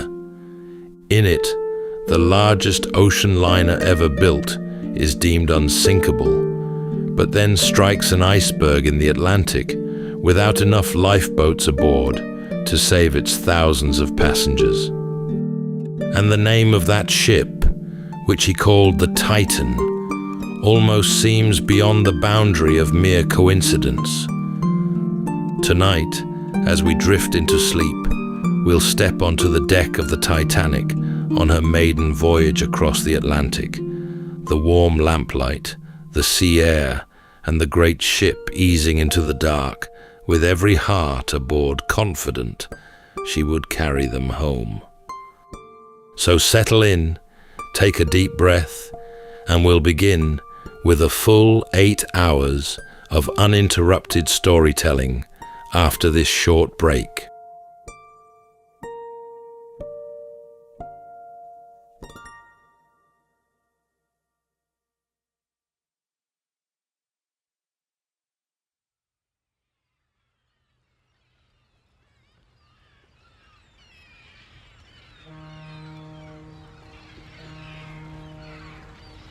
The morning came bright and ordinary over Southampton, the sort of April day that promised nothing but blue water ahead. Along the quayside, the crowds gathered thick, craning their necks, for the ship at the dock was so vast that no single glance could take her in. She rose above the sheds and the rooftops like a moving piece of a city, her 4 great funnels set just so against the sky, and the people who had come to see her off fell rather still at the sight of her. On her bridge stood the most trusted man in the whole company. Edward Smith was his name, though the wealthy who booked their passages around him knew him more fondly as the millionaire's captain, for they liked to cross the ocean in his care and no others. He had a white beard and a steady, unhurried way about him, and a reputation for safety that had followed him for years. There was a pleasing tale hidden beneath all that gold braid. He had been born far inland, the son of a potter, and from those modest beginnings he had risen, ship by ship, all the way to the grandest vessel ever to leave an English port. This crossing was to be the crown of the whole long climb, the last voyage of his career before a well-earned retirement ashore. And then, before the great ship had even cleared the harbour, the sea offered a small and almost comic warning of its own. As she moved slowly out along the water, her enormous hull pushed aside such a weight of the harbour that the sea itself went sliding after her. Nearby, tied snug at her berth, sat a smaller liner called the New York. The sudden pull of all that shifting water snapped her mooring ropes one after another, the heavy cables parting with a crack that carried across the docks, and the stern of the New York began to swing loose, drawn out into the channel and turning slowly toward the passing giant. For a long moment, the two ships drifted closer together, and the watching crowd held its breath. A collision right there in the harbour, before the voyage had truly begun, seemed almost certain, but quick work by a nearby tug and a timely order to the great ship's engines checked her motion just enough. The gap held. The New York was brought back under control, and the two hulls slid past one another, with only a narrow stretch of water to spare. It had been the near miss of a few feet, and no more. The passengers at the rails laughed it off, as people often do in such circumstances. A band was playing somewhere below. Stewards moved along the corridors with their trays and their warm smiles. The whole floating world of her went on about its comforts, certain of a smooth passage home. The word followed the ship wherever she went. It was printed in the papers and murmured along her promenades and set down in the trade journals, and that word was unsinkable. Not merely strong or grand, but unsinkable, as though the sea had been asked its opinion and had agreed. There was iron beneath the word, and that was what gave people such comfort. Far down inside her, below the chandeliers and the grand lounges and the wide staircases, the ship was carved into 16 great rooms, one behind another, the whole length of her, and between each room and the next stood a heavy door of steel. A man on the bridge had only to turn a single handle, and all through the depths of her, those doors would come sliding down together and seal each room away from its neighbors. Let the sea break into one of them, or two, or even four, and the ship would ride on as though nothing had happened, holding the water in its box and carrying everyone home to tea. Passengers were shown the trick of it and went away delighted. The comfort had a small shadow in it, though few noticed and fewer minded. The steel walls between those rooms did not climb all the way up. They rose a little above the waterline and then simply ended, open at the top, and any water that ever filled one room past the brim would spill over the wall and slide down into the next, the way water tips from one hollow of an ice tray into the one beside it. On a flat and easy sea, there seemed no way on earth for such a thing to happen. So the shadow lay where it was, unregarded, and the ship went on being unsinkable in everyone's mind. The captain shared the faith as fully as any man aboard. Some years before, stepping ashore in New York from another fine new liner, he had stood among the reporters on the pier and spoken of what shipbuilding had become. He told them that he could not imagine any condition which would cause a ship to founder. He was not a boastful man when he said it. He was white-bearded and courteous and careful, the sort of captain who had grown old at sea without ever frightening a passenger, and he simply believed, as nearly everyone believed, that the days of ships being lost had passed into history. Long before any of this, in a cramped study far from the water, an American author named Morgan Robertson had leaned over his desk and dreamed up a ship.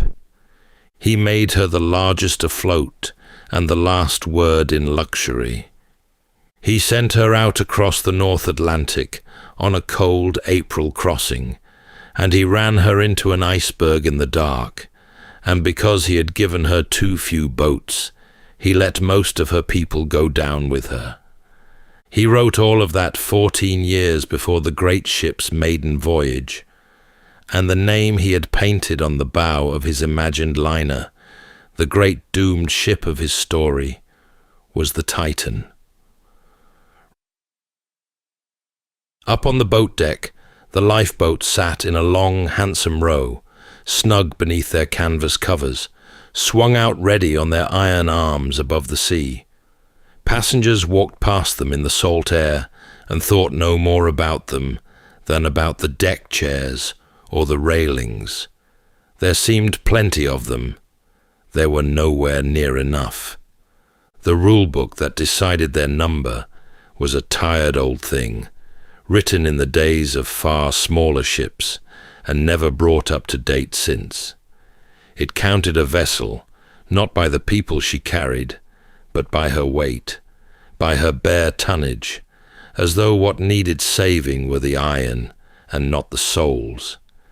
And because the great liners had swollen larger and larger, while the rule stayed still, the ship met that ancient law with room to spare. She carried more boats than the letter of it asked of her. On paper, she was not just safe, she was better than safe. The paper did not go to sea, though. The people did. And if ever the whole ship were called to those boats at once, the mothers and the porters and the millionaires and the men shoveling coal far below, they would have found places along the benches for about one soul in every two, and the rest would have stood at the rail with nowhere to go. It had not always been meant to be so few. When the ship was first drawn up on the designer's board, there had been more of them in the plan, rows enough to carry a great many more of her people off into the night. But boats took room. They wanted heavy iron arms to swing them from, and those arms crowded the long, clean promenade where the first-class passengers liked to stroll and take the view, and a deck cluttered with lifeboats was thought a gloomy, fretful sort of sight for people paying so dearly to feel carefree. So the extra boats were rubbed off the plan, one row after another, until only the handsome few remained. A fine open deck had been chosen over a crowded one, and no one at the time had felt the loss. Nor did anyone feel it now, gliding westward under a mild spring sky. The boats were there after all. Anyone anxious could count them and be soothed, and the ship beneath them was the unsinkable one, the ship the whole world trusted, and an unsinkable ship hardly needed boats at all. They were there for the look of the thing, a kindness to nervous old ladies, and a row of quiet shapes to tip a hat to on an evening walk. All through that last full day at sea, while the passengers dozed in their deck chairs and took their afternoon tea and wrote their cheerful letters home, the air all around the great ship was alive with warnings. They came in the crackle and stutter of Morse code, tapped out by the wireless men of other ships scattered across the same cold waters. Vessel after vessel had met the ice, great fields of it drifting down from the north, and pale mountains of it riding low and dangerous in the dark. One after another, they sent word of what lay ahead, the positions of the bergs and the reach of the drifting pack, a steady scattering of caution passing invisibly through the air. Some of those messages reached the great ship. Several of them did not travel on to where they were most needed. For the two young men who worked the wireless set aboard were not, strictly speaking, the ship's own men at all. They were employees of the Marconi Company, and their true trade was a commercial one. All day and late into every night, they sat in their cramped little cabin with the instrument chattering away before them, and the work that filled their hours was the private traffic of the passengers, the steady stream of personal telegrams that wealthy travelers so loved to send from the middle of the ocean. Greetings and birthday wishes, instructions to distant offices, and small boasts about the fine ship they sailed upon. All of it had to be tapped out letter by patient letter and sent along toward the shore. It was paid work, and there was a great heap of it waiting, and it kept the two operators bent over their key for hour upon weary hour. The ice warnings, arriving in the thick of all that, were a kind of interruption. Some were carried faithfully up to the officers on the bridge. Others were laid on the desk to be seen to later, or half heard, or lost altogether in the sheer press of paid messages awaiting their turn. There was only a young man now bent over his key, hour after hour, his partner asleep in the bunk beside him, sending on the messages he had been set to send, the wires humming and the heap beside him never going down, and no earthly reason yet to feel afraid. And late that evening, one more warning came, from very close at hand. A ship not far off, stopped for the night amid the very ice that lay ahead, tried to break in to say that she was surrounded by it, and had halted where she stood. But her signal came through loud and jangling, right in the ear of the great ship's operator, as he laboured to clear his backlog toward the land, and the answer that went back to her was short and sharp and weary. The other man was told, in so many words, to keep out and cease his chatter, for the operator was busy. Stung, or perhaps simply obedient, the wireless man on the nearby ship set down his headphones a little while later and took himself off to bed. The sea went strange and beautiful that night. The wind fell away to nothing, and the long ocean swell sank down and smoothed itself until the water lay flat and black and still as poured ink, without a ripple anywhere upon it. There was no moon.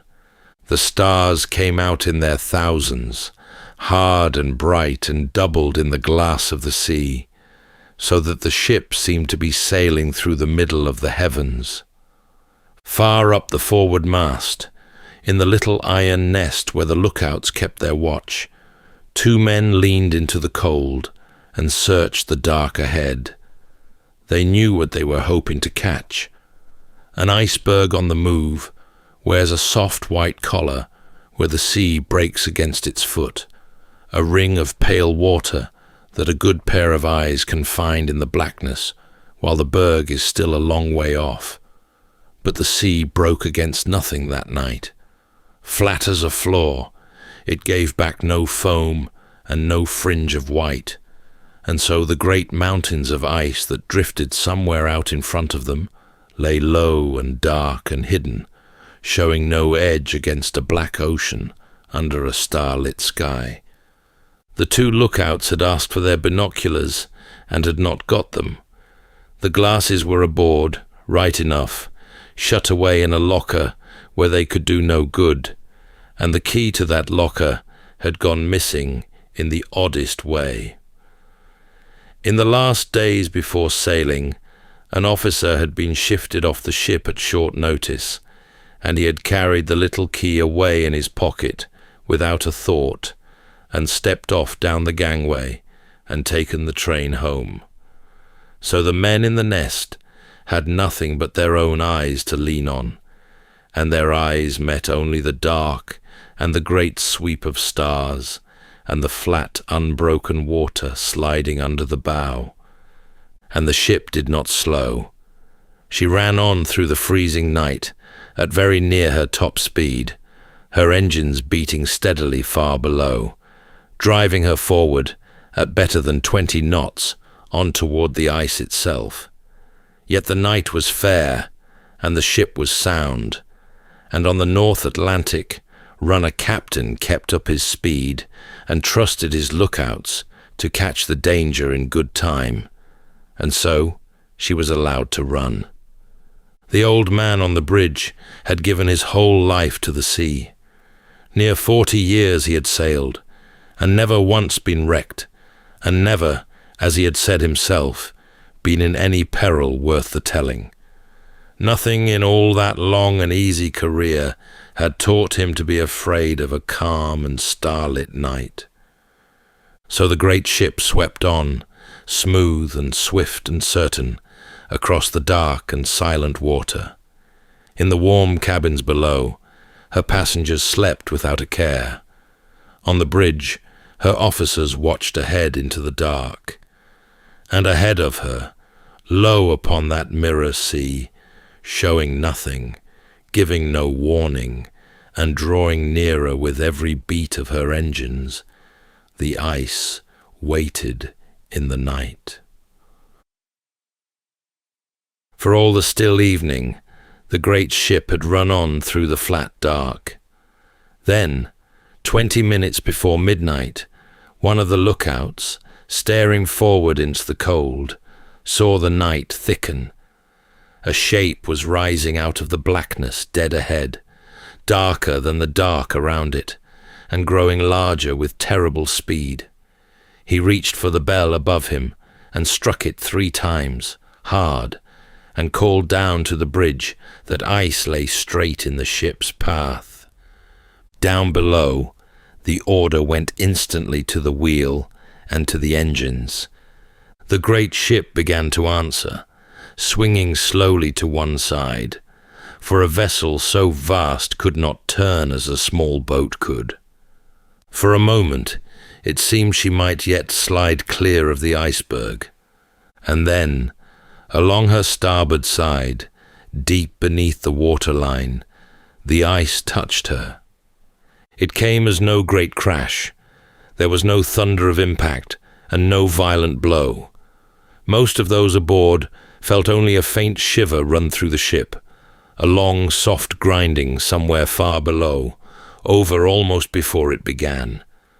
A few who stood out on the forward deck saw the black wall of the berg glide past above them and drop lumps of ice onto the planking, and some of them laughed and gathered it up and tossed it about like snow. Down in the smoking rooms, the card players barely glanced up. The engines fell still a little while later, and the strange new steadiness was almost pleasant. Whatever had happened, it plainly had not been much. But far down in the belly of the ship, below the waterline, the sea was already coming in. The ice had opened her along a long seam in her side, a scattering of gashes rather than one clean wound, and through those openings the cold Atlantic was pouring into room after room in the dark. The captain came to the bridge, and word was sent for the one man aboard who knew the ship better than any other, the man who had drawn her lines and watched her built and come along to see how she behaved. He went down into her with a few others to look, and he walked back up knowing. The great ship had been made to live through a good deal. She could carry on with the first of her rooms open to the sea, but too many had been torn at once, and the water pouring into them would soon rise to the tops of those low walls and spill over, room into room, forward and down, and nothing that any man could do would hold it back.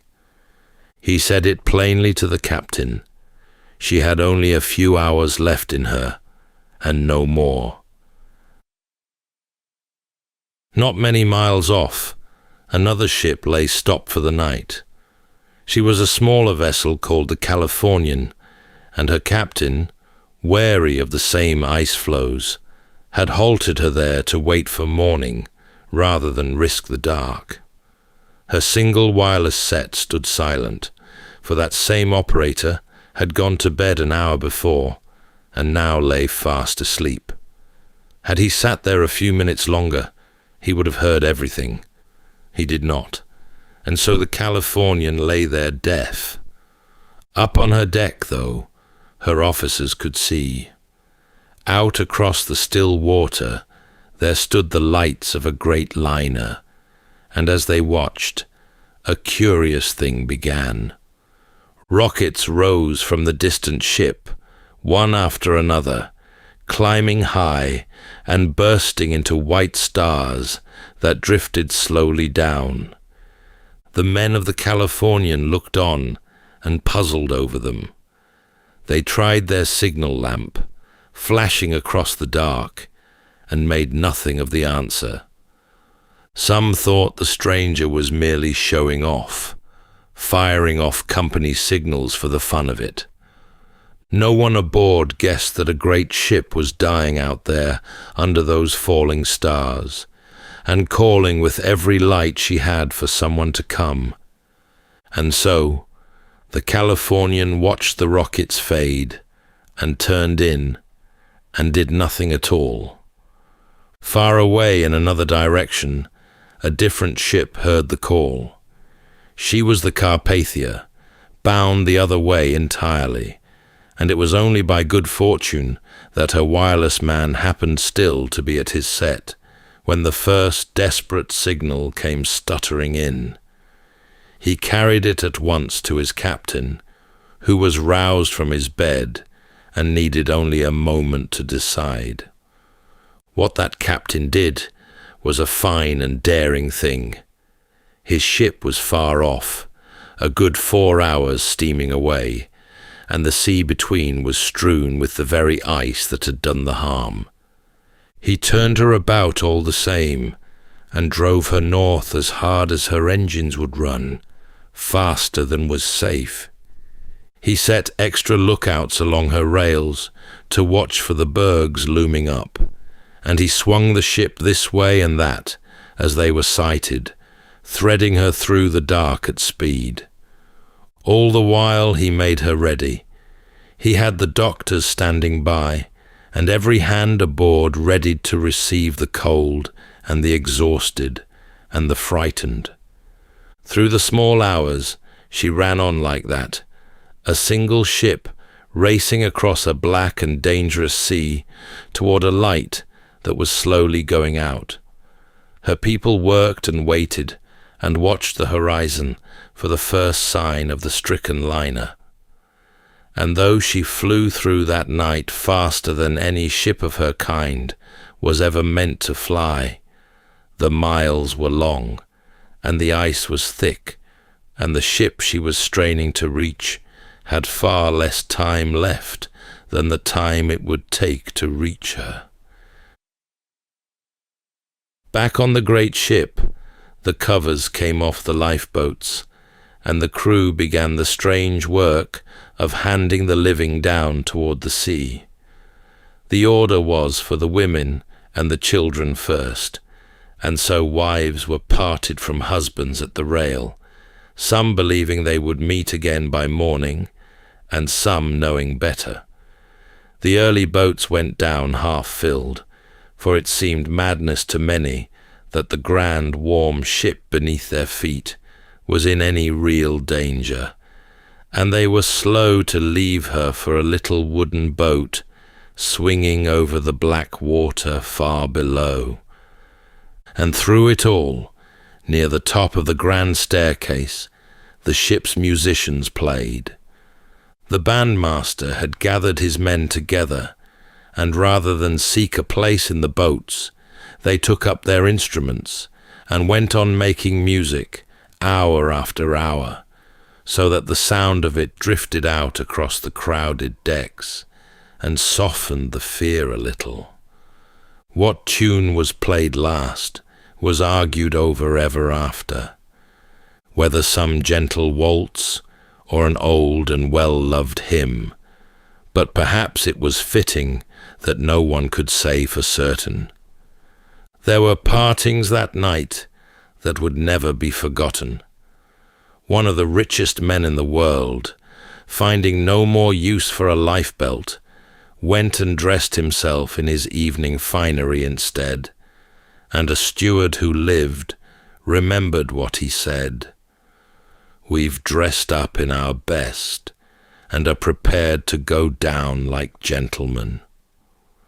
An elderly couple who had shared a long life together were offered a place side by side, but the old woman would not take it.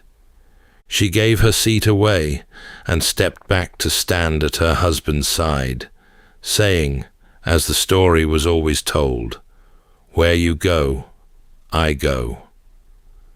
The captain moved among it all in those last hours, and then, near the end, he walked the decks and released his crew from their duty, telling them they had done all that men could do, and the rest was every man for himself. What his final words truly were, no one could ever rightly say. There was an old and gallant phrase that would be handed down as his, though whether it ever left his lips was more than anyone could tell, and it may have been only a kindness the world told itself afterward. Toward the very end, she tilted down into the sea, and her stern lifted slowly, impossibly, up toward the stars. Her lights continued to burn almost to the last, a long bright row of them shining out over the water. And then the lights went out together, and with a deep and dreadful sound, the great ship reared high and slipped away beneath the surface, down into the cold and the dark, and the sea closed over the place where she had been. She had carried more than 2,000 souls out onto that ocean. When she was gone, the greater part of them were gone with her, lost to the freezing water under the calm and indifferent stars. The rest of that night belonged to the boats. They lay scattered across the black and glassy sea, a handful of little wooden shells under the enormous sky, and the people in them huddled together against the terrible cold and waited for a morning they were not sure would come. Some rowed slowly to keep warm. Most simply sat and watched the horizon and listened to the water lap against the sides.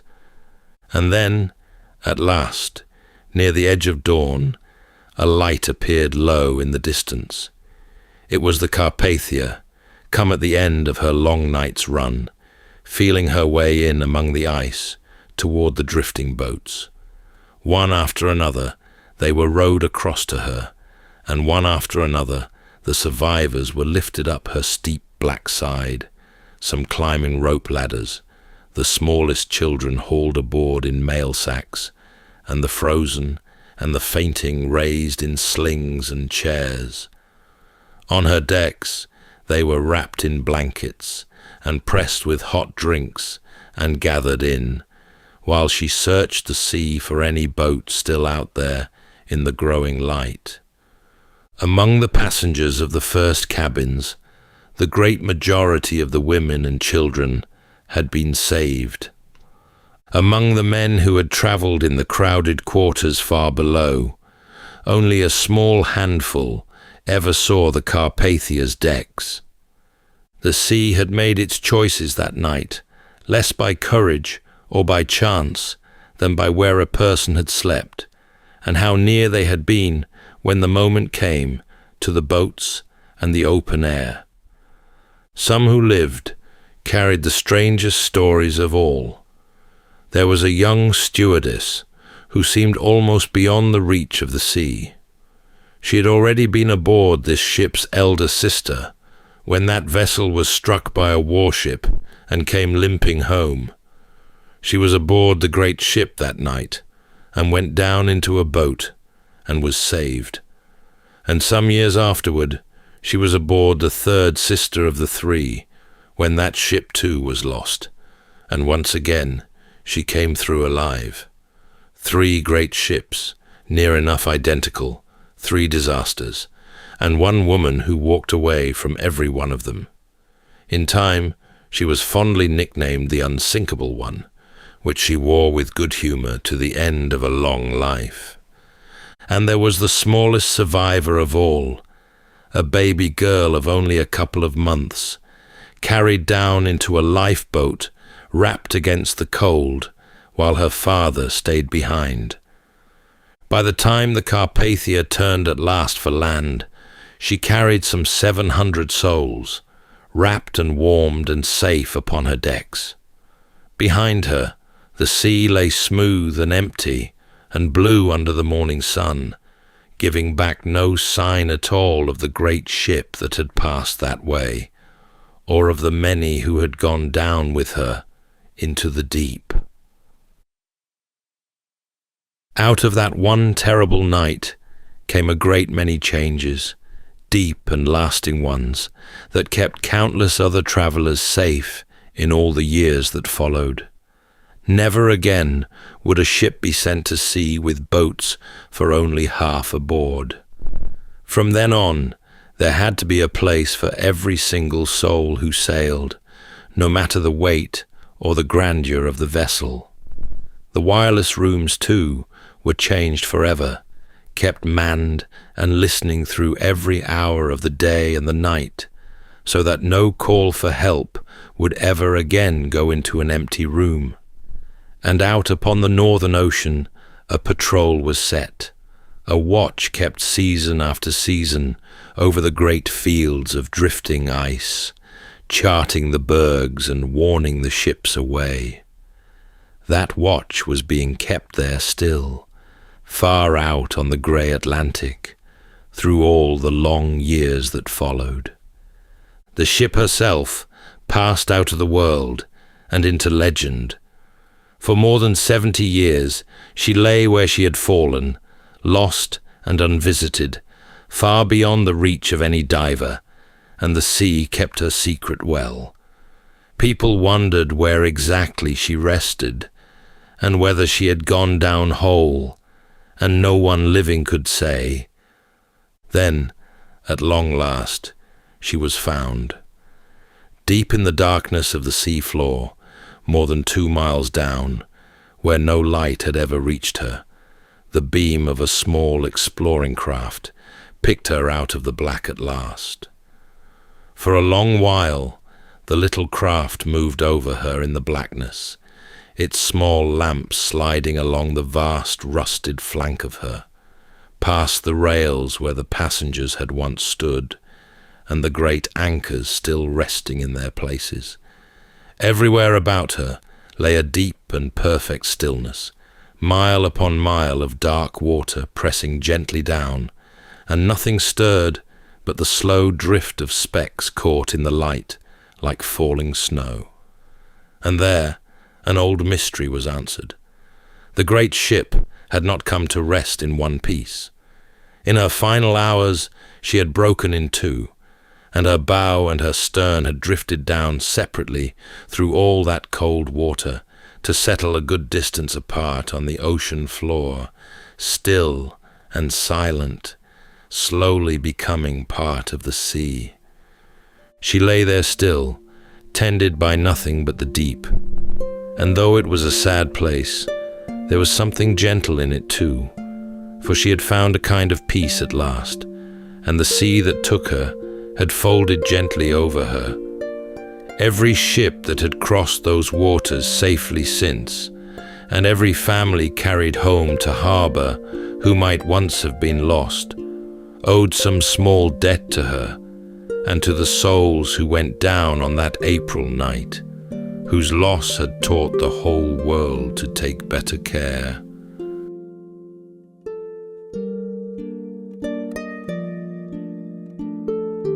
That's all for tonight's journey through history.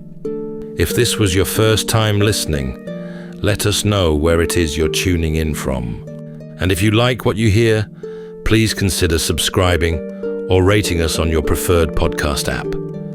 And for those listening on Spotify Premium, did you know that in select regions, you can now skip ad breaks entirely by switching from audio to video? In fact, watching us on Spotify Premium Video is the best way to help us create more stories, just for you. You can also get early access to our newest episodes by joining us on Patreon.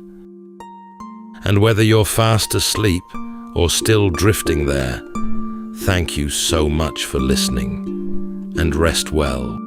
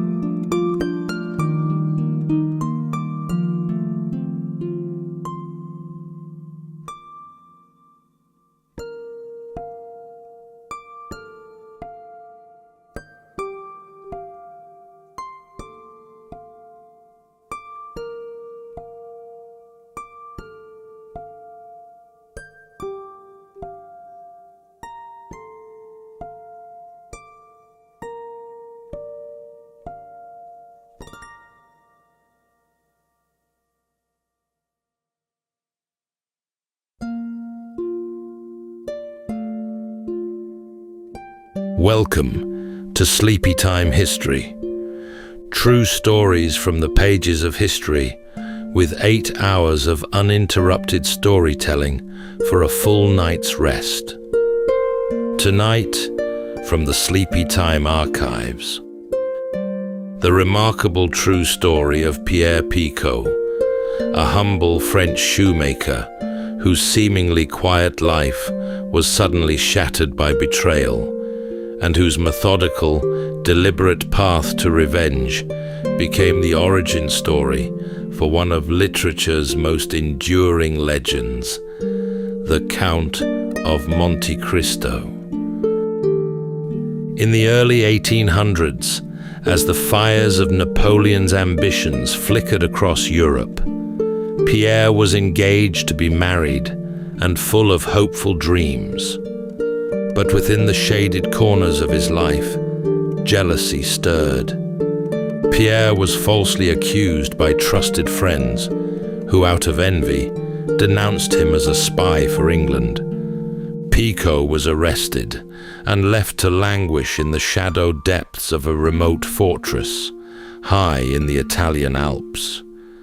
His sentence would last for nearly a decade. His beloved fiancée would not wait for him, and though the world outside the prison forgot all about him, Pierre did not forget. He remained waiting and vigilant. But inside that cold stone prison, a chance meeting with a fellow prisoner, an ailing old priest, changed everything. In hushed voices, and over many months, the old man shared secrets of a hidden fortune and of a wider world beyond the cell. When freedom came at last, Picaud emerged a man transformed. He could have chosen a peaceful path. Instead, he set his mind to one thing: justice. What followed was a calculated unfolding, an intricate, unrelenting plan to settle the score with those who had tried to erase him from the face of the earth. Tonight, as we drift into sleep, we follow the deliberate footsteps of a man once wronged, who emerged from the shadows not with blind fury, but with a plan. So settle in, take a deep breath, and we'll begin with a full 8 hours of uninterrupted storytelling after this short break.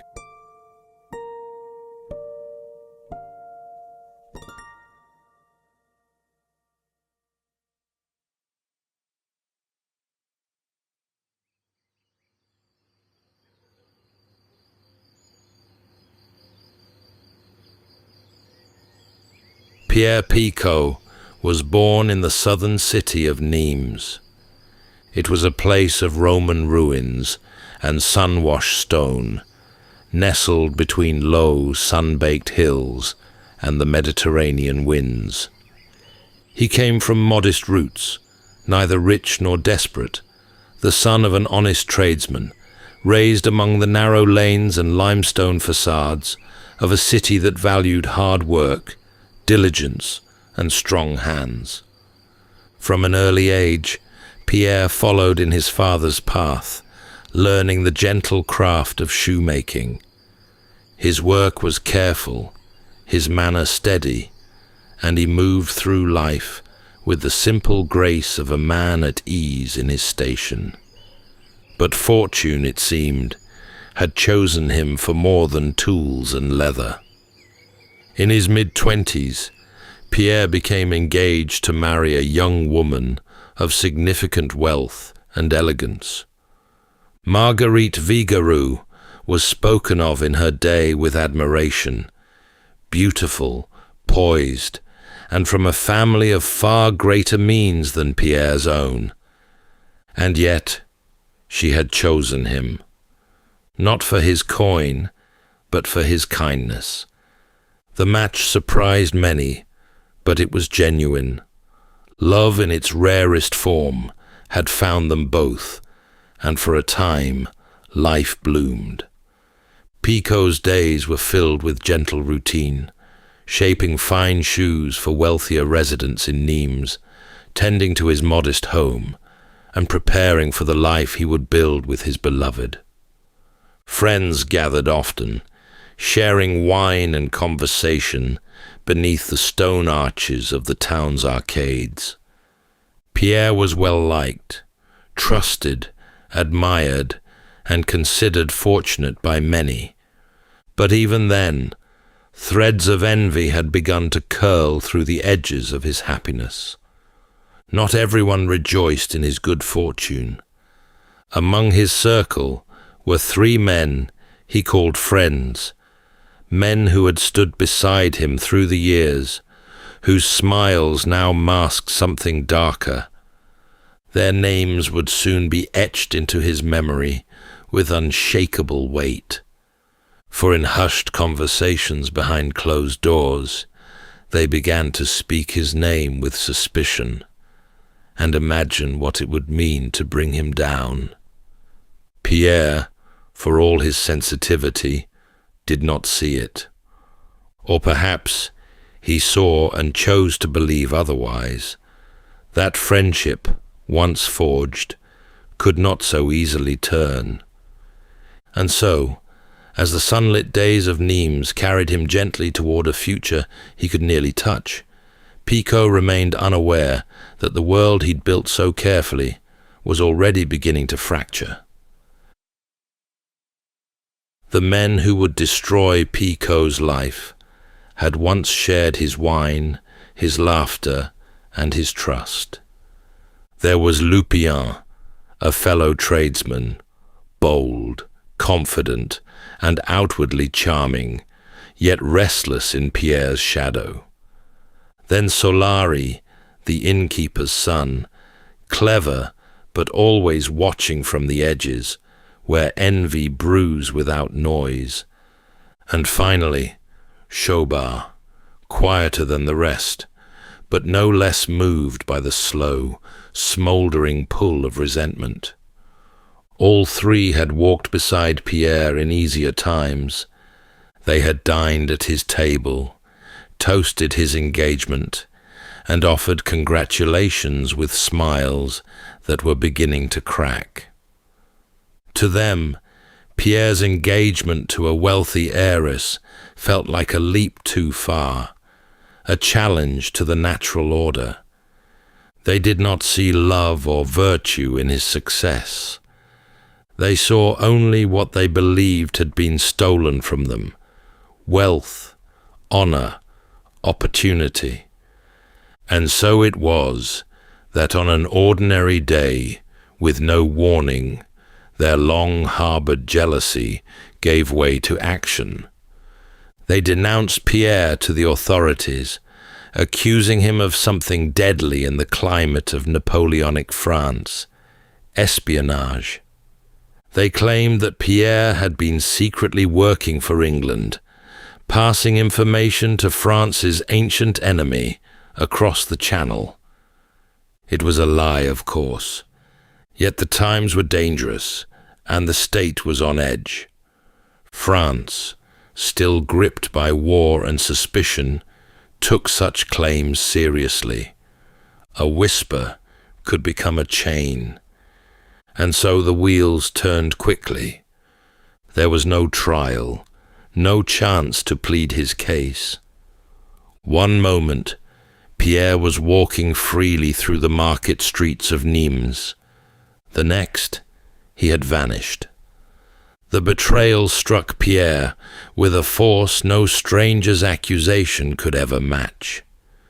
To be accused by strangers would have been one thing, but these were friends, men he had trusted with his time, his thoughts, his loyalty. The pain of it, perhaps, outweighed even the fear.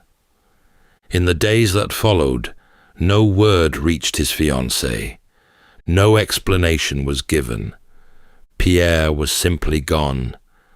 Taken under armed escort, he was moved far from the warmth of southern France, toward the looming mountains that marked the Italian border.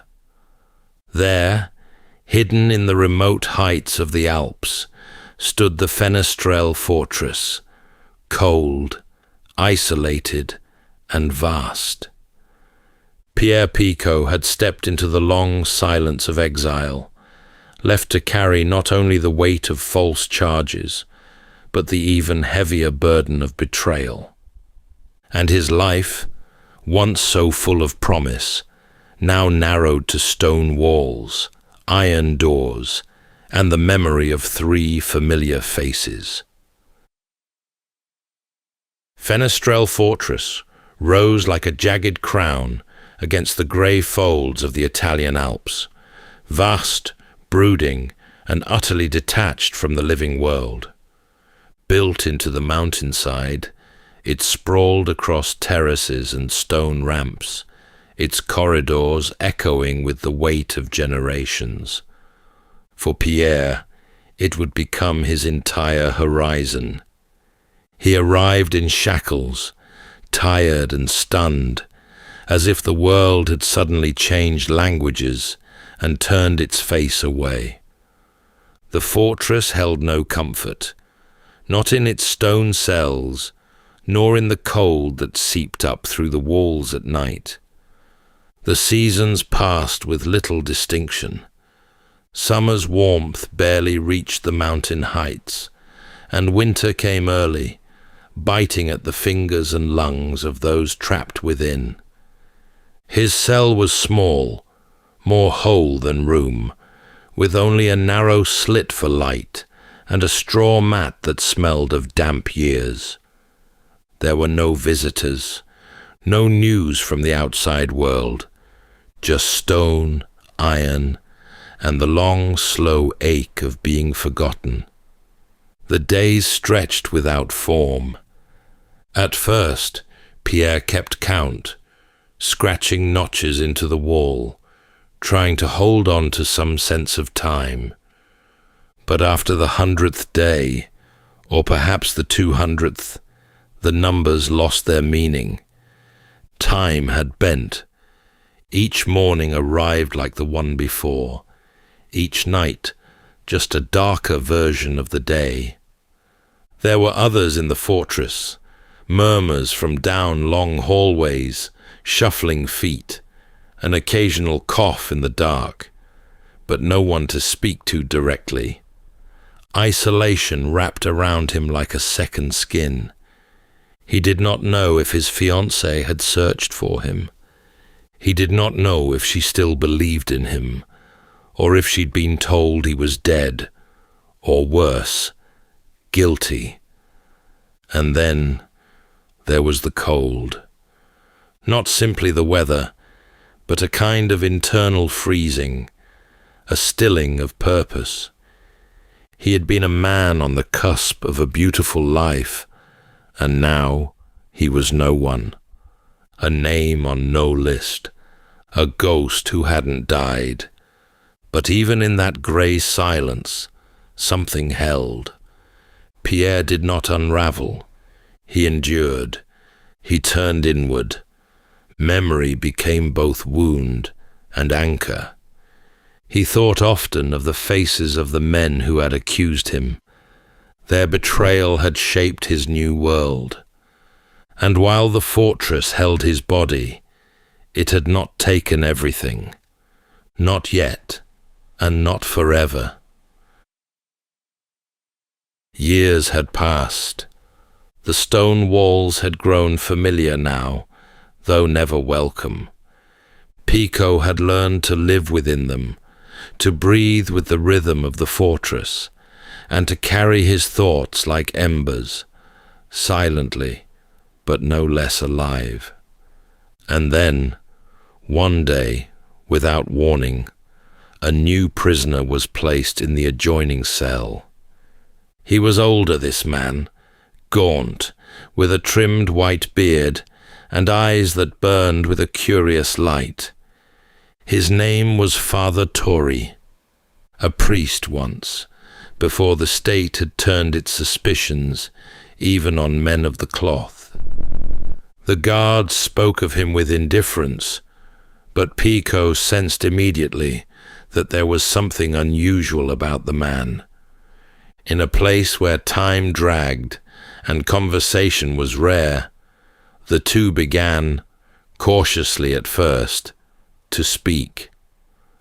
Their words passed softly through a small vent in the stone, a breath of companionship in the stale air of confinement. Father Torre spoke not only of scripture, but of politics, of cities Pierre had never seen, of ancient philosophers and old stories.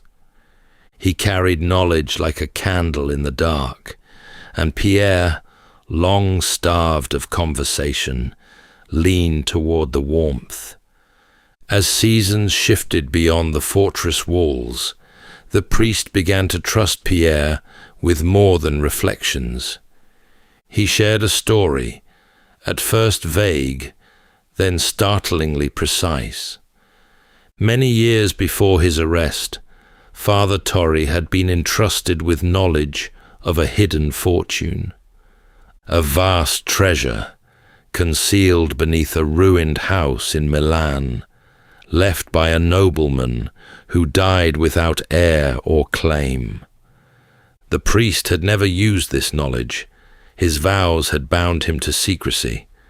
But in prison, with his health fading and death approaching, he felt that passing it on was the last thing left for him to do. At first, Pierre listened with measured disbelief. A fortune buried beneath a crumbling estate, spoken of by a dying man. It sounded like myth.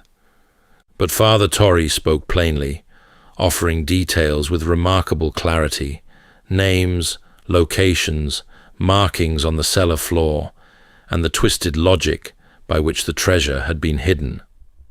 There was no boast in his voice, no feverish glow, just a slow, careful gift, given freely.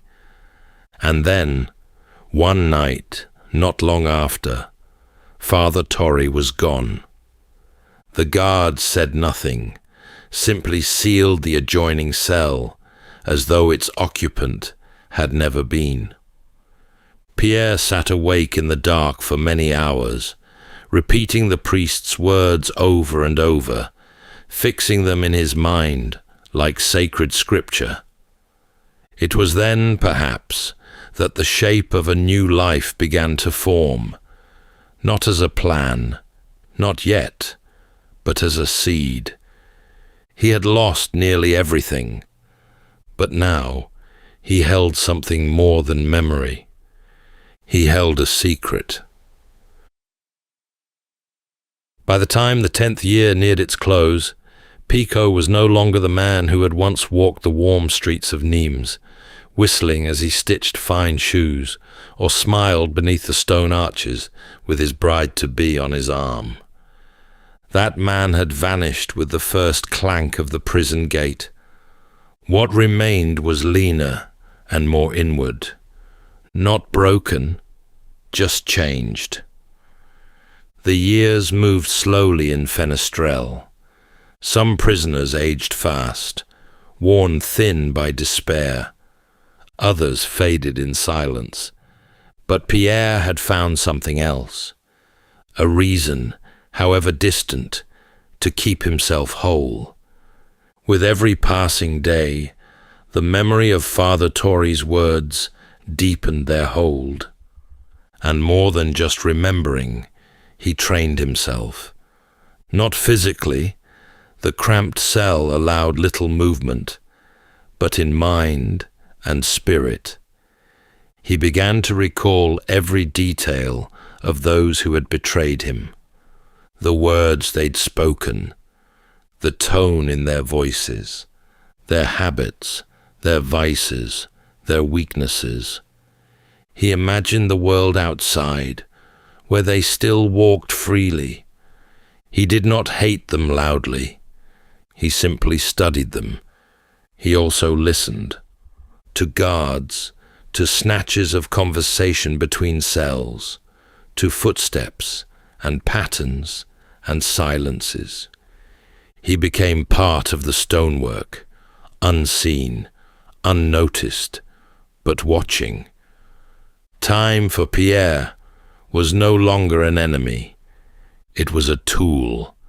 He had no calendar, no clock. But somewhere in the back of his mind, he sensed the slow accumulation of years. A growing certainty told him that his release would come. Perhaps by decree, perhaps by oversight.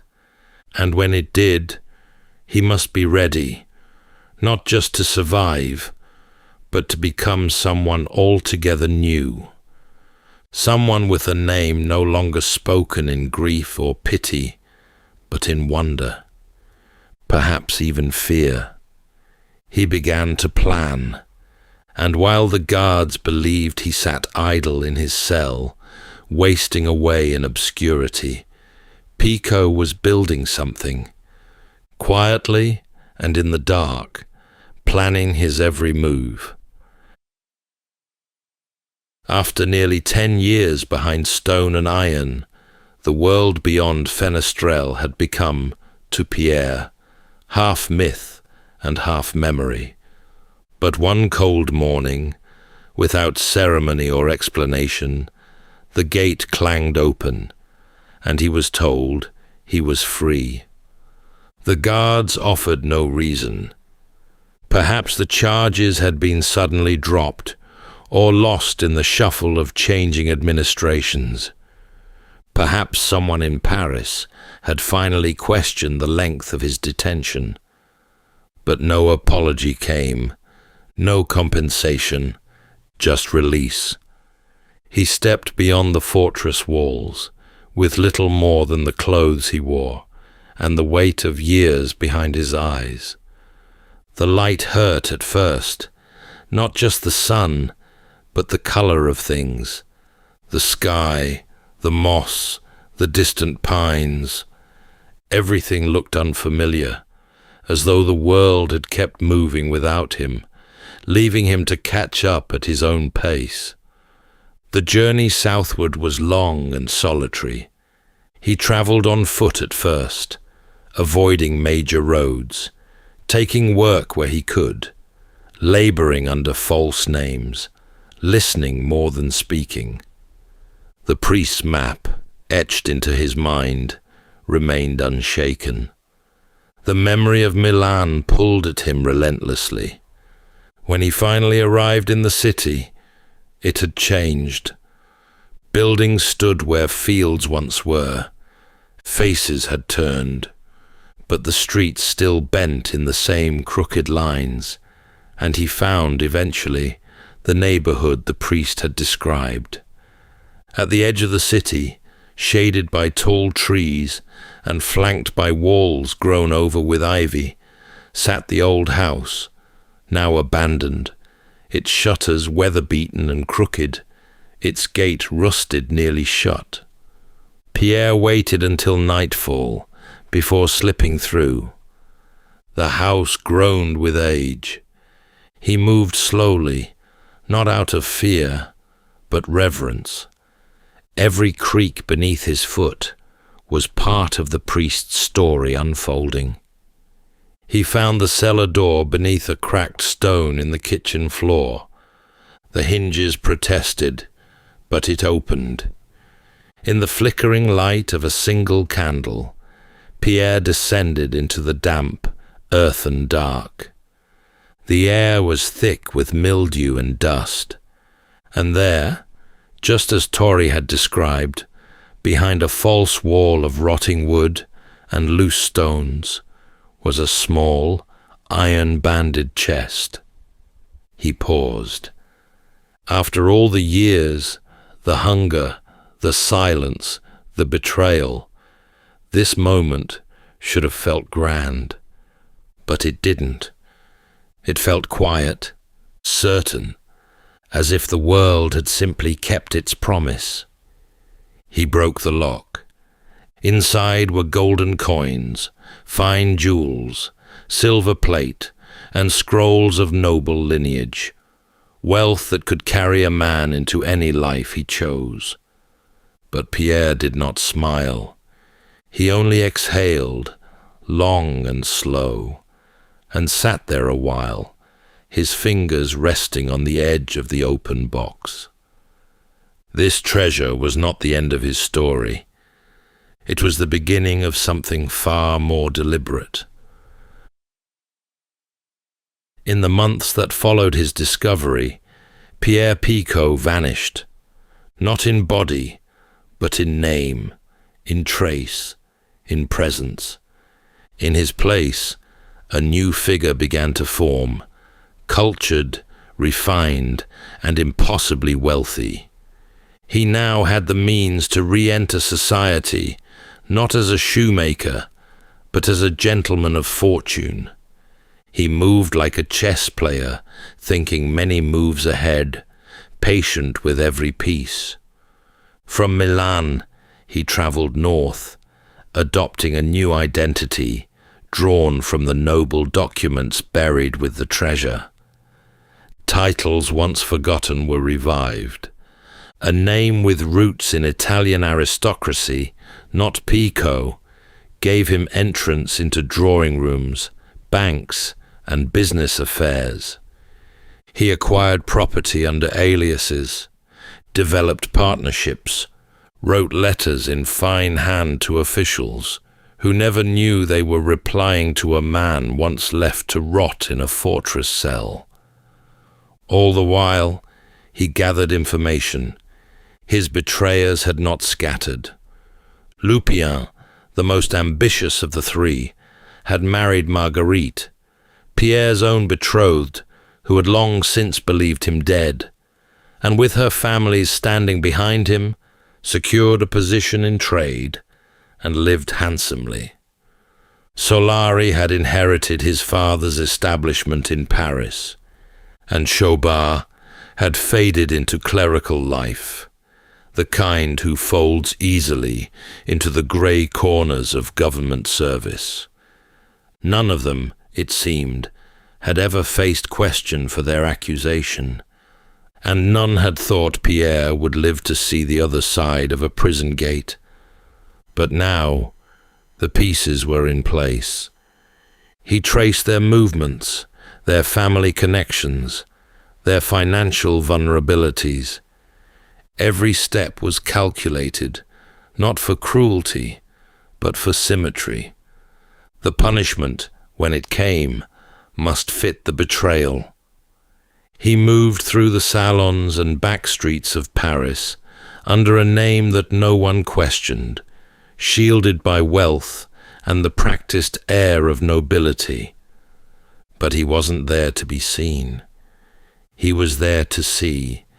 He watched them, Lupien, Solari, and Chaubard. Each man had built a life atop the lie that ruined him. Some threads took months to follow, others years, but he had time. The longer he waited, the more precise his understanding became. He befriended a merchant who handled Lupien's shipping contracts. He employed a servant whose sister worked in Solari's inn. He gained the trust of a clerk in Chaubard's office, who grumbled too easily after wine. Each step drew him closer, not to confrontation, but to comprehension. Pierre began to leave subtle marks. An anonymous letter slipped beneath a door. A whispered rumor passed to a banker. A single forged document, delivered at just the right time. Nothing to alarm, just enough to shift the balance. They began to feel it. Lupien grew anxious in meetings, his confidence fraying. Solari grew curt with guests, snapping at shadows. Chaubard began to look over his shoulder, pausing before he signed anything at all. Pierre watched as unease bloomed in their lives like a slow illness. He never appeared before them, never spoke their names aloud, but he was always there, in the letter that arrived without a sender, in the business deal that fell apart at the last moment, in the mirror that caught a flicker of movement, just a heartbeat too late. This was not vengeance delivered in fury. It was justice, orchestrated with care. The kind that arrives so slowly, one doesn't realize it's begun until it's already far too late. Lupien, once the most outwardly successful of the three, was the first to feel the cracks deepen. Pierre uncovered details of a risky business merger, one delicately balanced on unspoken debts and fragile trust. With a single forged note, traced to a banker's assistant Pierre had bribed, Lupien's reputation was called into question. The deal collapsed. Creditors, long patient, came knocking. His assets dwindled. His wife, learning of the financial ruin he'd concealed, left with their children. By year's end, Lupien, once a man of status, was selling off furniture to settle lawsuits he barely understood. His downfall came not in fire, but in dust.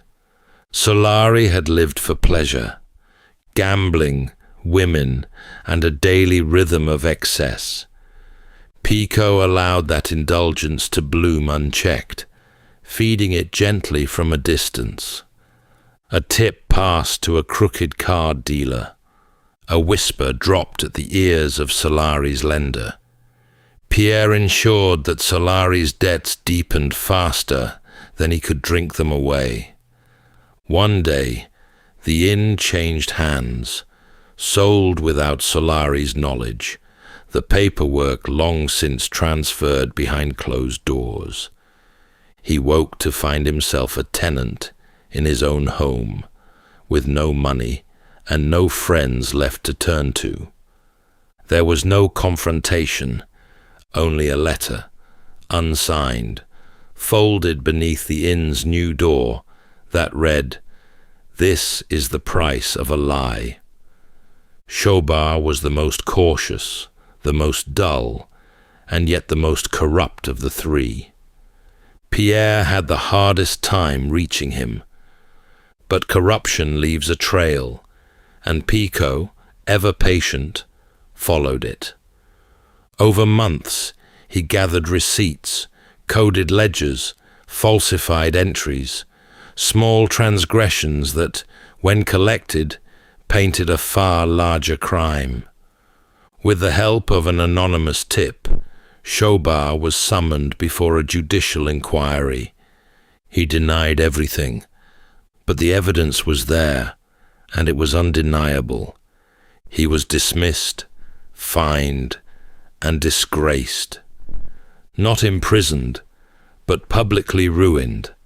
A man once hidden in paper, now buried beneath it. None of these men ever learned who had orchestrated their undoing.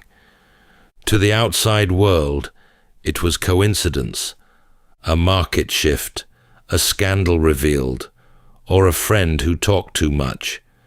But to Pierre, it was justice. He had dismantled 3 lives with the same care he had once used to craft a perfect pair of shoes. And yet, as the final piece fell into place, he felt no triumph, only stillness. The work was done. With his purpose fulfilled, Pierre Picaud did not return to his old name, nor did he seek applause or recompense. He simply stepped out of the lives of the men who had once betrayed him, just as silently as he had entered them. Some say he moved south again, to the quieter corners of the countryside, far from Paris and far from the past. Others whispered of a final disguise, a nobleman who rarely spoke, who lived modestly in a small villa with more books than guests, and who watched the world with a kind of detached serenity. What became of him precisely is lost to time, but his story was not.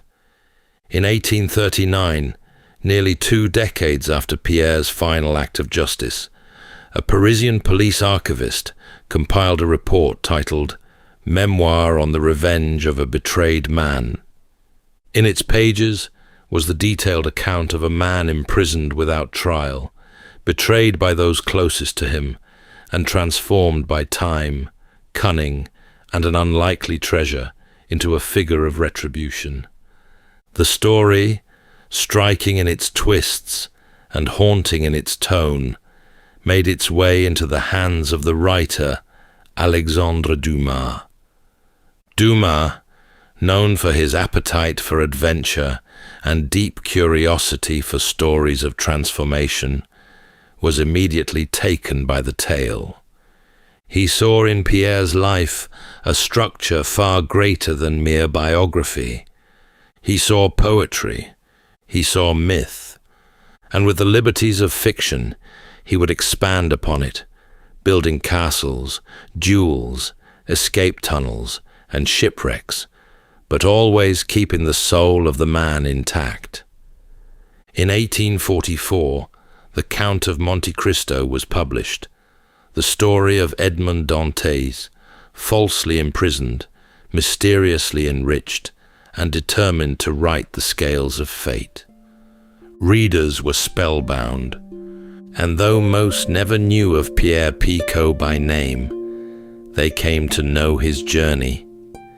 In time, Pierre's life faded into legend, his memory preserved not in records or grave markers, but in the pages of one of the world's most enduring novels. A man who never sought fame, whose vengeance was silent and precise, would be remembered forever, not as a shoemaker from Nîmes, but as the shadow behind a literary giant. That's all for tonight's journey through history. If this was your first time listening, let us know where it is you're tuning in from. And if you like what you hear, please consider subscribing or rating us on your preferred podcast app. And for those listening on Spotify Premium, did you know that in select regions, you can now skip ad breaks entirely by switching from audio to video? In fact, watching us on Spotify Premium Video is the best way to help us create more stories, just for you. You can also get early access to our newest episodes by joining us on Patreon. And whether you're fast asleep or still drifting there, thank you so much for listening, and rest well.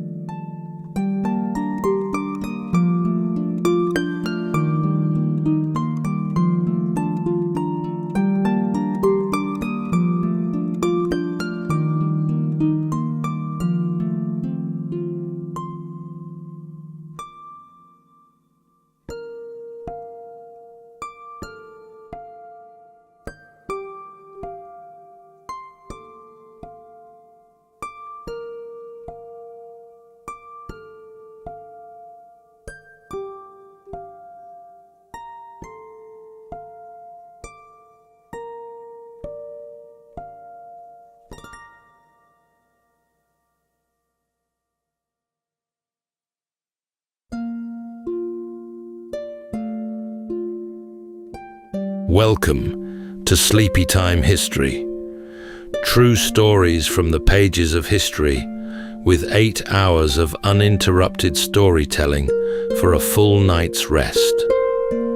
Tonight, we're going to be exploring the remarkable true story of Stonehenge, an ancient megalithic monument whose creators and their purpose for building it have remained shrouded in mystery since these massive stones were raised to the heavens many thousands of years ago.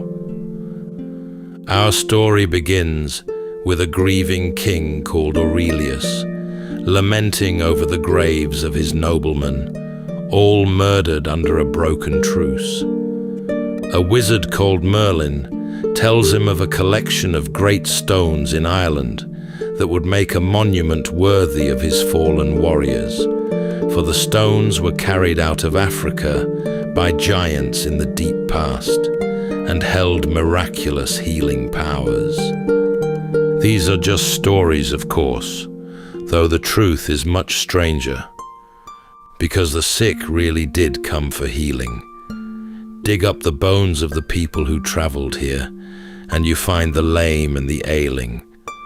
All around the monument, the ground is scattered with chips, hacked from the stones by desperate hands obsessed with whatever lay inside. But they were not the only ones who believed it. The 6-ton altar stone at the heart of Stonehenge came from the far north of Scotland, much further away than the legends suggest, and brought to Stonehenge by ancient methods that predate the wheel and remain unsettled to this very day. Then there are the Druids, those robed figures with their fire-lit solstice rituals and white beards, their mistletoe and magic.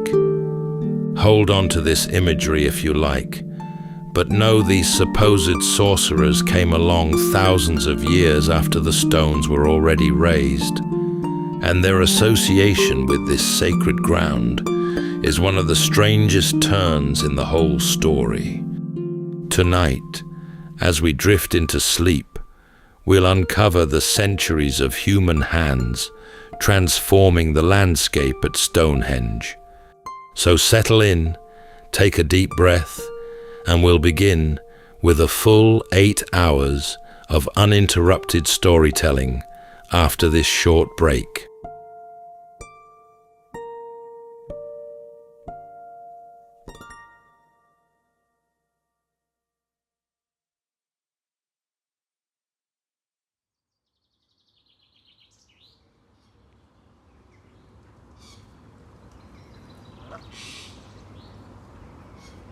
Under a wide, pale sky, the plain lay open, the new grass coming green over the mounded earth, and the wind moving across it in slow waves like ripples on a pond.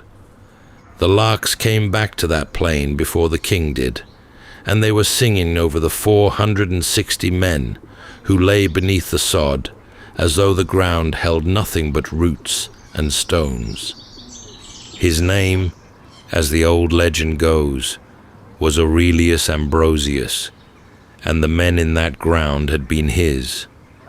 They had gone up onto the chalk unarmed, under a flag of truce, to sit down with the Saxons and talk terms. The Saxons had come with long knives in their boots. It was finished before the British lords understood what was happening. But before it was over, they all lay dead. The king had spent the years since taking the country back, and he had taken it. The Saxons were beaten. The crown sat steady on his head, and he stood over the burial ground, with none of it worth anything to him, and he wept, and he asked how a man might mark such a thing, so that it would never be forgotten. The masons had nothing for him. The archbishop had nothing either, though he had a name. There was a young prophet in the west, known as Merlin. The king sent for him, and when he arrived, Merlin announced that the monument was already made. It only needed fetching. There were stones in Ireland, on a mountain called Kilaraus, standing in a ring that was old before anyone alive could remember it. Giants had brought them up out of Africa and set them where they stood. There was a power in them. Wash water over the stone, and pour it into the baths, and the sick would come out well. Mix that water with herbs, and it would close a wound that would not heal. The king laughed at the idea of shifting them. The wizard did not. So Uther Pendragon, the king's own brother, sailed for Ireland with 15,000 men. The Irish king met them in the field, but it was over before the afternoon met evening. So the road up the mountain lay open, and there, in the grass in front of the ring, these 15,000 men came to a full stop. They ran cables round the uprights. They raised scaling ladders against them. They built winches and hung their whole weight on the ropes, and hauled and swore and hauled again, but the stones sat exactly where the giants had put them. They simply would not budge. The wizard stood at the edge of the field and watched an army fail and laughed at them. Then he had them stand aside and took the stones down as easily as a man lifting plates from a shelf. Then they sailed home. On the plain above the graves, he raised them again in the same pattern and the same order they had held on the mountain, and it was done. In time, the king was buried inside the ring, then his brother. Then, long after Uther's son Arthur was gone, a king called Constantine, laid in the same ground within the same ring of stone. A churchman called Geoffrey of Monmouth wrote all of that down about 900 years ago, and every serious man who came after him called it a fairy tale, and they were right. He invented the wizard. He invented the giants and the 15,000 men, and nearly everything the king ever did. And then he put 4 things down about those stones that no man alive in his century had any way of knowing. He said they came out of the west. He said they were lifted from a ring that already stood. He said people believed the stones healed the sick. He said kings were buried inside them. And the strange part, the part that comes later, is how much of it turned out to be true. 5,000 years ago, there was nothing standing on that plain at all. The chalk lay a few inches under the turf, white as bone, and men opened it with the antlers of red deer. They prized them off the skull or gathered them in the woods after the stag had dropped them, and they used the points as picks and the shoulder blades of cattle as shovels, and they cut a ditch in a great circle 100 paces across and threw the earth inward to raise a bank. When it was finished, it could be seen for miles, a white ring glaring on green grass like something dropped out of the sky. They dug it badly. The ditch ran deep here and shallow there, and stopped and started, as though gangs had been handed a stretch each and had gone at it their own way and met in the middle. Inside the bank, they cut a ring of 56 pits, evenly spaced all the way round, and into the pits, and into the ditch, and into the bank went the burnt bone of the dead. They had been burned somewhere else and carried here. The pieces were small and clean and white, and they went into the ground in tidy heaps, hide or leather or something like it, holding them together, long since rotted off. Something in the order of 150 people ended up in that ring, and some counts run higher. 150 is not a population. Britain held tens of thousands. Whoever went into that ring, somebody chose them. For a long time the ashes said nothing. Burnt bone was a dead end, and everyone knew it. Then somebody tested them anyway. A metal called strontium seeped out of the rock and into water and grass and whatever ate the grass, and it settled into a man's bones and stayed there. Fire was supposed to burn that away, but it made it permanent. 25 of the Stonehenge dead went under the machine. 15 had lived on chalk, on the plain, and at home. 10 had not.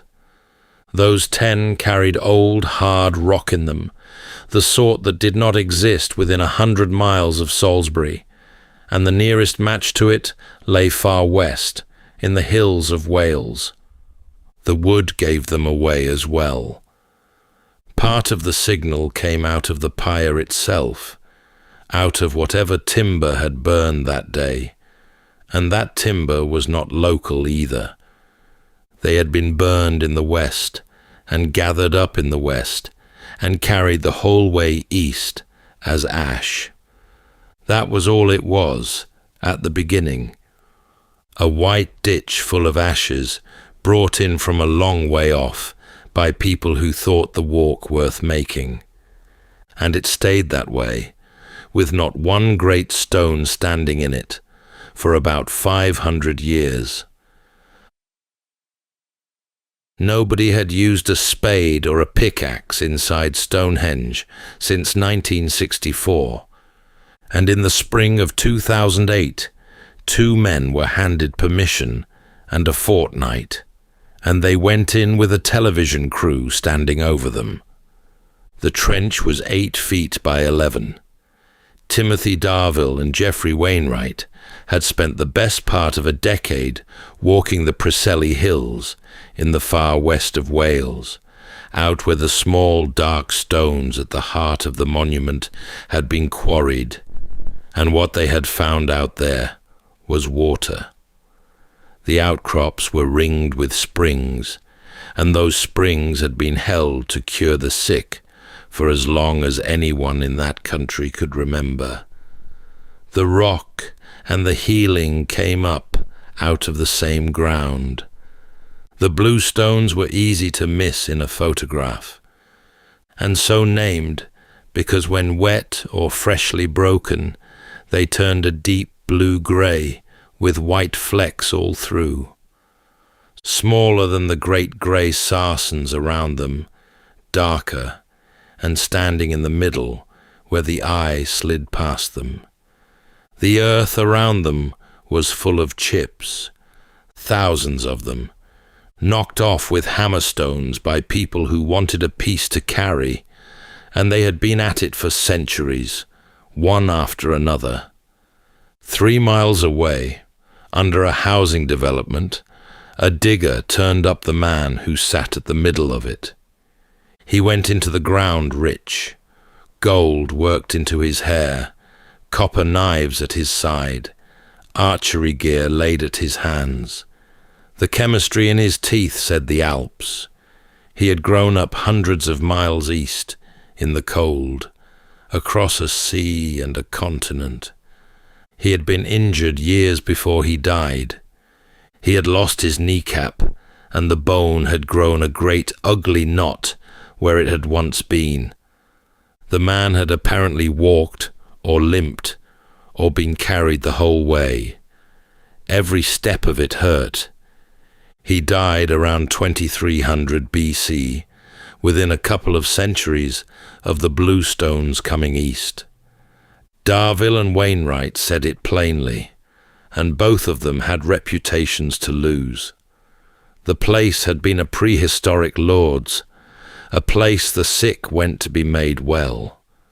Men and women had come to it broken and gone away, believing they were mended, and some of them had crossed half of Europe to do it. 80 stones came out of the Preseli Hills, the lightest of them a ton, and every one of them had to cross 150 miles of Britain to reach Salisbury Plain. There was no wheel on the island, no horse to pull anything, no metal at all.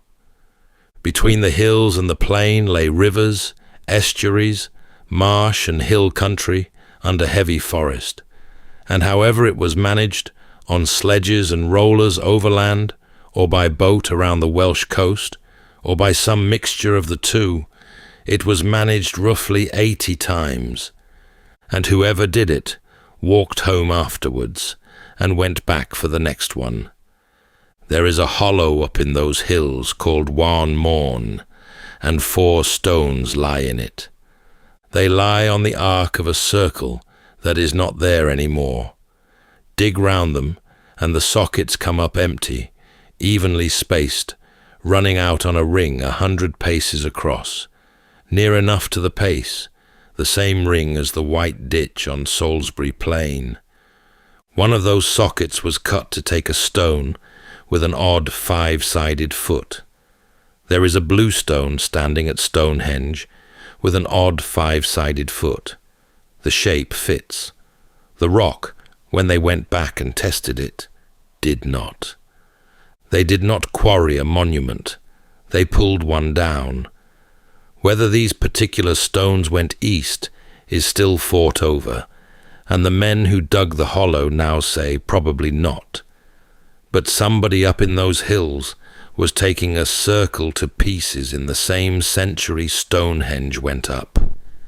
The great grey uprights had a shorter road and a heavier one.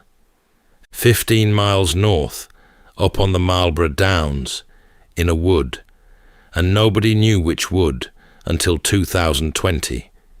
They only found out because a man had drilled a core out of one of the stones during the repairs in 1958 and kept it and carried it to America and handed it back 60 years later. They read the chemistry off that core, and it came up westwards. 25 tons apiece and 15 miles of it, and nothing to pull with but people. The blue stones were the light ones. Then there was the slab in the middle. 16 feet of grey-green sandstone, 1.5 feet thick, 6 tons of it, lying flat on its face and pinned under a fallen upright, so battered and so plain that a man could stand on it without knowing. Somebody in the 17th century looked at it and guessed it was an altar, and the guess stuck, and it was the altar stone from then on. For 100 years, everybody agreed it was Welsh. It was in the books. It was taught. In 2024, a doctoral student in Perth, Australia, got hold of 2 small fragments of it and had the grains dated. His name was Anthony Clark, and there was a nice piece of chance in him, because he had grown up on a farm in southwest Wales, in the country the bluestones came from. Sandstone was built out of the wreckage of older rock, and every grain in it carried the age of whatever it had broken away from.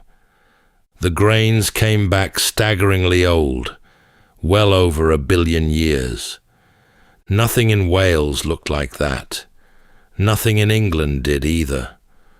The match was a red sandstone that ran from Inverness up to the top of Scotland and out under the sea beyond it. The team said afterwards they had not believed it. The numbers did not move. 430 miles in a straight line, and no stone was ever known to have travelled further to any monument in Neolithic Europe.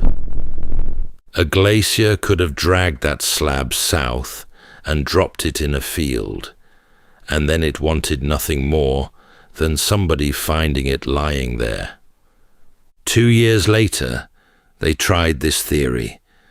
They fingerprinted the mineral grains washed down by the rivers around Salisbury Plain, hunting for the mark a glacier left after it had ground a country flat, and the mark was not in them. Then they built the ice sheets inside a computer and ran them and watched where the ice went. It reached a drowned country out in the North Sea. It could have carried the stone that far. It could not carry it 1 mile past. It never came near Wiltshire, not once, and not in any run of it, which left men, on foot or by boat or both, the length of an island, hauling a thing that weighed as much as a lorry. Nobody did that for a calendar. Whatever they believed was inside that rock, they believed it hard enough to spend lives on. 2 miles from the stones, on a slope above the river, 38,000 animal bones came out of a rubbish heap. 9 in every 10 were pig. Most of the rest were cattle. There was next to nothing else in there, hardly any deer, barely a fish out of a river running past the door, and very little grain, and none of it was the leavings of people getting on with their lives. It was meat, in a quantity that only made sense if an enormous crowd had arrived at one moment and eaten. They had lived on top of the heap while they did it. Hundreds of small square houses with chalk floors packed along the hillside. More people gathered in one place than anywhere in Northern Europe at the time, thrown up and gone again inside a generation. It rose while the great stones were rising. The people in it were the people who put them up. The pigs gave up the season. A pig's teeth came through in a known order at known ages, and a jawbone would tell the animal's age at death within a month or two, and almost every jaw in that heap said 9 months. Pigs were born in the spring. 9 months on from spring was the black of the year, and it was the same answer in jaw after jaw after jaw for centuries. They came in the dark. That was the point of it. And the pigs had not been reared on the plain. Their teeth had grown on rock that was not the plains, north and west and north again, to Wales, to the northeast of England and to Scotland. Some had come the better part of 500 miles. Somebody drove a herd of pigs the length of Britain in winter, and a pig did not drive. It wandered, it rooted, and it lay down in the road and declined. Every family that came brought its own regardless, on foot, in the cold, because it mattered enormously that the animal was theirs and had walked from home. The fires went up on the bank, and the feasting went on for days. Then they came down off the hill and along the river and up the avenue and stood at the ring. In 2022, engineers built Stonehenge a 1/12 of full size, every stone printed and set where it had stood when the ring was whole, and they put it in an acoustic chamber and made a noise inside it. The ring held the sound. Voices came back off the uprights stronger and clearer than they went out, and hung in the air a moment, and made a small warm room out of open ground. And none of it got away. It did not carry to the bank. It did not carry to the field. It did not carry to the crowd.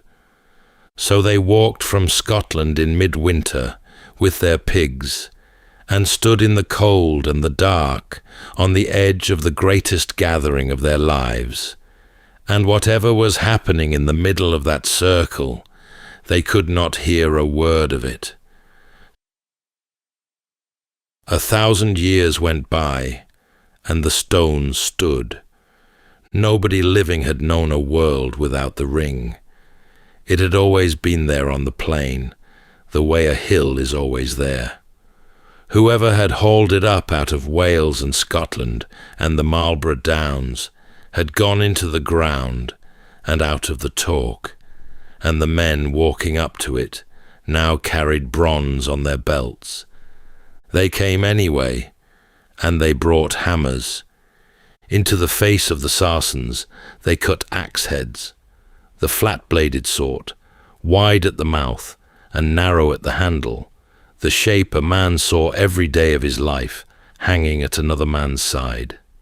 Over 100 of them, and daggers among the axes, hammered into the grey stone by hand, until the outline sank clear into the surface. Weather closed over the marks, and lichen came in behind, and the whole thing went flat to the eye, and men leaned on those stones, and photographed them, and wrote books about them, and never knew. 3,500 years, and one man ever caught them, a dagger, on stone 53 in 1953. The other 100 stayed in the rock for another 60.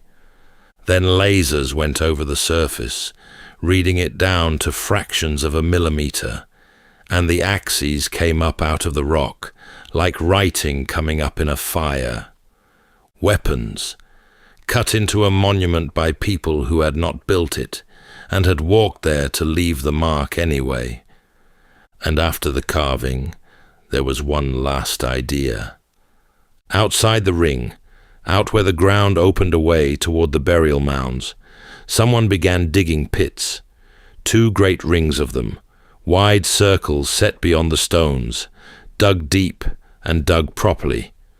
Whatever was meant to go into them was going to be enormous. It was the last rearrangement Stonehenge was ever going to have, and somebody had planned it, and got the gangs together, and got them started. The holes never took anything. The picks went in instead. Antler, stacked neatly at the bottom of the pits, laid down the way tools are laid down by men who mean to come back for them in the morning. Then nobody came back, and the chalk washed in on top of them on its own. No burning, no wrecking, nothing thrown down. The last men to work that ground for 1,500 years put their gear away tidily and walked home. The first men on that plain had laid their picks down in the bottom of the ditch, the same way, 1,400 years before.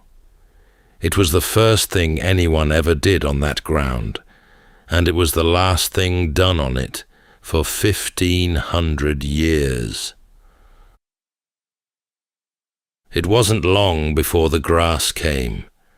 It came up through the chalk and over the old diggings and around the feet of the stones, and the paths that ran to the river went soft and closed, and the great houses on the hill above the rubbish heap had long since rotted into humps in a field. The plain went back to being a plain. Sheep worked across it. Rain got into the sockets, and the frost split what it could. One upright leaned and stayed leaning. For 1,500 years, nothing new was raised there, and the ring stood on the hill in the weather. The Romans came up the plain in the 1st century and found it standing there, and to them it was already older than they are to the world now. 2,500 years lay between the men who raised the stones and the men in hobnails walking past, longer than the whole run from the legions to the present day. Rome looked at Stonehenge the way a modern eye looks at Rome, and further back still, and none of it explained. When the 20th century got its trowels into that ground, it pulled out Roman artifacts by the sackful. 1,500 objects and more, so many that the diggers took them for granted and shoveled past them to reach the prehistoric ground beneath. There was more Roman material in Stonehenge than prehistoric. Some of it was dropped by people wandering up for a look, no doubt. But a coin here and a brooch there does not run to 1,500. And in the last decades of Roman Britain, with the province coming apart and the coast under raid, somebody went into that circle with tools and cut deep shafts down into the ground. Sightseers do not sink shafts. Whoever it was had intent. Then there is the hole in the record. Every age at Stonehenge left something: Neolithic ash and antler, Bronze Age carvings and abandoned pits, Roman coins by the hundred, Saxon graves, medieval breakage, Georgian souvenir hunters with hammers hired from the village. Down through 5,000 years, the ground holds the fingerprints of every century that passed. There is always something, that is, in all but one. Several centuries of nothing, not a shard, not a coin, not a scrap of charcoal, not a single object anybody has ever pulled out of that chalk. The record goes clean and stays clean, and then it picks up again, straight through the age of the Druids. Whatever those priests were doing in Britain in those years, they were not doing it here. These Druids, the one people in all of history whose name is welded onto these stones in the popular mind, are the only people who left no trace at them whatsoever. The Saxons came, and they looked at it, and what they saw was a hanging. The upright stood in pairs with a beam laid flat across the top, and any man who had watched a criminal go up at a crossroads knew that shape at once. 2 posts and a lintel. They called it, after the thing it resembled, the stone hangings, and the word went into the language and stuck fast, and it is the word still, worn down by 1,200 years of tongues into Stonehenge. The name was not idle. In the 7th century, they brought a man up onto that plain. He was in his early 30s. He had grown up on the chalk of southern England, near enough that somebody had walked him there rather than shipped him in. He was put on his knees inside the earthwork, with his head forward. One blow did it, from behind, and it was clean, which says something for the man swinging it, and there was no second cut, and no sign of any struggle before it. Then they buried him badly. The hole they had dug was short. His body would not lie flat in it, so they folded him to make him fit and push the earth in over the top. He came out of the ground in the 1920s and went off to a museum in London, and in 1941 the bombs came down on the store where he was kept, and he was written off as lost with everything around him. He stayed lost for 58 years. Then, in 1999, somebody going through a collection found a box that should not have been there, and the Stonehenge man was in it, and the science that had not existed when he was dug up went to work on him at last, and gave back his age, his home, and the manner of his going. It gave back nothing about why. Whether he was a thief, a traitor, a killer, a man on the wrong side of a bad year, or a man simply owed to somebody, the ground kept that to itself. Only that, for a stretch of years, the Saxons of Wiltshire had a place they took men to be executed, and the place they chose was the old ring on the hill, standing there since before anyone's reckoning, with a name on it that meant gallows. In August 1905, 650 Druids came up the road to Stonehenge in coaches and motor cars, and they meant business. They brought wagons of food, barrels of drink, a tent big enough to hold the lot of them, an anthem composed for the occasion, and they strung barbed wire round the ground and put sentries on it who would not let a man pass without the password. A reporter from the Morning Leader turned up and was refused at the wire. He argued. He was told that the ceremony was for initiates only, and then, after a pause, that if he happened to have the money about him, they might strain a point and initiate him on the spot. 258 novices went in blindfolded that day, led by the elbow into the circle, and one of them was the man who owned the place. 5 years before, he had set the police on the Druids and had them thrown off his land. Ronald Hutton put his finger on it long afterwards. The archaeologists were at that very moment turning the ancient Druids out of Stonehenge for good, and the modern ones walked in through the front gate as it happened. They never left, and 70 years on, a crowd that had never heard of them turned up at the same fence and wanted in too. It became a free festival on the plain, and the free festival became a city, 30,000 people in the fields at midsummer, and the state decided it had gone far enough. On the 1st of June 1985, 1,300 police stopped 600 travellers 7 miles short of the stones in a bean field, and what happened in that field was bad enough that English Heritage's own account of it now calls the policing overzealous. Then came the wire.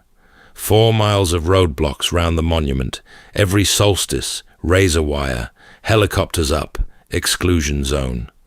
For 15 years, nobody walked to the stones in June. And for 15 years, every single solstice, one man walked at them anyway and was arrested for it.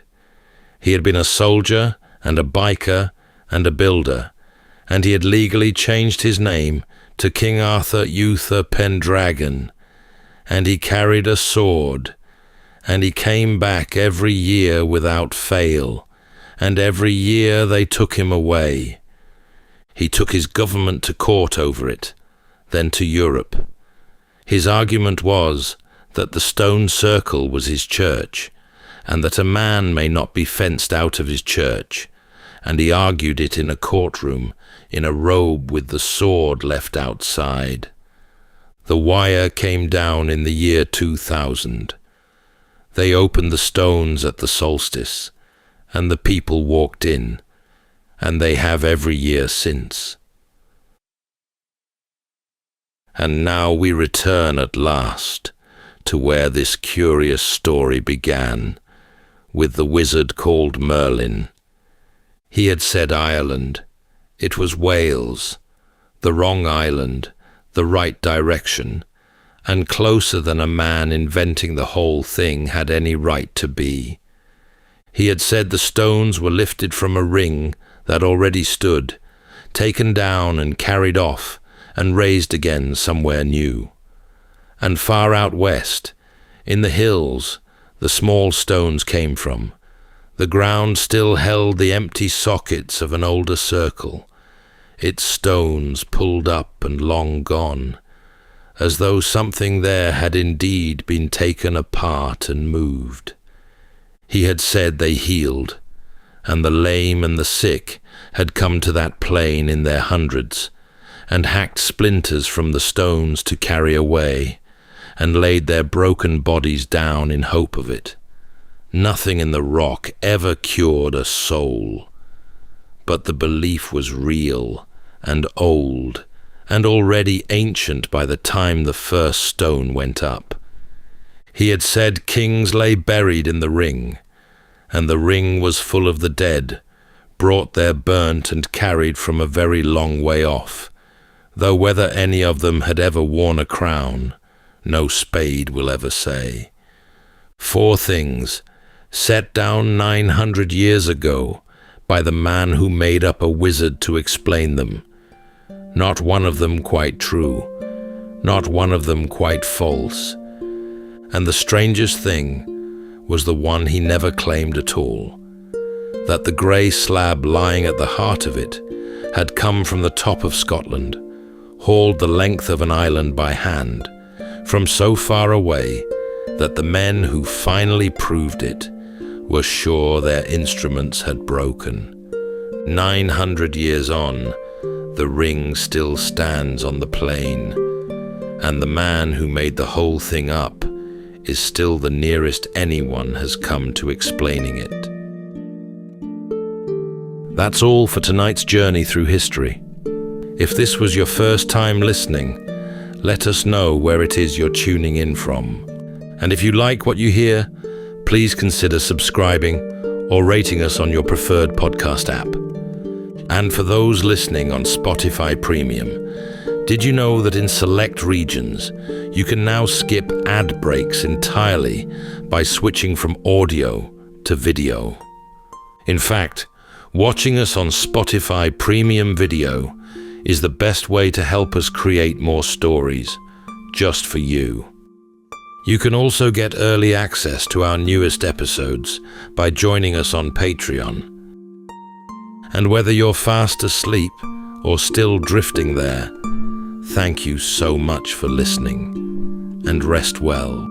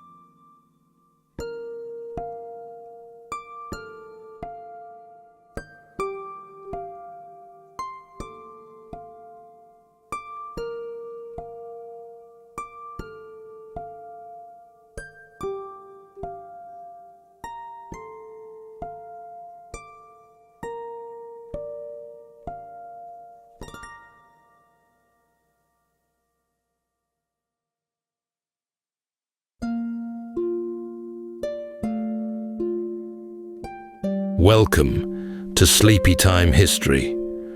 True stories from the pages of history, with 8 hours of uninterrupted storytelling for a full night's rest. Tonight, from the Sleepytime archives, the remarkable true story of Álvar Núñez, Cabeza de Vaca, a Spanish nobleman and explorer whose journey across the wild interior of 16th century North America became one of the most astonishing feats of endurance in history. Born 2 years after Columbus first set sail, de Vaca grew up in a world that, for Europeans, was suddenly larger, wilder, and ripe with promise.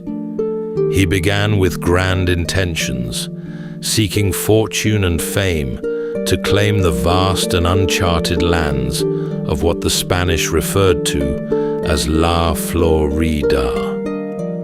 But what was meant to be a glorious conquest unraveled into a nightmare. Storms scattered his ships, starvation set in, and almost all of de Vaca's 600 men were lost to the swamps, the heat, and disease. From the low, marshy shores near present-day Tampa Bay to the rugged highlands of northern Mexico, de Vaca and his 3 remaining companions traveled more than 3,000 miles over 8 long years, unarmed, half-starved, and often at the mercy of strangers who spoke a language they could not understand.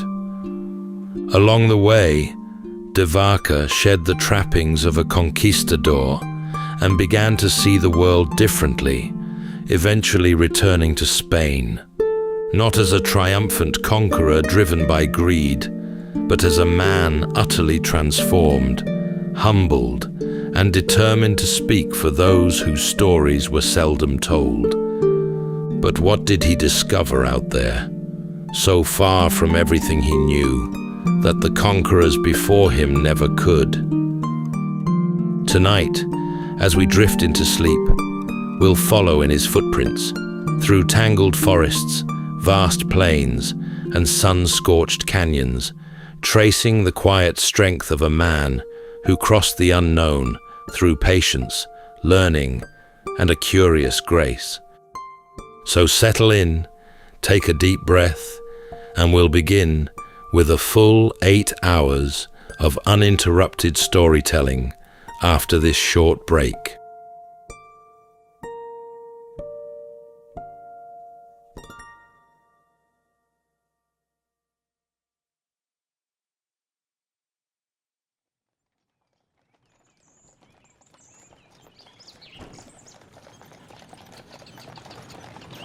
In the final years of the 15th century, Europe stirred with the thrill of new discovery. Maps were being redrawn, old certainties were loosening, and rumors of distant shores reached even the quiet stone lanes of Castile. Into this shifting world was born Álvar Núñez, Cabeza de Vaca, just 2 years after Columbus had been commissioned by Queen Isabella and King Ferdinand to sail westward. De Vaca came from a family of modest nobility, proud of its lineage, but not wealthy. His forebears had earned honor on the battlefield, and that legacy followed him throughout his youth.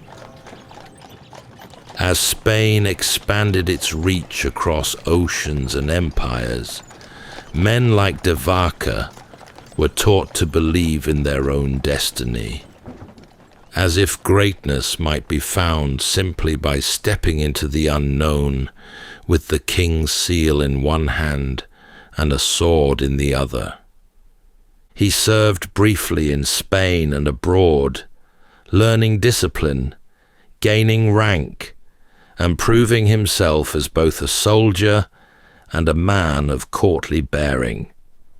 But behind the formal training and polished manners, a restless energy stirred.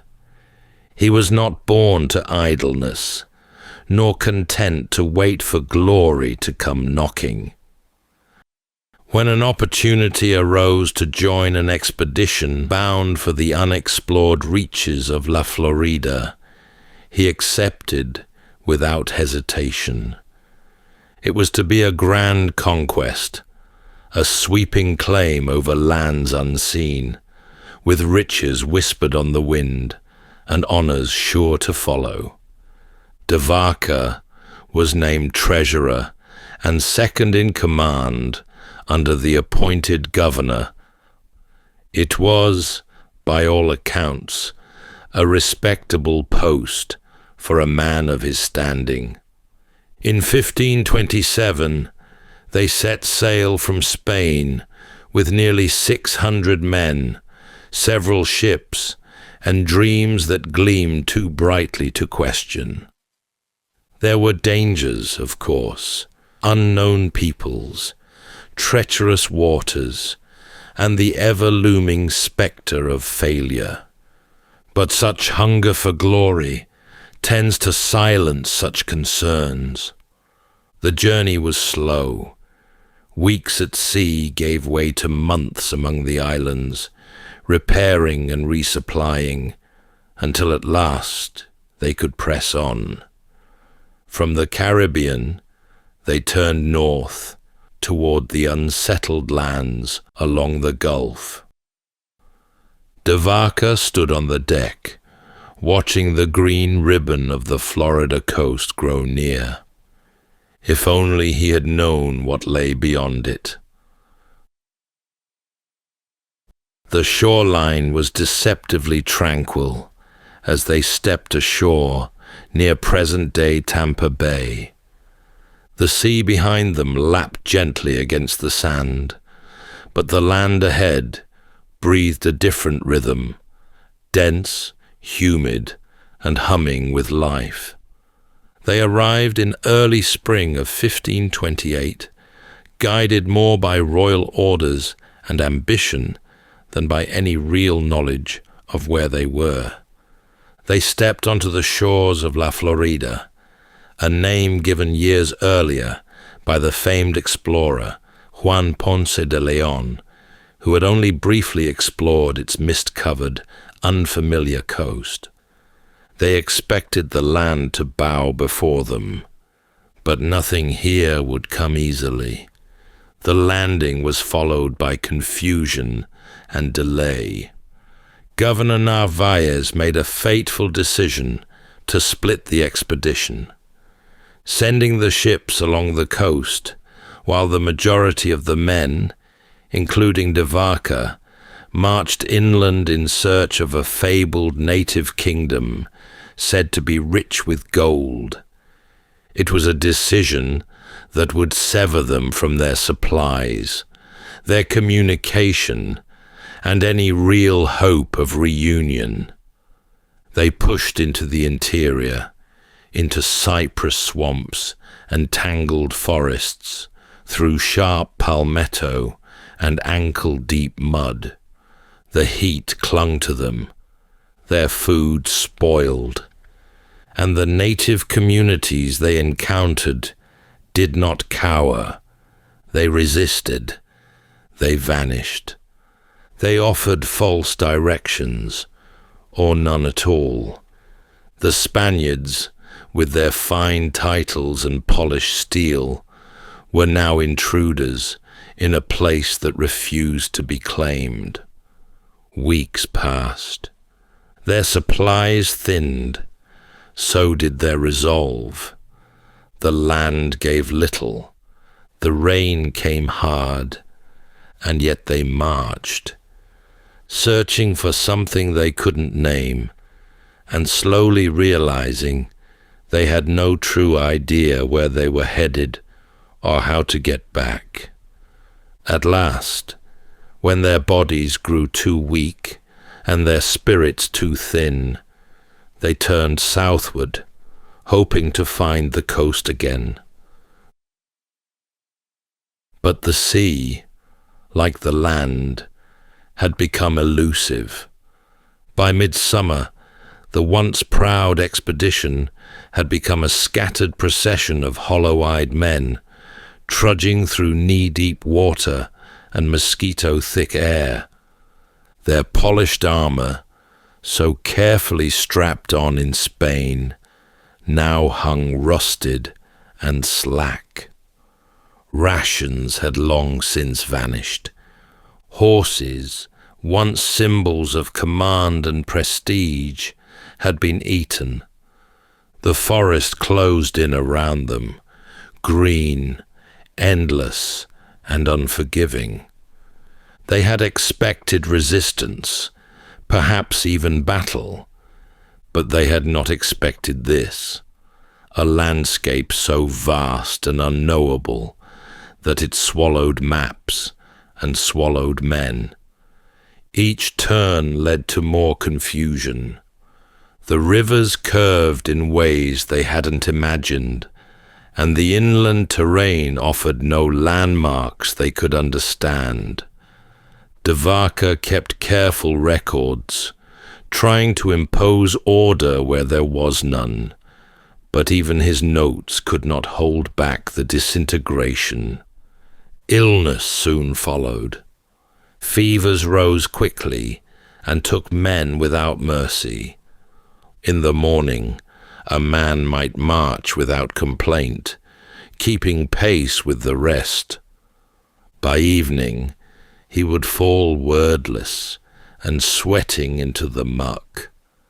Others simply walked away into the trees, silent and lost. Some drowned trying to cross swollen streams. De Vaca tried to hold them together.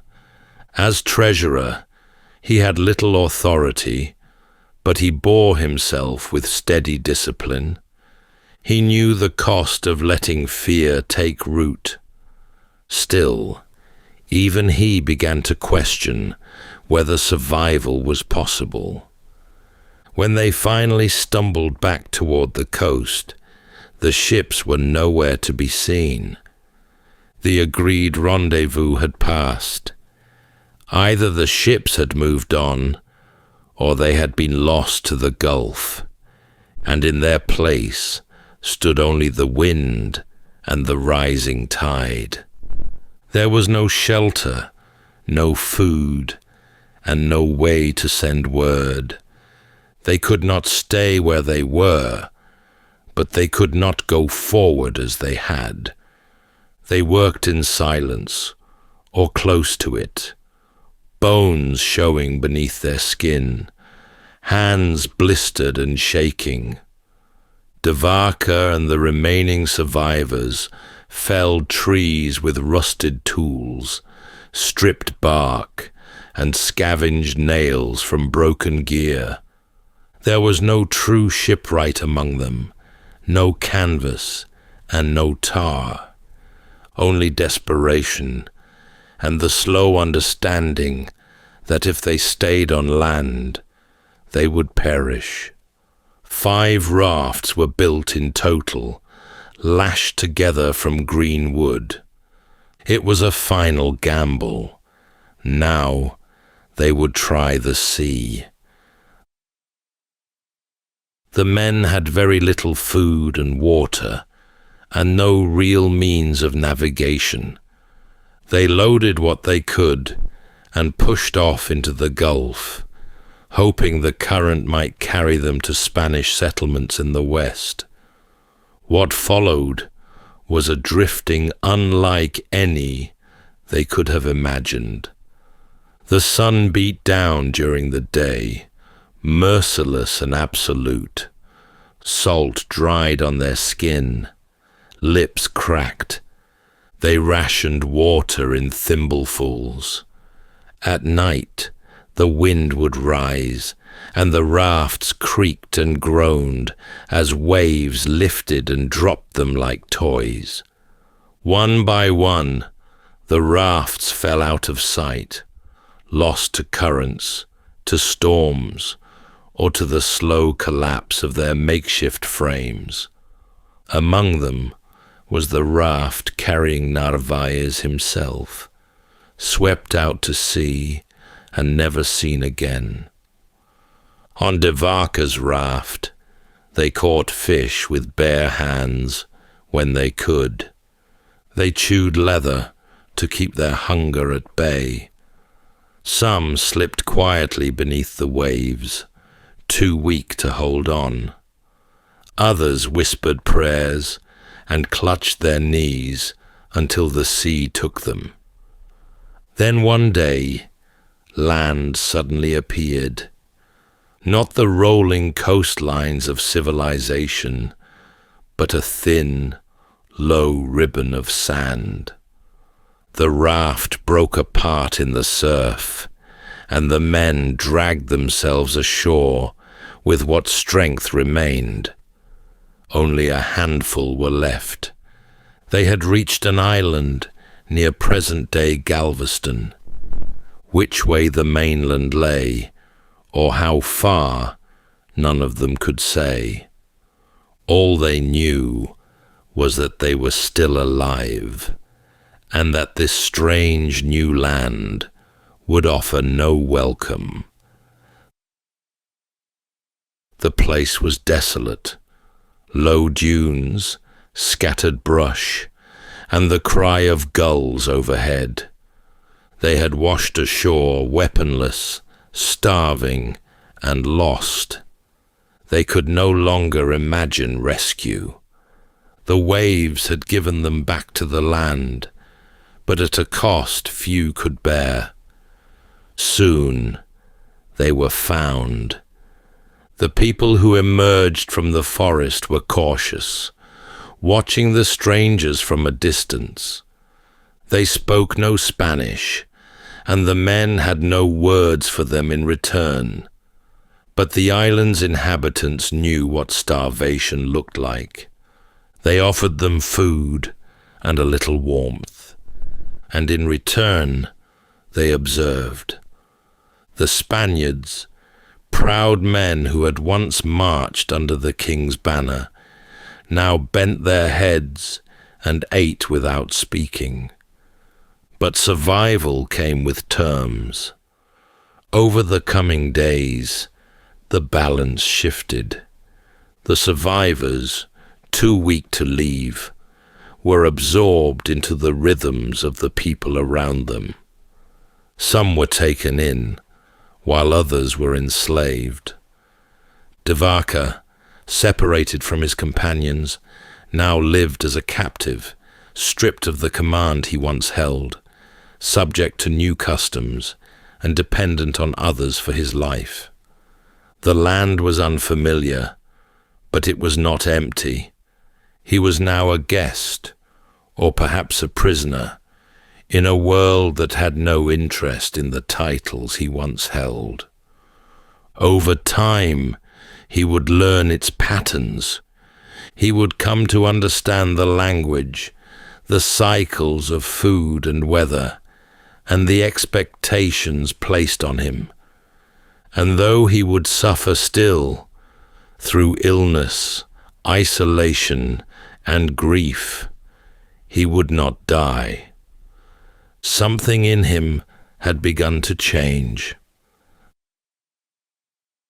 In time, he learned to carry what was needed, to gather what was useful, and to disappear when it was safer not to be seen. He moved between groups along the Texas coast. Sometimes he traded, sometimes he was allowed to stay, but always he was aware of how little control he truly held. He thought of escape, but there was nowhere to go. The interior was vast, and the coastline stretched endlessly in both directions. Vaca observed carefully. He learned to distinguish plants, to follow water, and to read the weather in the trees. And slowly, his presence shifted from burden to asset. He became a trader of goods between communities, trading shells, hides, pigment, and flint. He knew who had what, and what could be exchanged. He was allowed to move more freely, and in that movement, he found a kind of deep purpose. But more than that, he began to heal. Not just in body, but in the way he was seen. He learned of herbs and rituals, and when he treated the sick, however humbly, some recovered. News of these recoveries traveled between camps. In places, he was welcomed not as a prisoner, but as a healer. People came to him with ailments. He blew gently across wounds. He spoke soft blessings over the fevered. He did not know whether it worked, only that those who believed it did. And perhaps, in that belief, something sacred stirred. He moved with them, ate with them, slept under the same wide sky, and came to understand that survival was not something one did alone. It was a lesson he would carry for the rest of his life. Years had passed. He no longer dreamed of galleons or gold.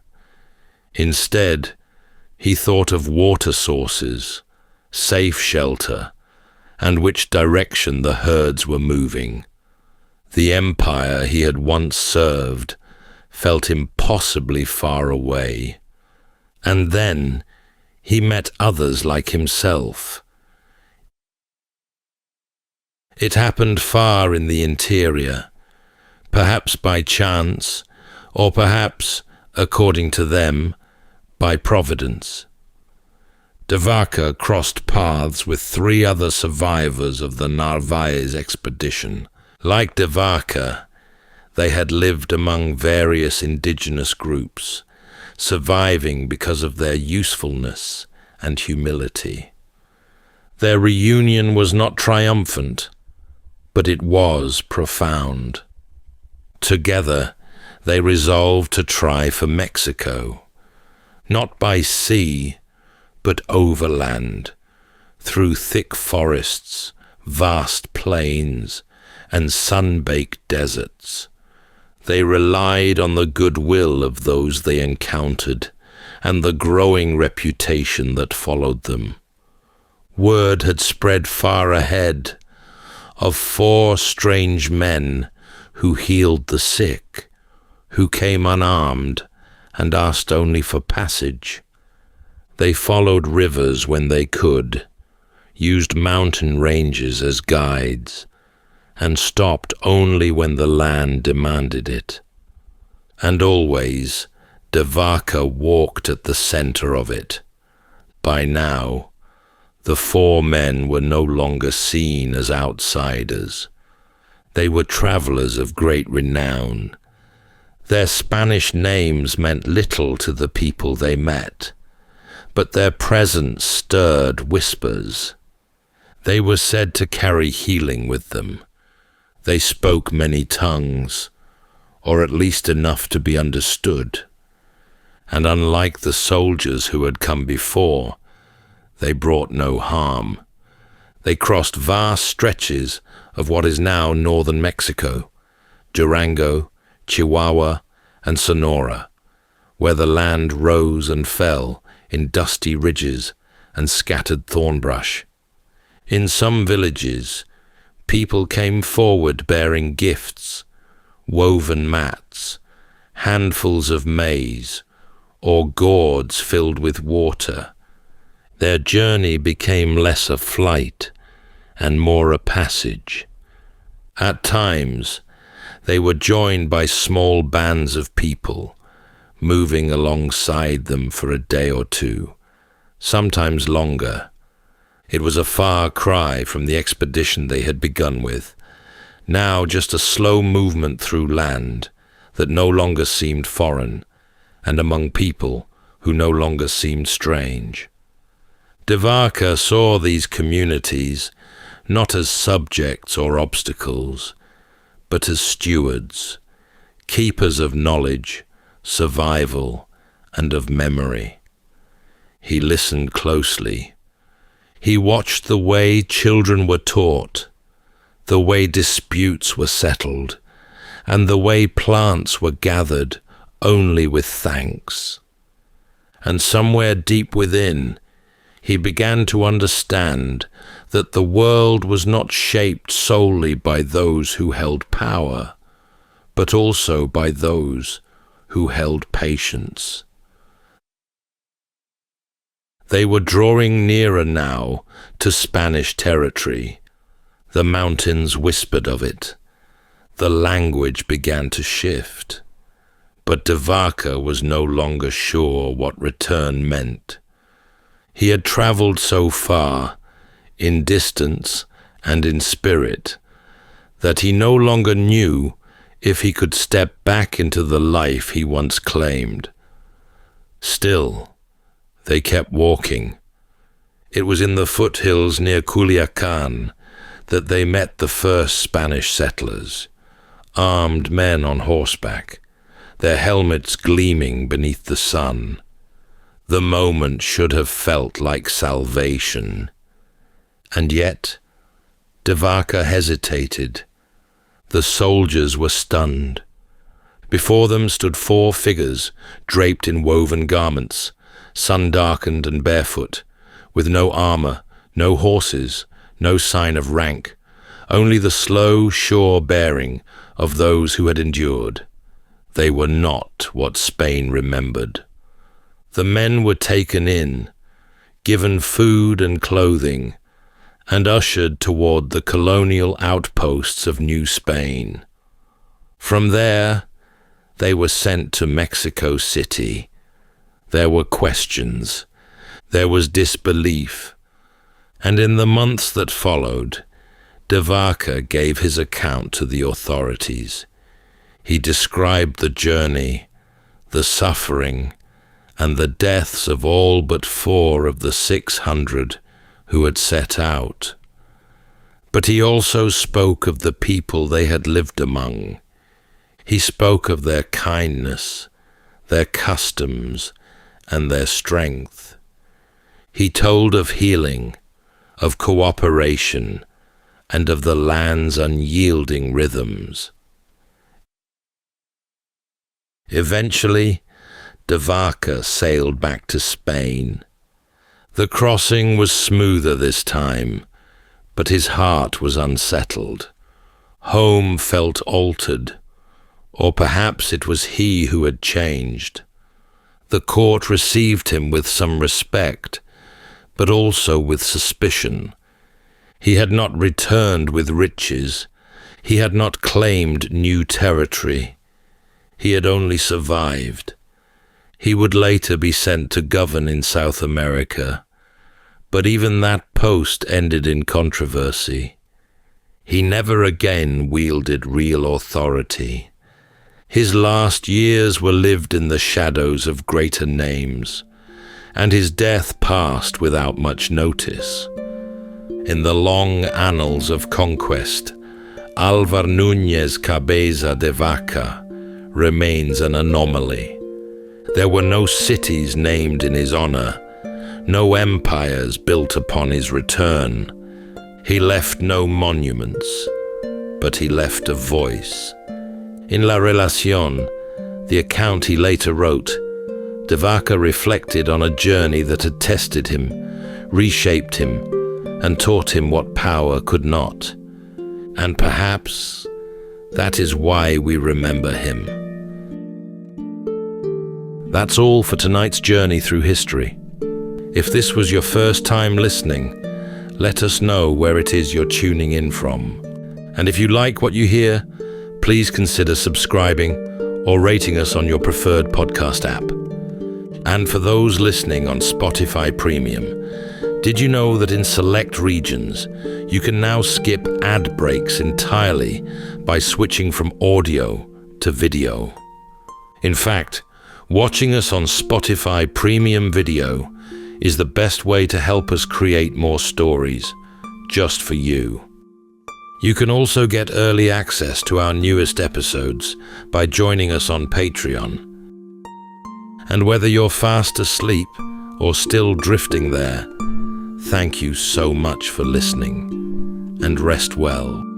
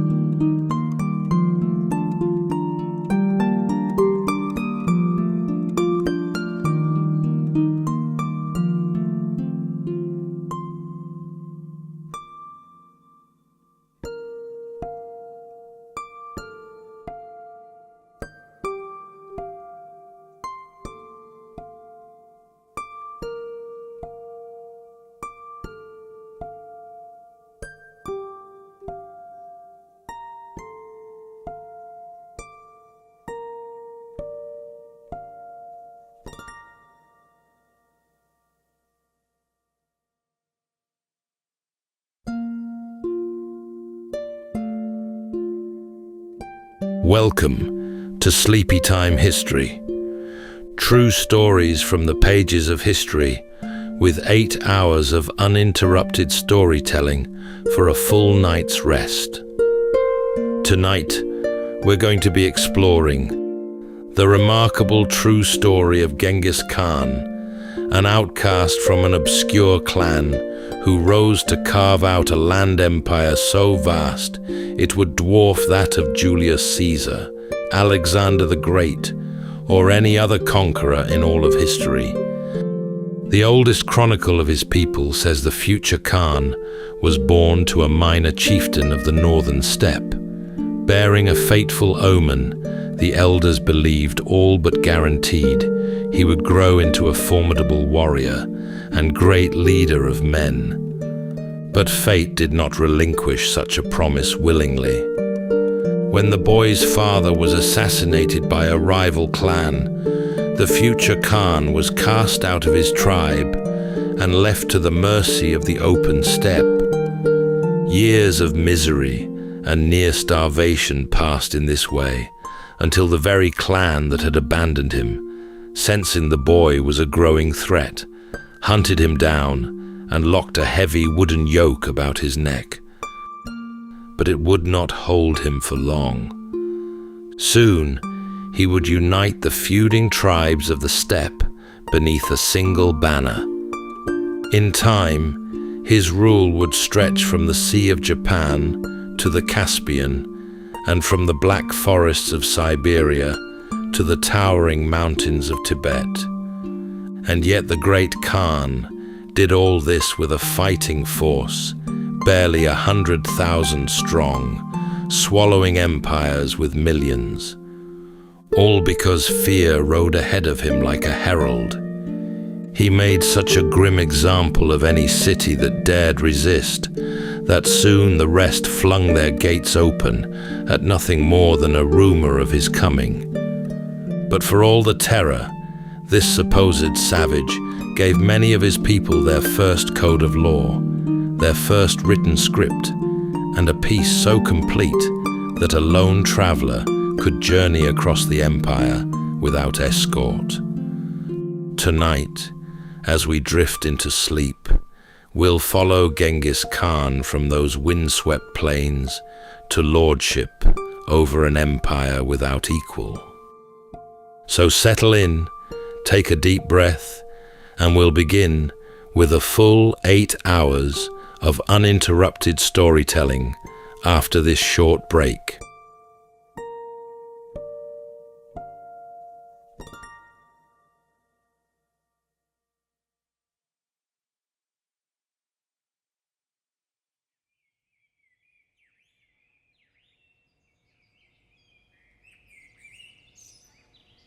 Long ago, on the cold grass of the northern steppe, a boy was born to a wandering clan sometime in the middle of the 12th century. In a year no one can now fix with certainty. There was no writing yet among his people, and the day was never set down, so the date slipped away into the grass, along with 1,000 other forgotten days.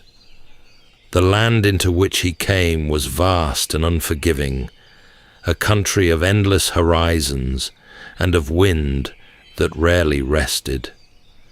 The people there lived in tents of felt and followed their herds across an ocean of grass, and they counted their wealth in horses and in loyal men.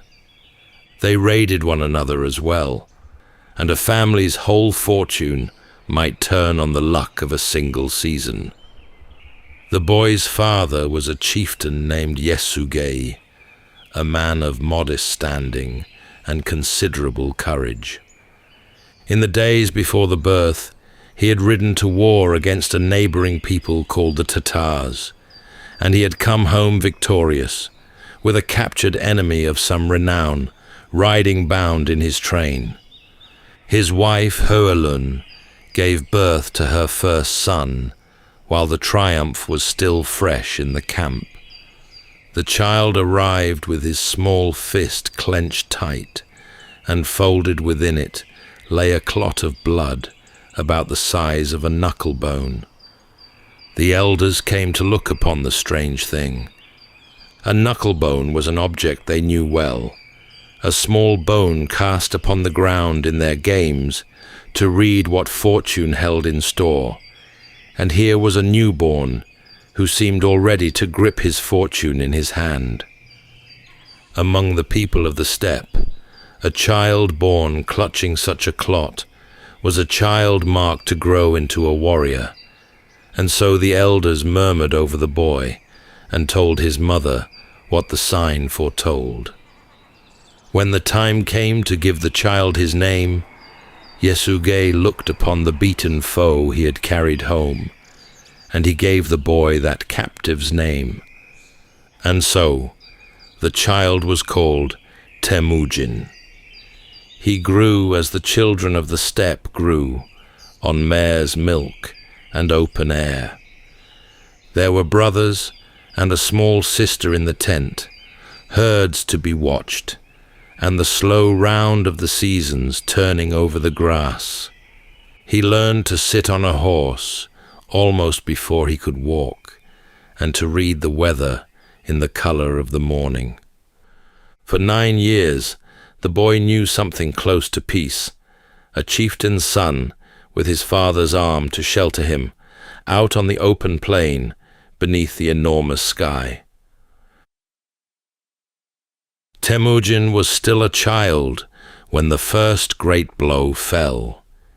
His father had taken him riding to his mother's people to seek a bride for the boy, as the custom was, and there a girl named Berta was promised to him. On the long journey home, Yasuge stopped to rest among a band of Tatars. They offered him food and drink, as travelers on the steppe did for one another, and he sat and ate with them. But these were Tatars, and they knew his face, and they had not forgotten the wars of years before. Something had been worked into what they gave him.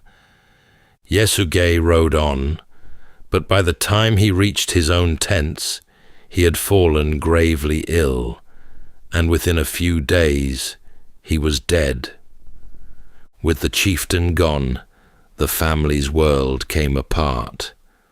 Yasuge had held his followers together by the strength of his own name, and now that binding was cut, the clan looked upon his widow and her small children and made a cold reckoning.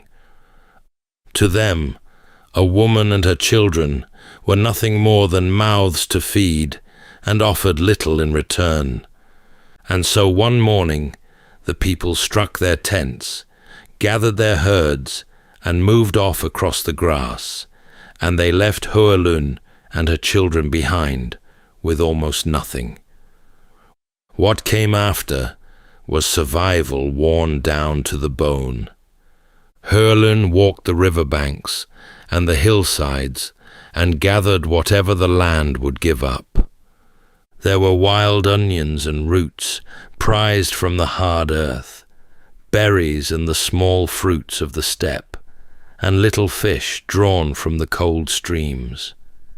She fed her children on what the river and the hillside gave, and she would not let them sink. Hunger sat at the edge of every day.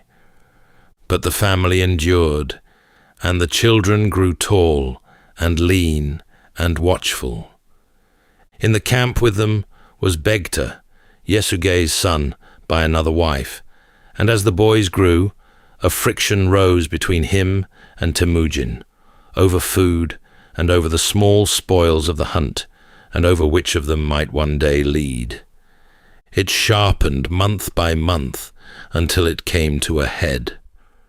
Out on the grass one day, Temujin and a younger brother named Kasar took up their bows, and together they turned upon Begta, taking his life.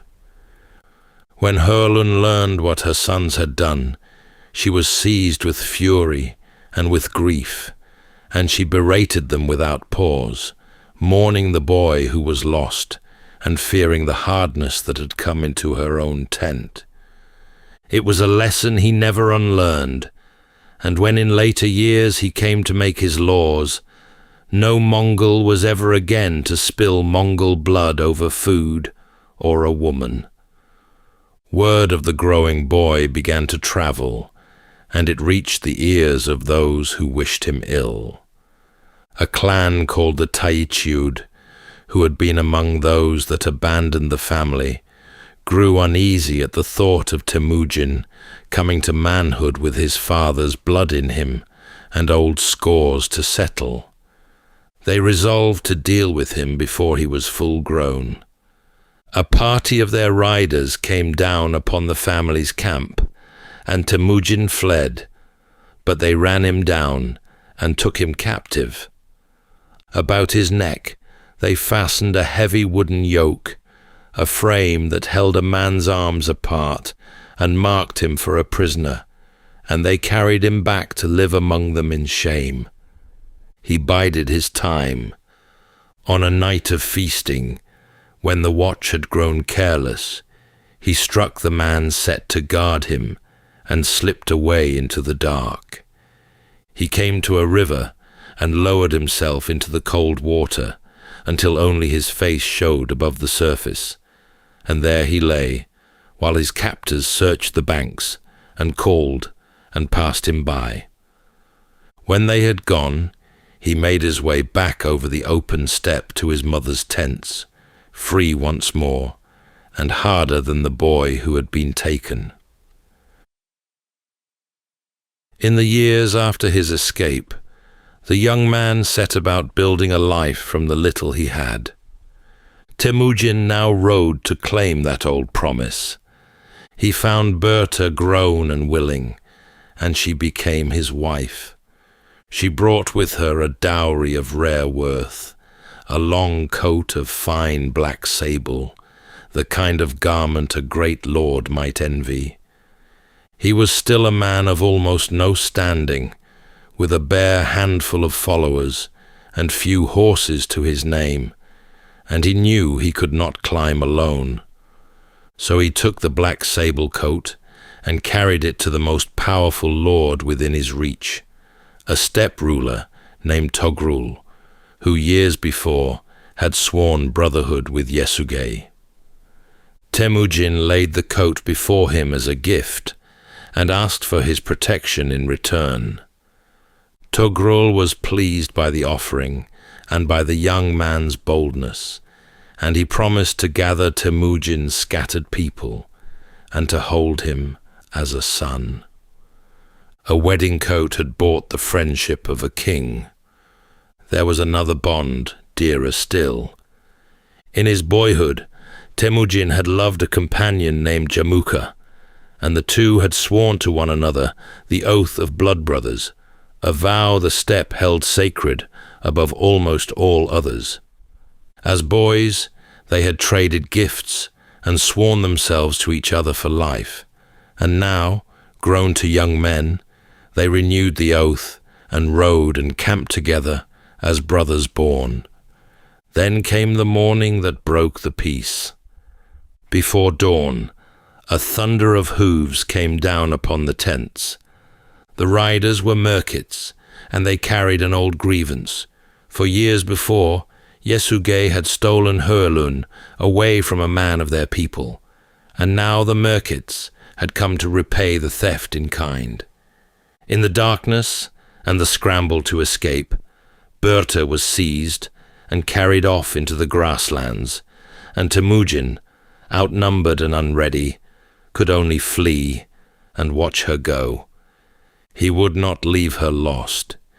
He went to Togrul, and he went to Jamuka, and he called upon both bonds at once, and both men answered him. Between them they raised a great host of warriors, far more than Temujin could ever have summoned alone. The gathering of it was slow, and Berta had been the better part of a year in merkit tents, before at last they rode hard against the merkits and fell upon their camp.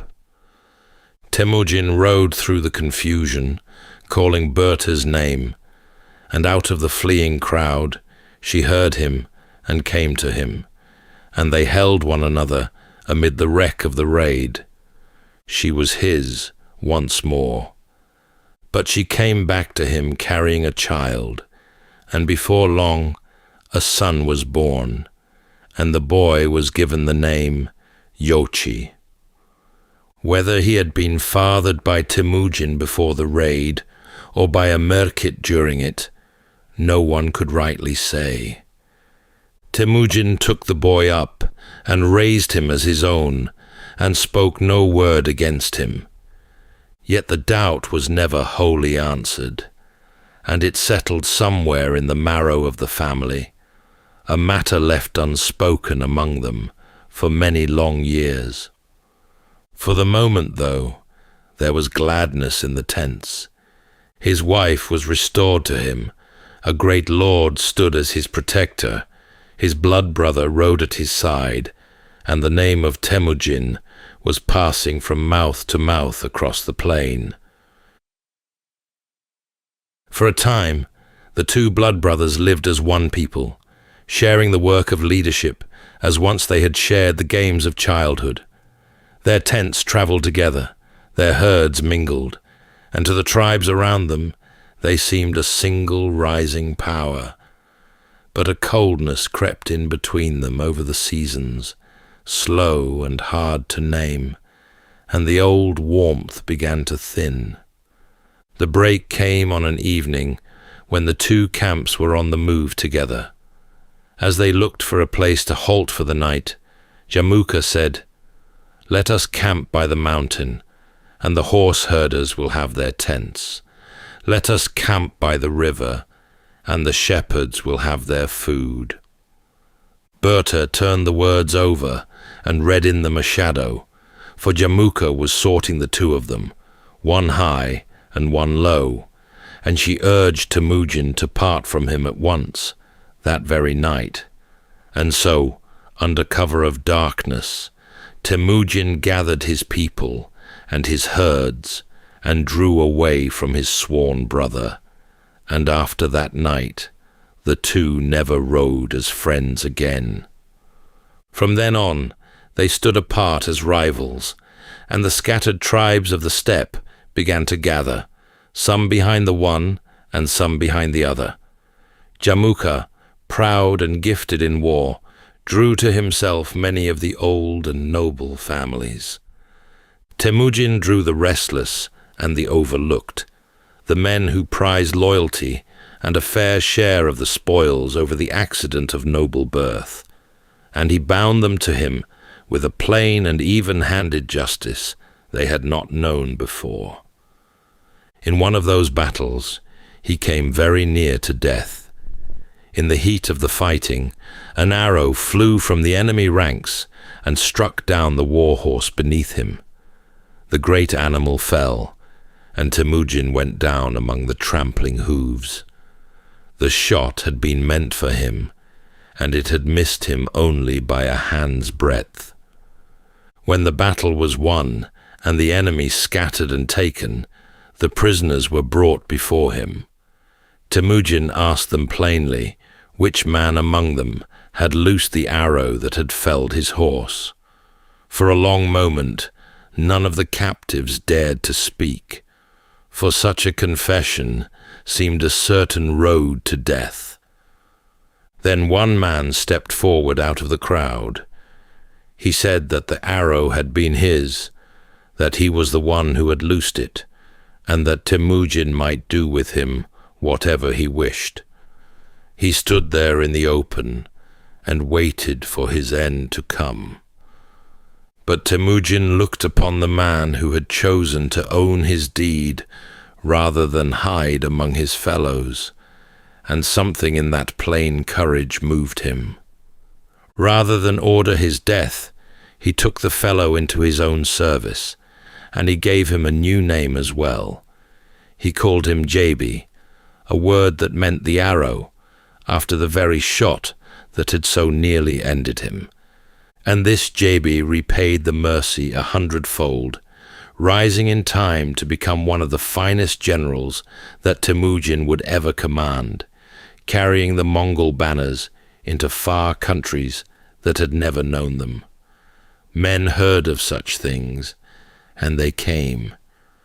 For years the balance swung between the two.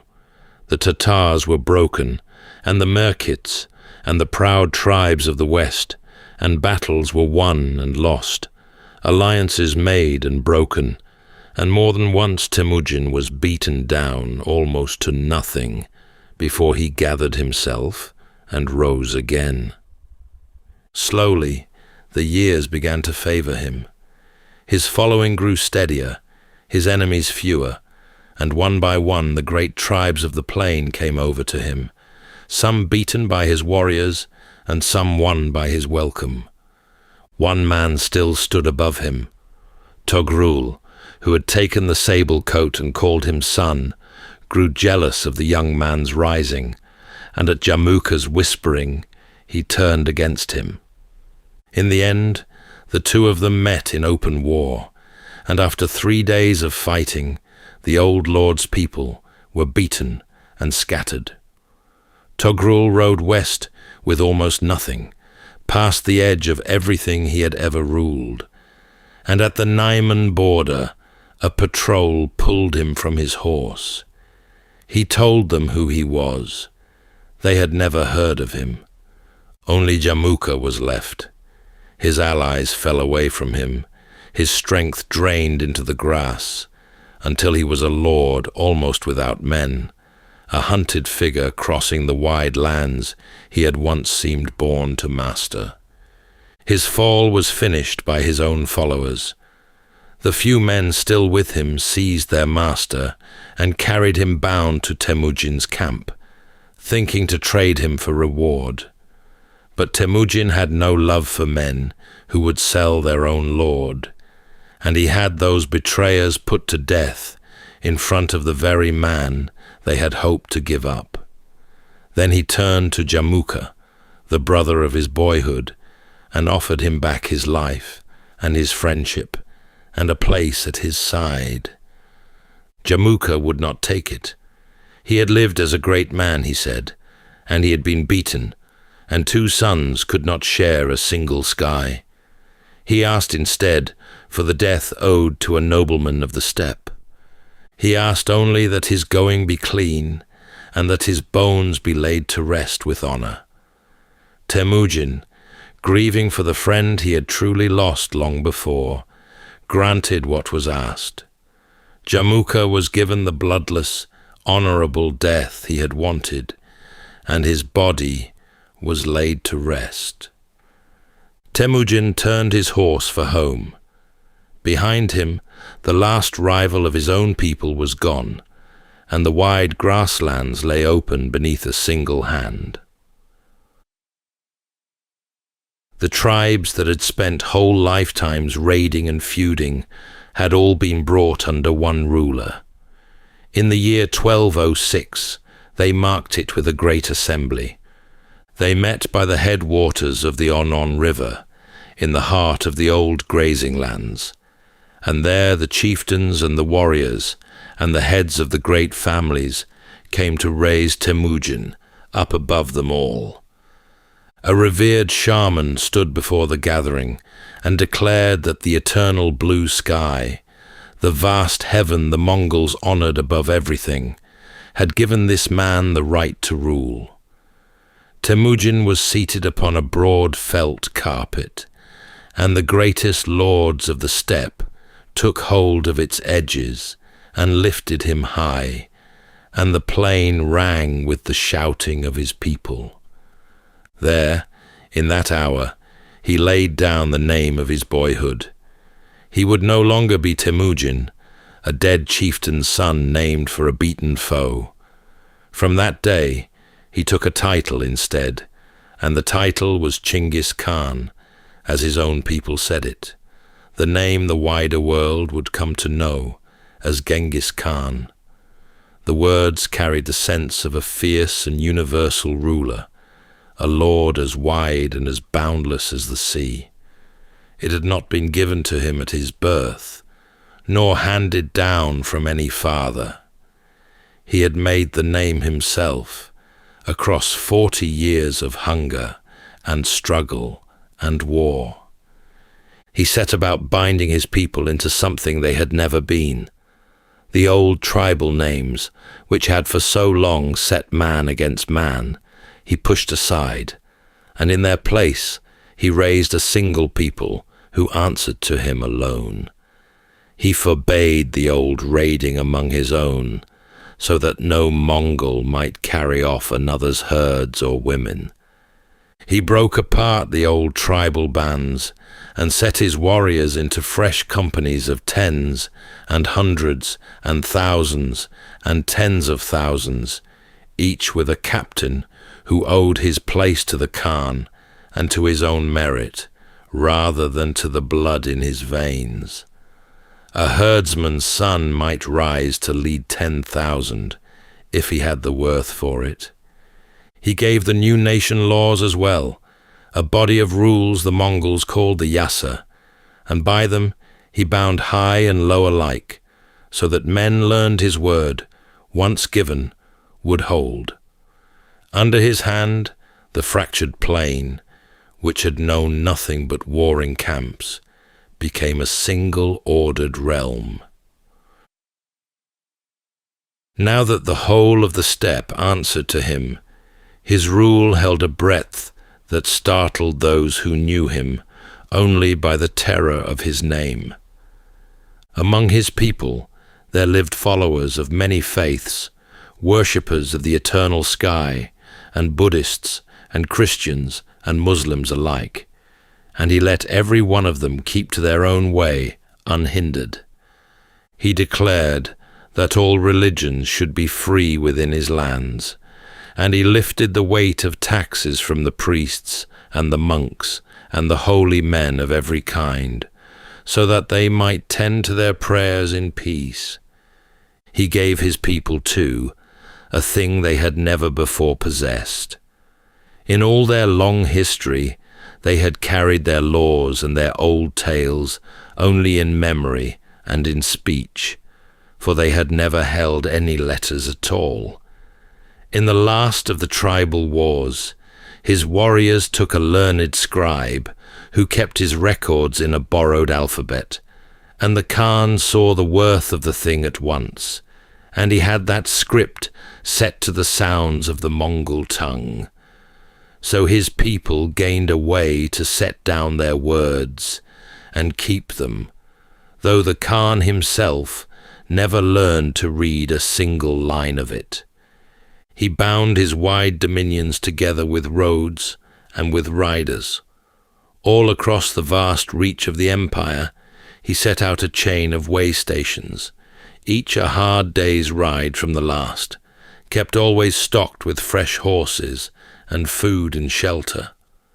A rider bearing the Khan's word might gallop from one station to the next, hand on his message, or climb upon a waiting mount, and press onward without rest, so that news could fly across thousands of miles in only a handful of days.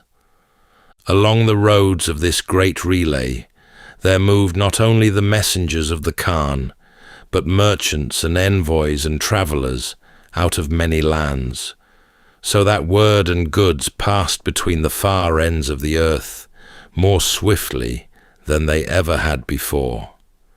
He laid the first lines of it himself, and his sons would carry it to the far edges of the world. First, he turned east. Beyond the desert lay the Tangut kingdom, and beyond that the great realm of the north, and his horsemen, who had never in their lives seen a walled city, learned to throw down walls. The Tangut king paid him tribute. The northern capital was taken and burned. The settled world now knew the Khan. For all the wars that he had waged, the Khan did not always reach first for the sword. Far to the west of his grasslands, there lay a great and wealthy realm, a land of famed cities and rich caravans, ruled over by a mighty Shah. The Khan looked toward it and saw the promise of trade rather than a foe to be fought, and he sent out to the Shah a vast caravan of merchants, some hundreds of men with their camels laden down with silver and silks and precious goods, bearing his wish for open and peaceful commerce between the two great realms. The caravan came in time to a frontier town called Otrar. There the governor of the place, a grasping, suspicious man, looked upon the great wealth that these strangers carried, and he declared them to be spies sent to prey upon his master's lands. On his word alone, the merchants were seized and killed, very nearly every one of them, and all of their cargo was taken.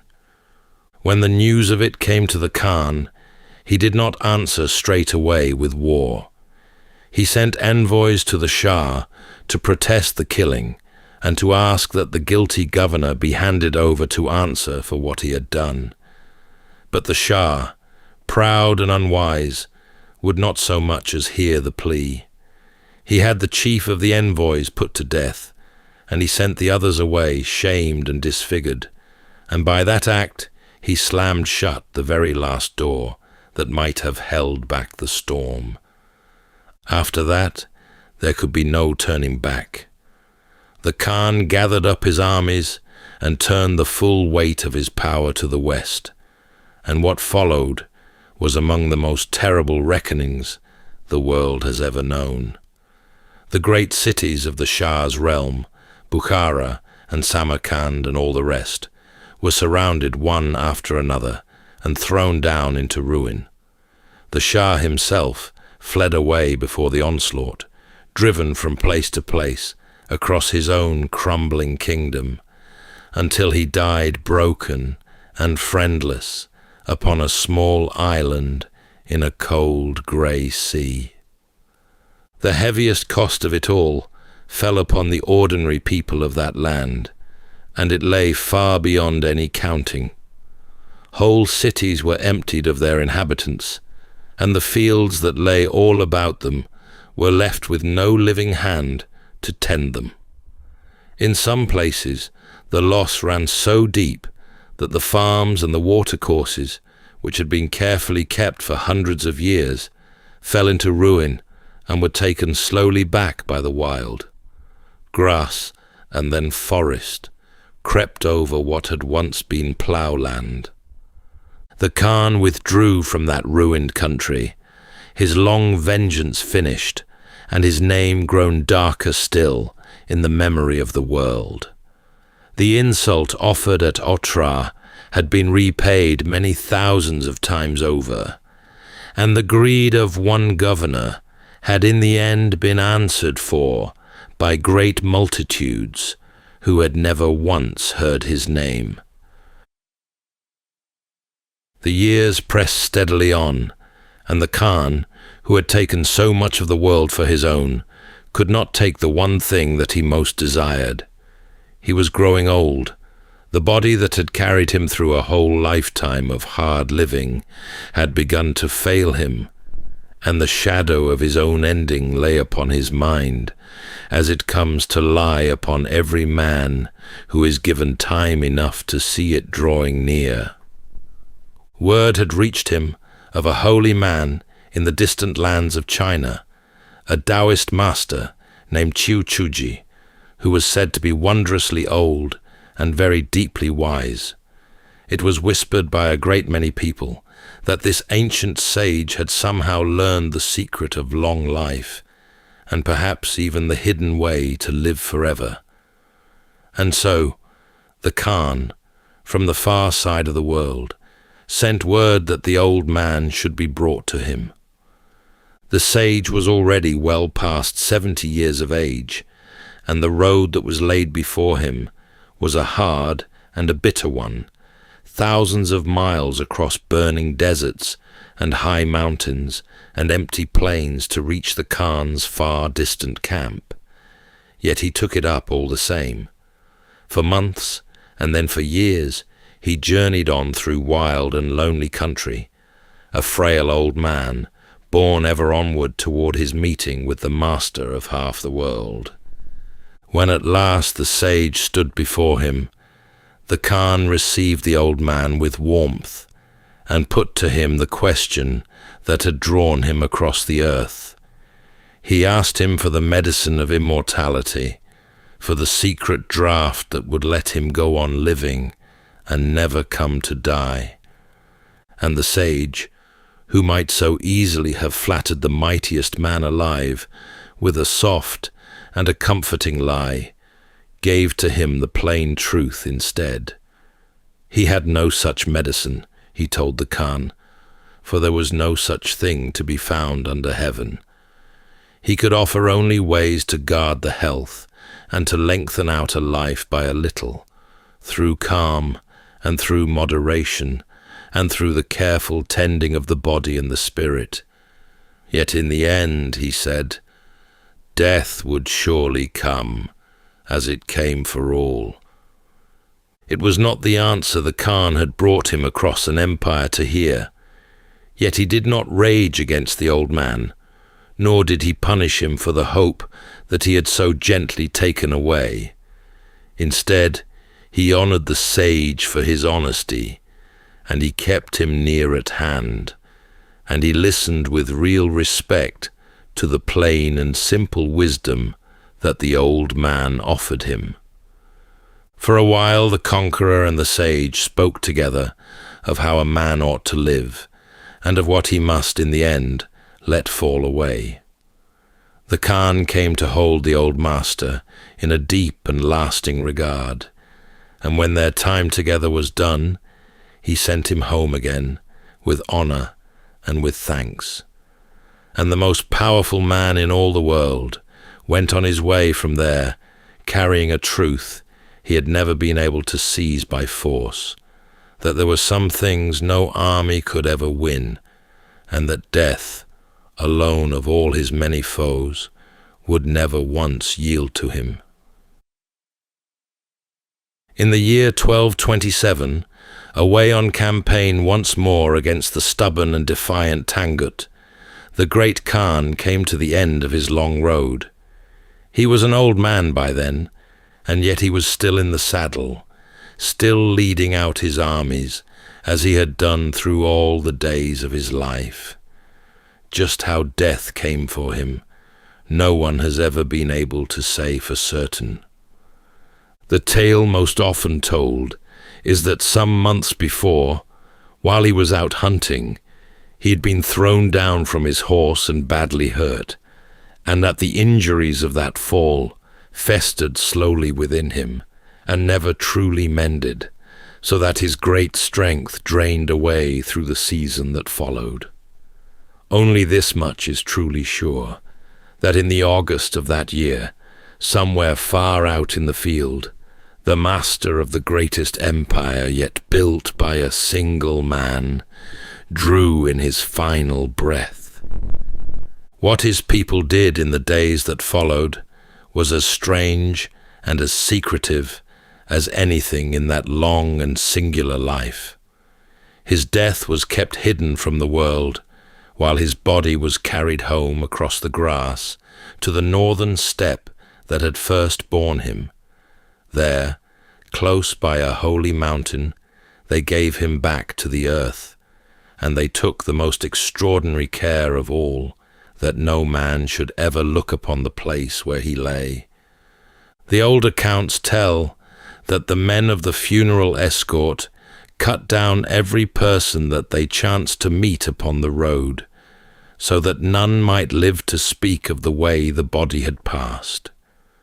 When the grave itself had been closed over, it is said that a great herd of horses was driven back and forth across the ground until the soil lay beaten flat and showed no sign at all of what now rested beneath it.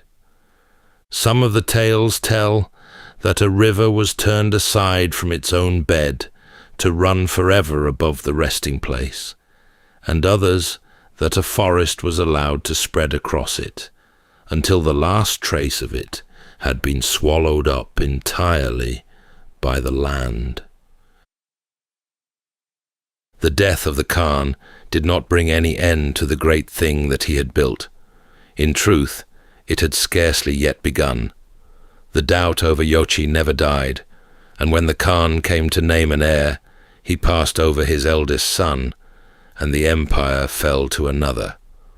But his sons and his grandsons took up the banners that he had left behind for them, and they bore them outward across the world in every direction, riding farther even than he himself had ever ridden. Under the hands of those who came after him, the empire swelled until it reached unbroken from the shores of the Pacific in the Far East to the very edge of Europe in the West, the largest continuous stretch of land that any single people had ever held. Great realms that had never once so much as heard his name were brought beneath the sway of his heirs, and for a long and settled season, a lone traveller might pass across the whole vast breadth of Asia in safety, beneath the ordered peace that his descendants kept. His mark upon the world ran deeper still than any map could ever hope to show. Long after the empire itself had crumbled away into memory and into legend, the traces of his own blood endured in the most remarkable fashion of all. A line of descent, carried today by perhaps 16 million men, may run back to him. So very far and so wide had his sons and their sons scattered themselves across the lands that he had won. Near enough, 1 man in every 200 alive on earth. And in the land of his own birth, once his name was free to be spoken again, he was never the villain that far-off peoples remembered. To the Mongols, he remains the father of the whole nation, the man who gathered up a scattering of warring tribes and made of them a single people and set them upon the wide stage of the world. His face is featured on both their money and their stamps, and far out upon the open steppe, about an hour from the capital, there stands a vast statue of him, seated high upon his horse, clad in gleaming steel and rising 40 meters into the open sky. 8 long centuries have gone by since that far-off day. Empires beyond number have risen up and crumbled, and the whole wide face of the world has been remade many times over. And still, in all of those long years, not one single soul has ever found the tomb of the Khan. Somewhere beneath the wide grass of Mongolia, close by the mountain that he held sacred, he lies just where his people laid him down, undisturbed and unmarked, exactly as it seems that he had wished to lie. Of everything that he seized and held and lost across the length of his life, the secret of his own resting place is the one thing he has managed to keep. That's all for tonight's journey through history. If this was your first time listening, let us know where it is you're tuning in from. And if you like what you hear, please consider subscribing or rating us on your preferred podcast app. And for those listening on Spotify Premium, did you know that in select regions, you can now skip ad breaks entirely by switching from audio to video? In fact, watching us on Spotify Premium Video is the best way to help us create more stories, just for you. You can also get early access to our newest episodes by joining us on Patreon. And whether you're fast asleep or still drifting there, thank you so much for listening, and rest well.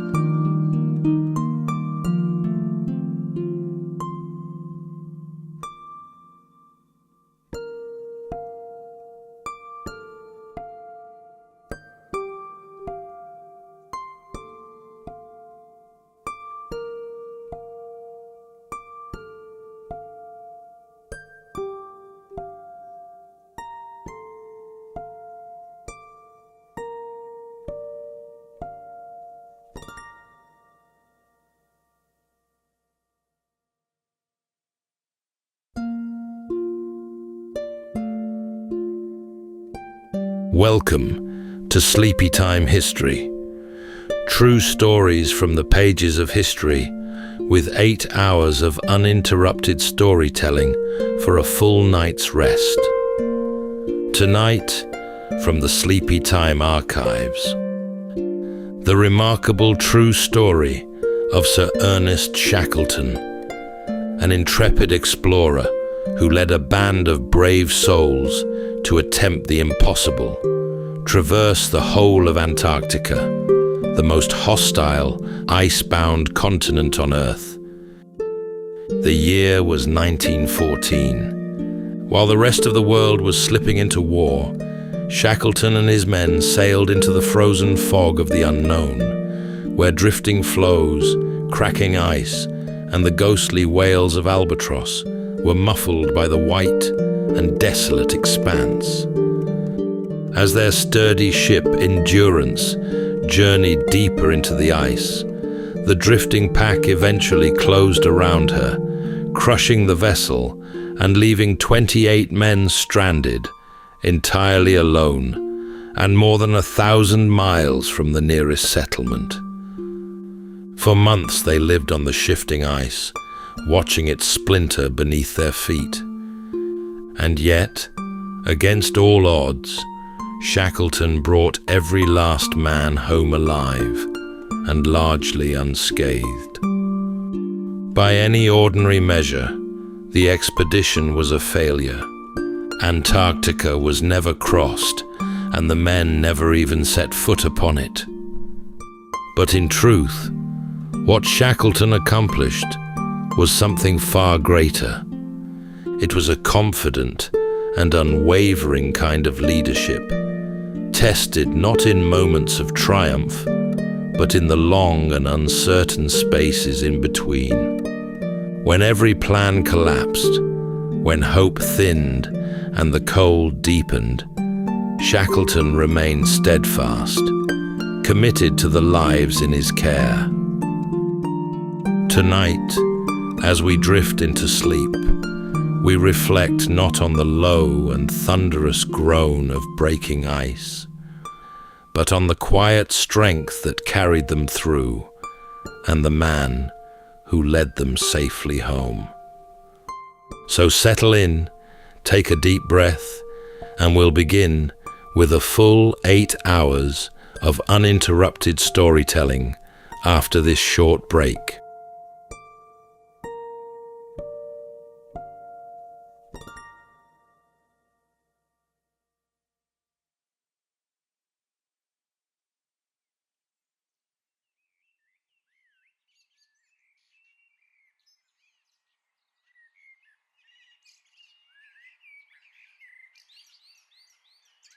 As Europe held its breath in the last quiet weeks before the Great War, an expedition unlike any other was preparing to set out for the ends of the earth.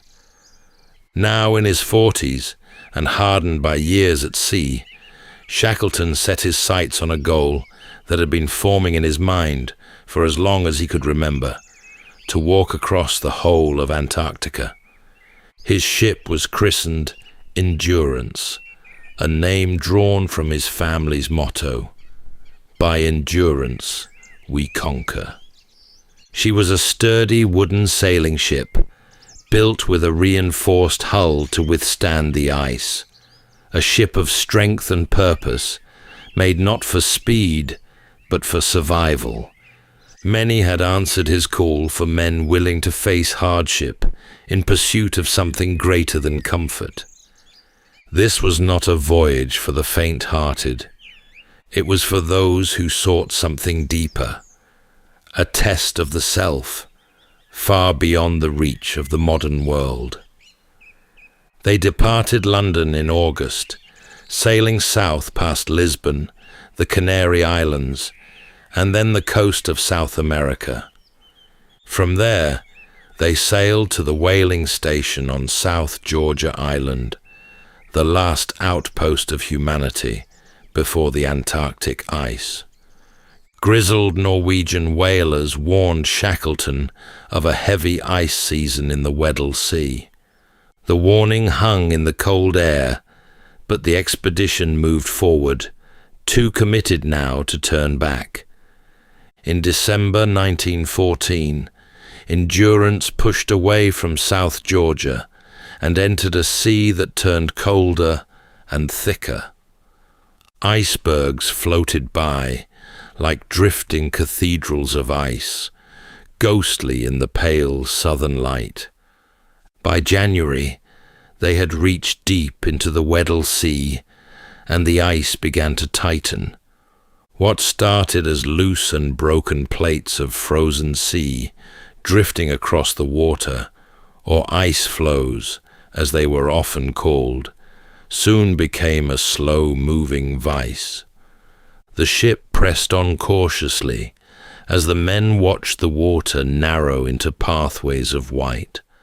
And then, on the 18th of January, Endurance was finally caught. The floes closed in gently, almost politely. There was no great crack or crash, just a firm stillness, as if the sea had simply decided to hold them. They were now passengers on a frozen ocean. But Shackleton did not panic. He adjusted methodically and began shifting the mission in his mind from triumph to survival. Endurance sat nestled within the tightening arms of the Weddell Sea.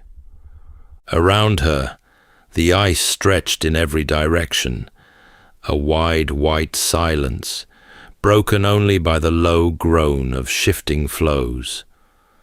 At first there was hope that the ship might break free. The men watched the ice with cautious optimism, believing the southern summer might still open a path to shore. But the days slipped by, and the pressure built. Endurance was no longer sailing. She was drifting, a captive in a frozen current that paid no heed to plans or poles. Yet life aboard the ship carried on, and Shackleton made sure of it. He understood that survival was not just a matter of rations or shelter. It was morale, routine, and purpose. Each man had his duties, the dogs were exercised, and every meal was prepared with care. On Sunday evenings, the phonograph played gentle tunes, and the men gathered for readings, games, or conversation. Frank Hurley, the expedition's photographer, wandered the ice with camera in hand, capturing the strange beauty of their imprisonment. His images would one day become the visual memory of this frozen world. Sails rimmed with frost, men silhouetted against the white horizon, Endurance standing like a relic of another age. Shackleton, always composed, rarely spoke of fear. He moved among the men with quiet intent, observing their moods, sharing small jokes, and stepping in when tempers flared. By March, the Antarctic night had at last arrived. Temperatures dropped, darkness lengthened, and the ice no longer softened. Endurance creaked and moaned under the strain, her timbers bending against the slow crush of ice. Still she held, and still Shackleton waited. He understood something vital. Control was no longer possible, but composure was. And in that composure, he preserved not just order, but hope. By the time winter cloaked the Weddell Sea in early April, Endurance was no longer a ship, but a frozen shelter locked in the ice, utterly motionless, sealed in a white plain as far as the eye could see. Snow drifted silently around her, and the wind did not howl, but whispered, low and cold, across the vast stillness. Shackleton stood often at the helm, though there was nowhere to steer. He watched the patterns of pressure on the ice and listened to the deep groans and muted cracks rising from beneath the surface. On board the ship, routines held, though rations were beginning to tighten. The world changed slowly, and not in their favor. The pressure ridges rose higher. The ice was no longer content to sit still. Endurance began to list, her hull groaning under the strain of months locked in the ice. Shackleton inspected the damage each day. He knew the ship was strong, but the ice was older, patient, and absolute. By September, spring brought not release, but violence. The floes began to shift with a new energy, breaking, grinding, reforming. The ship shook under the strain, her beams splintering, her sides bowing slowly inward under the weight of the ice. The men were ordered to prepare to abandon ship. Sledges loaded, supplies repacked, tents readied. Still, the order came with no panic. Then, in late October, with a deep moan and a shudder, endurance was finally breached. Water poured in through the hull. Shackleton gave the order with a level voice. "She's going, boys. We've done all we can." They set up camp on the ice. The ship, their shelter, their warmth, their link to the world, was left behind. She leaned further day by day, until on the 21st of November, she slipped beneath the ice. The men gathered in silence, watching the spot where she had vanished.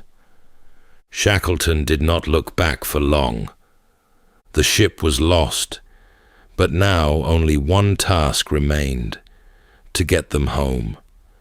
They were 28 men on a drifting floe, with sled dogs, 3 lifeboats, dwindling supplies, and no certainty of when, or even if, they would ever touch land again. In the weeks before she sank, Shackleton had ordered everything useful stripped away: tinned food, lumber, tools, and the ship's Bible, from which he tore a few pages and left the rest behind. Among them was the passage, "Cast thy burden upon the Lord, and he shall sustain thee." The ice became their new home. They called it Ocean Camp.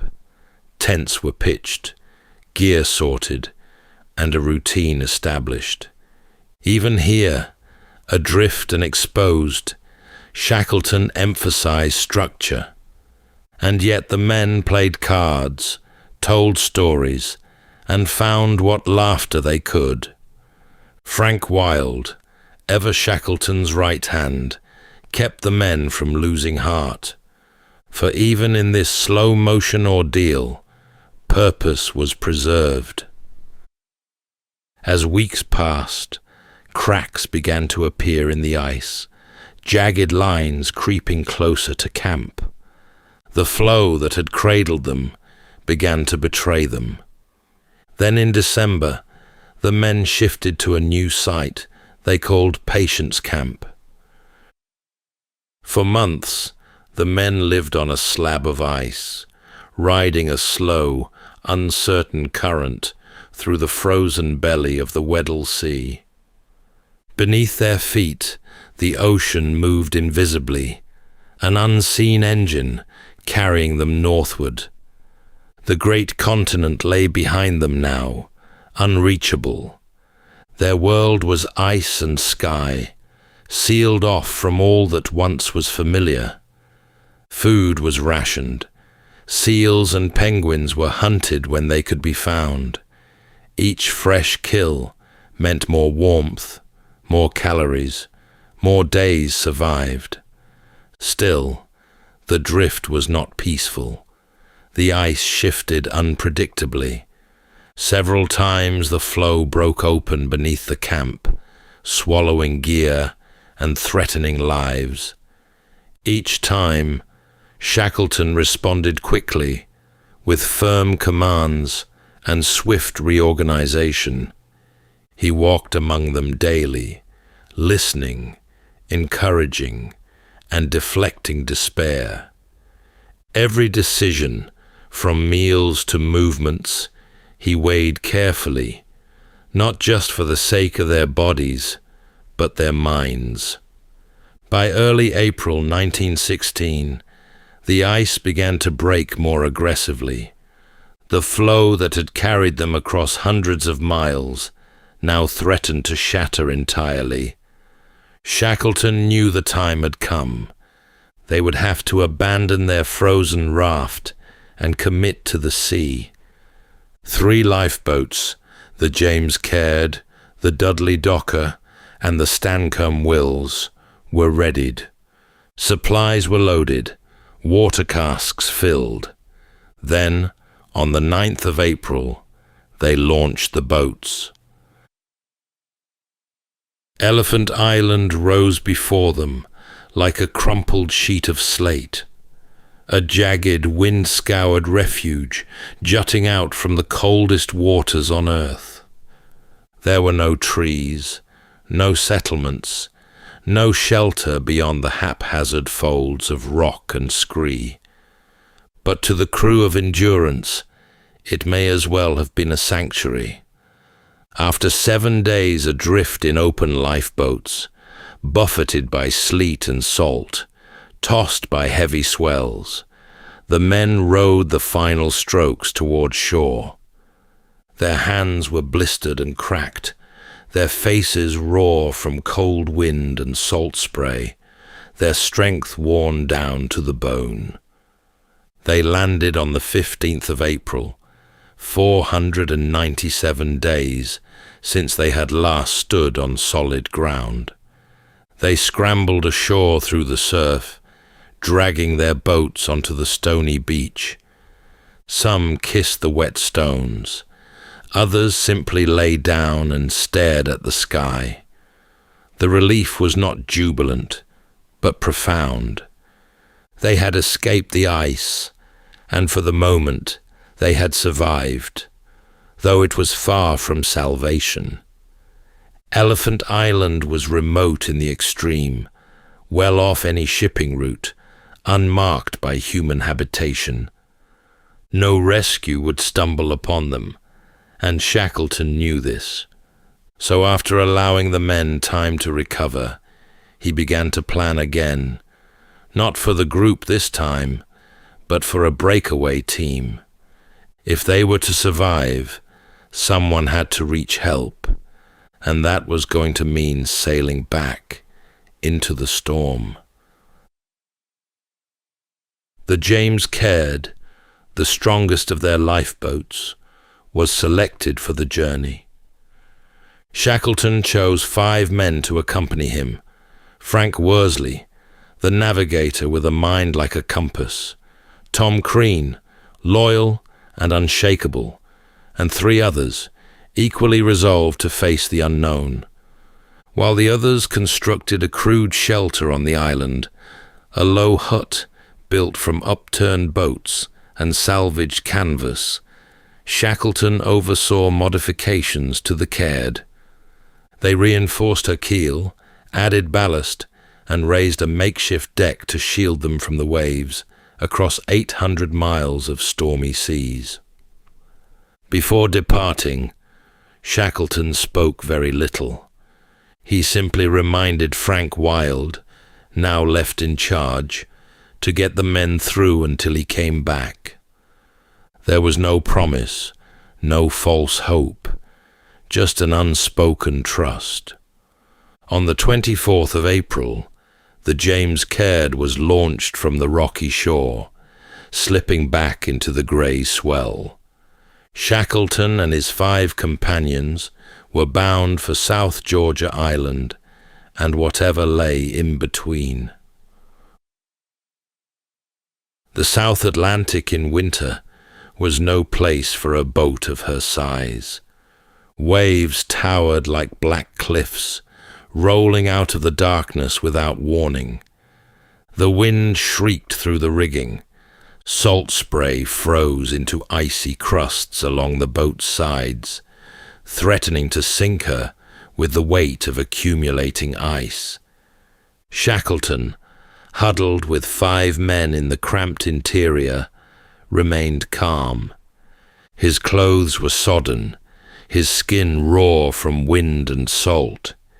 He rotated watches, kept spirits up with small murmurs of encouragement, and made sure the men drank and ate when they could, even when appetite was long gone. Frank Worsley, his eyes red from cold, guided their course by the stars when they were visible, and by dead reckoning when they were not. On most days, they saw only grey clouds and sea and wind, all folding into one another.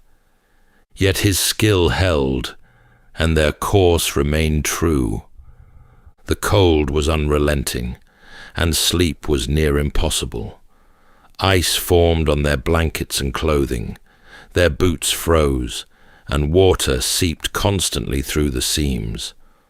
More than once, the Caird was nearly capsized by a rogue wave.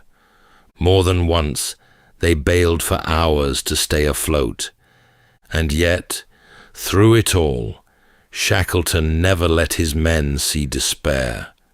He cracked dry jokes and found a word of reassurance, but kept quiet when words were too heavy.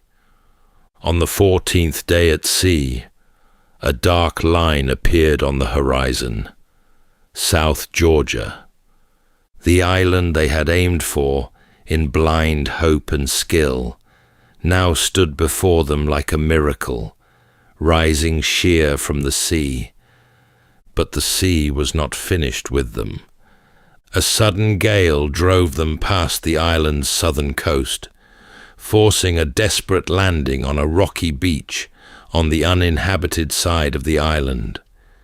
They were within reach, yet still impossibly far from the whaling stations that dotted the northern shore. The boat was wrecked, the men barely able to stand. Shackleton looked inland, not toward the sea, but toward the mountains that separated them from rescue. The journey was not yet done, and so, after resting briefly, he prepared for the crossing ahead. South Georgia was a place of wild beauty and brutal terrain, a narrow mountainous island sculpted by glaciers into ridgelines, ravines, and deep fjords. Shackleton stood on its southern coast, looking up at the snowbound peaks that separated him from the whaling station at Stromness. It was only 30 miles away, but the path had never been crossed, not even by the whalers who lived there. There were no maps, no trails, only cold, jagged stone and windswept ice. Shackleton selected 2 companions to go with him, Tom Crean and Frank Worsley, the 2 men he trusted most. The others, too weak to continue, would remain behind with the boat. Shackleton left them a promise. He would return. They set out before dawn on the 19th of May, with only a length of rope, a carpenter's adze, and a few biscuits tucked into their pockets. Their boots, held together with twine and nails, slipped on the ice. The cold gnawed through every seam. Wind roared across the ridges. At times, they had to retrace their steps, realizing a glacier led to a sheer drop or a dead end. They marched through 36 straight hours without sleep. Then at one point, they slid down a slope, uncertain what lay at the bottom, a gamble made not from recklessness, but because they had no other choice. Down they went into the darkness, but somehow the gamble held, and they reached the bottom unscathed. And then, through the fog, a faint sound drifted across the valley, a steam whistle. They stopped and listened, hearts pounding beneath layers of frozen wool. The Stromness whaling station was near. Down the final slope they stumbled, ragged and frostbitten. The men who met them at the station could scarcely believe what they saw. 3 figures, caked in ice and soot, emerging from the mountains like ghosts. It had been 17 months since anyone had seen Shackleton. He asked no questions. He made no speech. He simply asked for a boat, because though they had made it to safety, 22 men were still waiting on Elephant Island. The return to Stromness marked the beginning of another kind of journey, one not through mountains or ice, but through the weight of responsibility. Safe at last on South Georgia, Shackleton wasted no time. His thoughts were already with the men he had left behind, now nearly a month alone, with no way to call for help.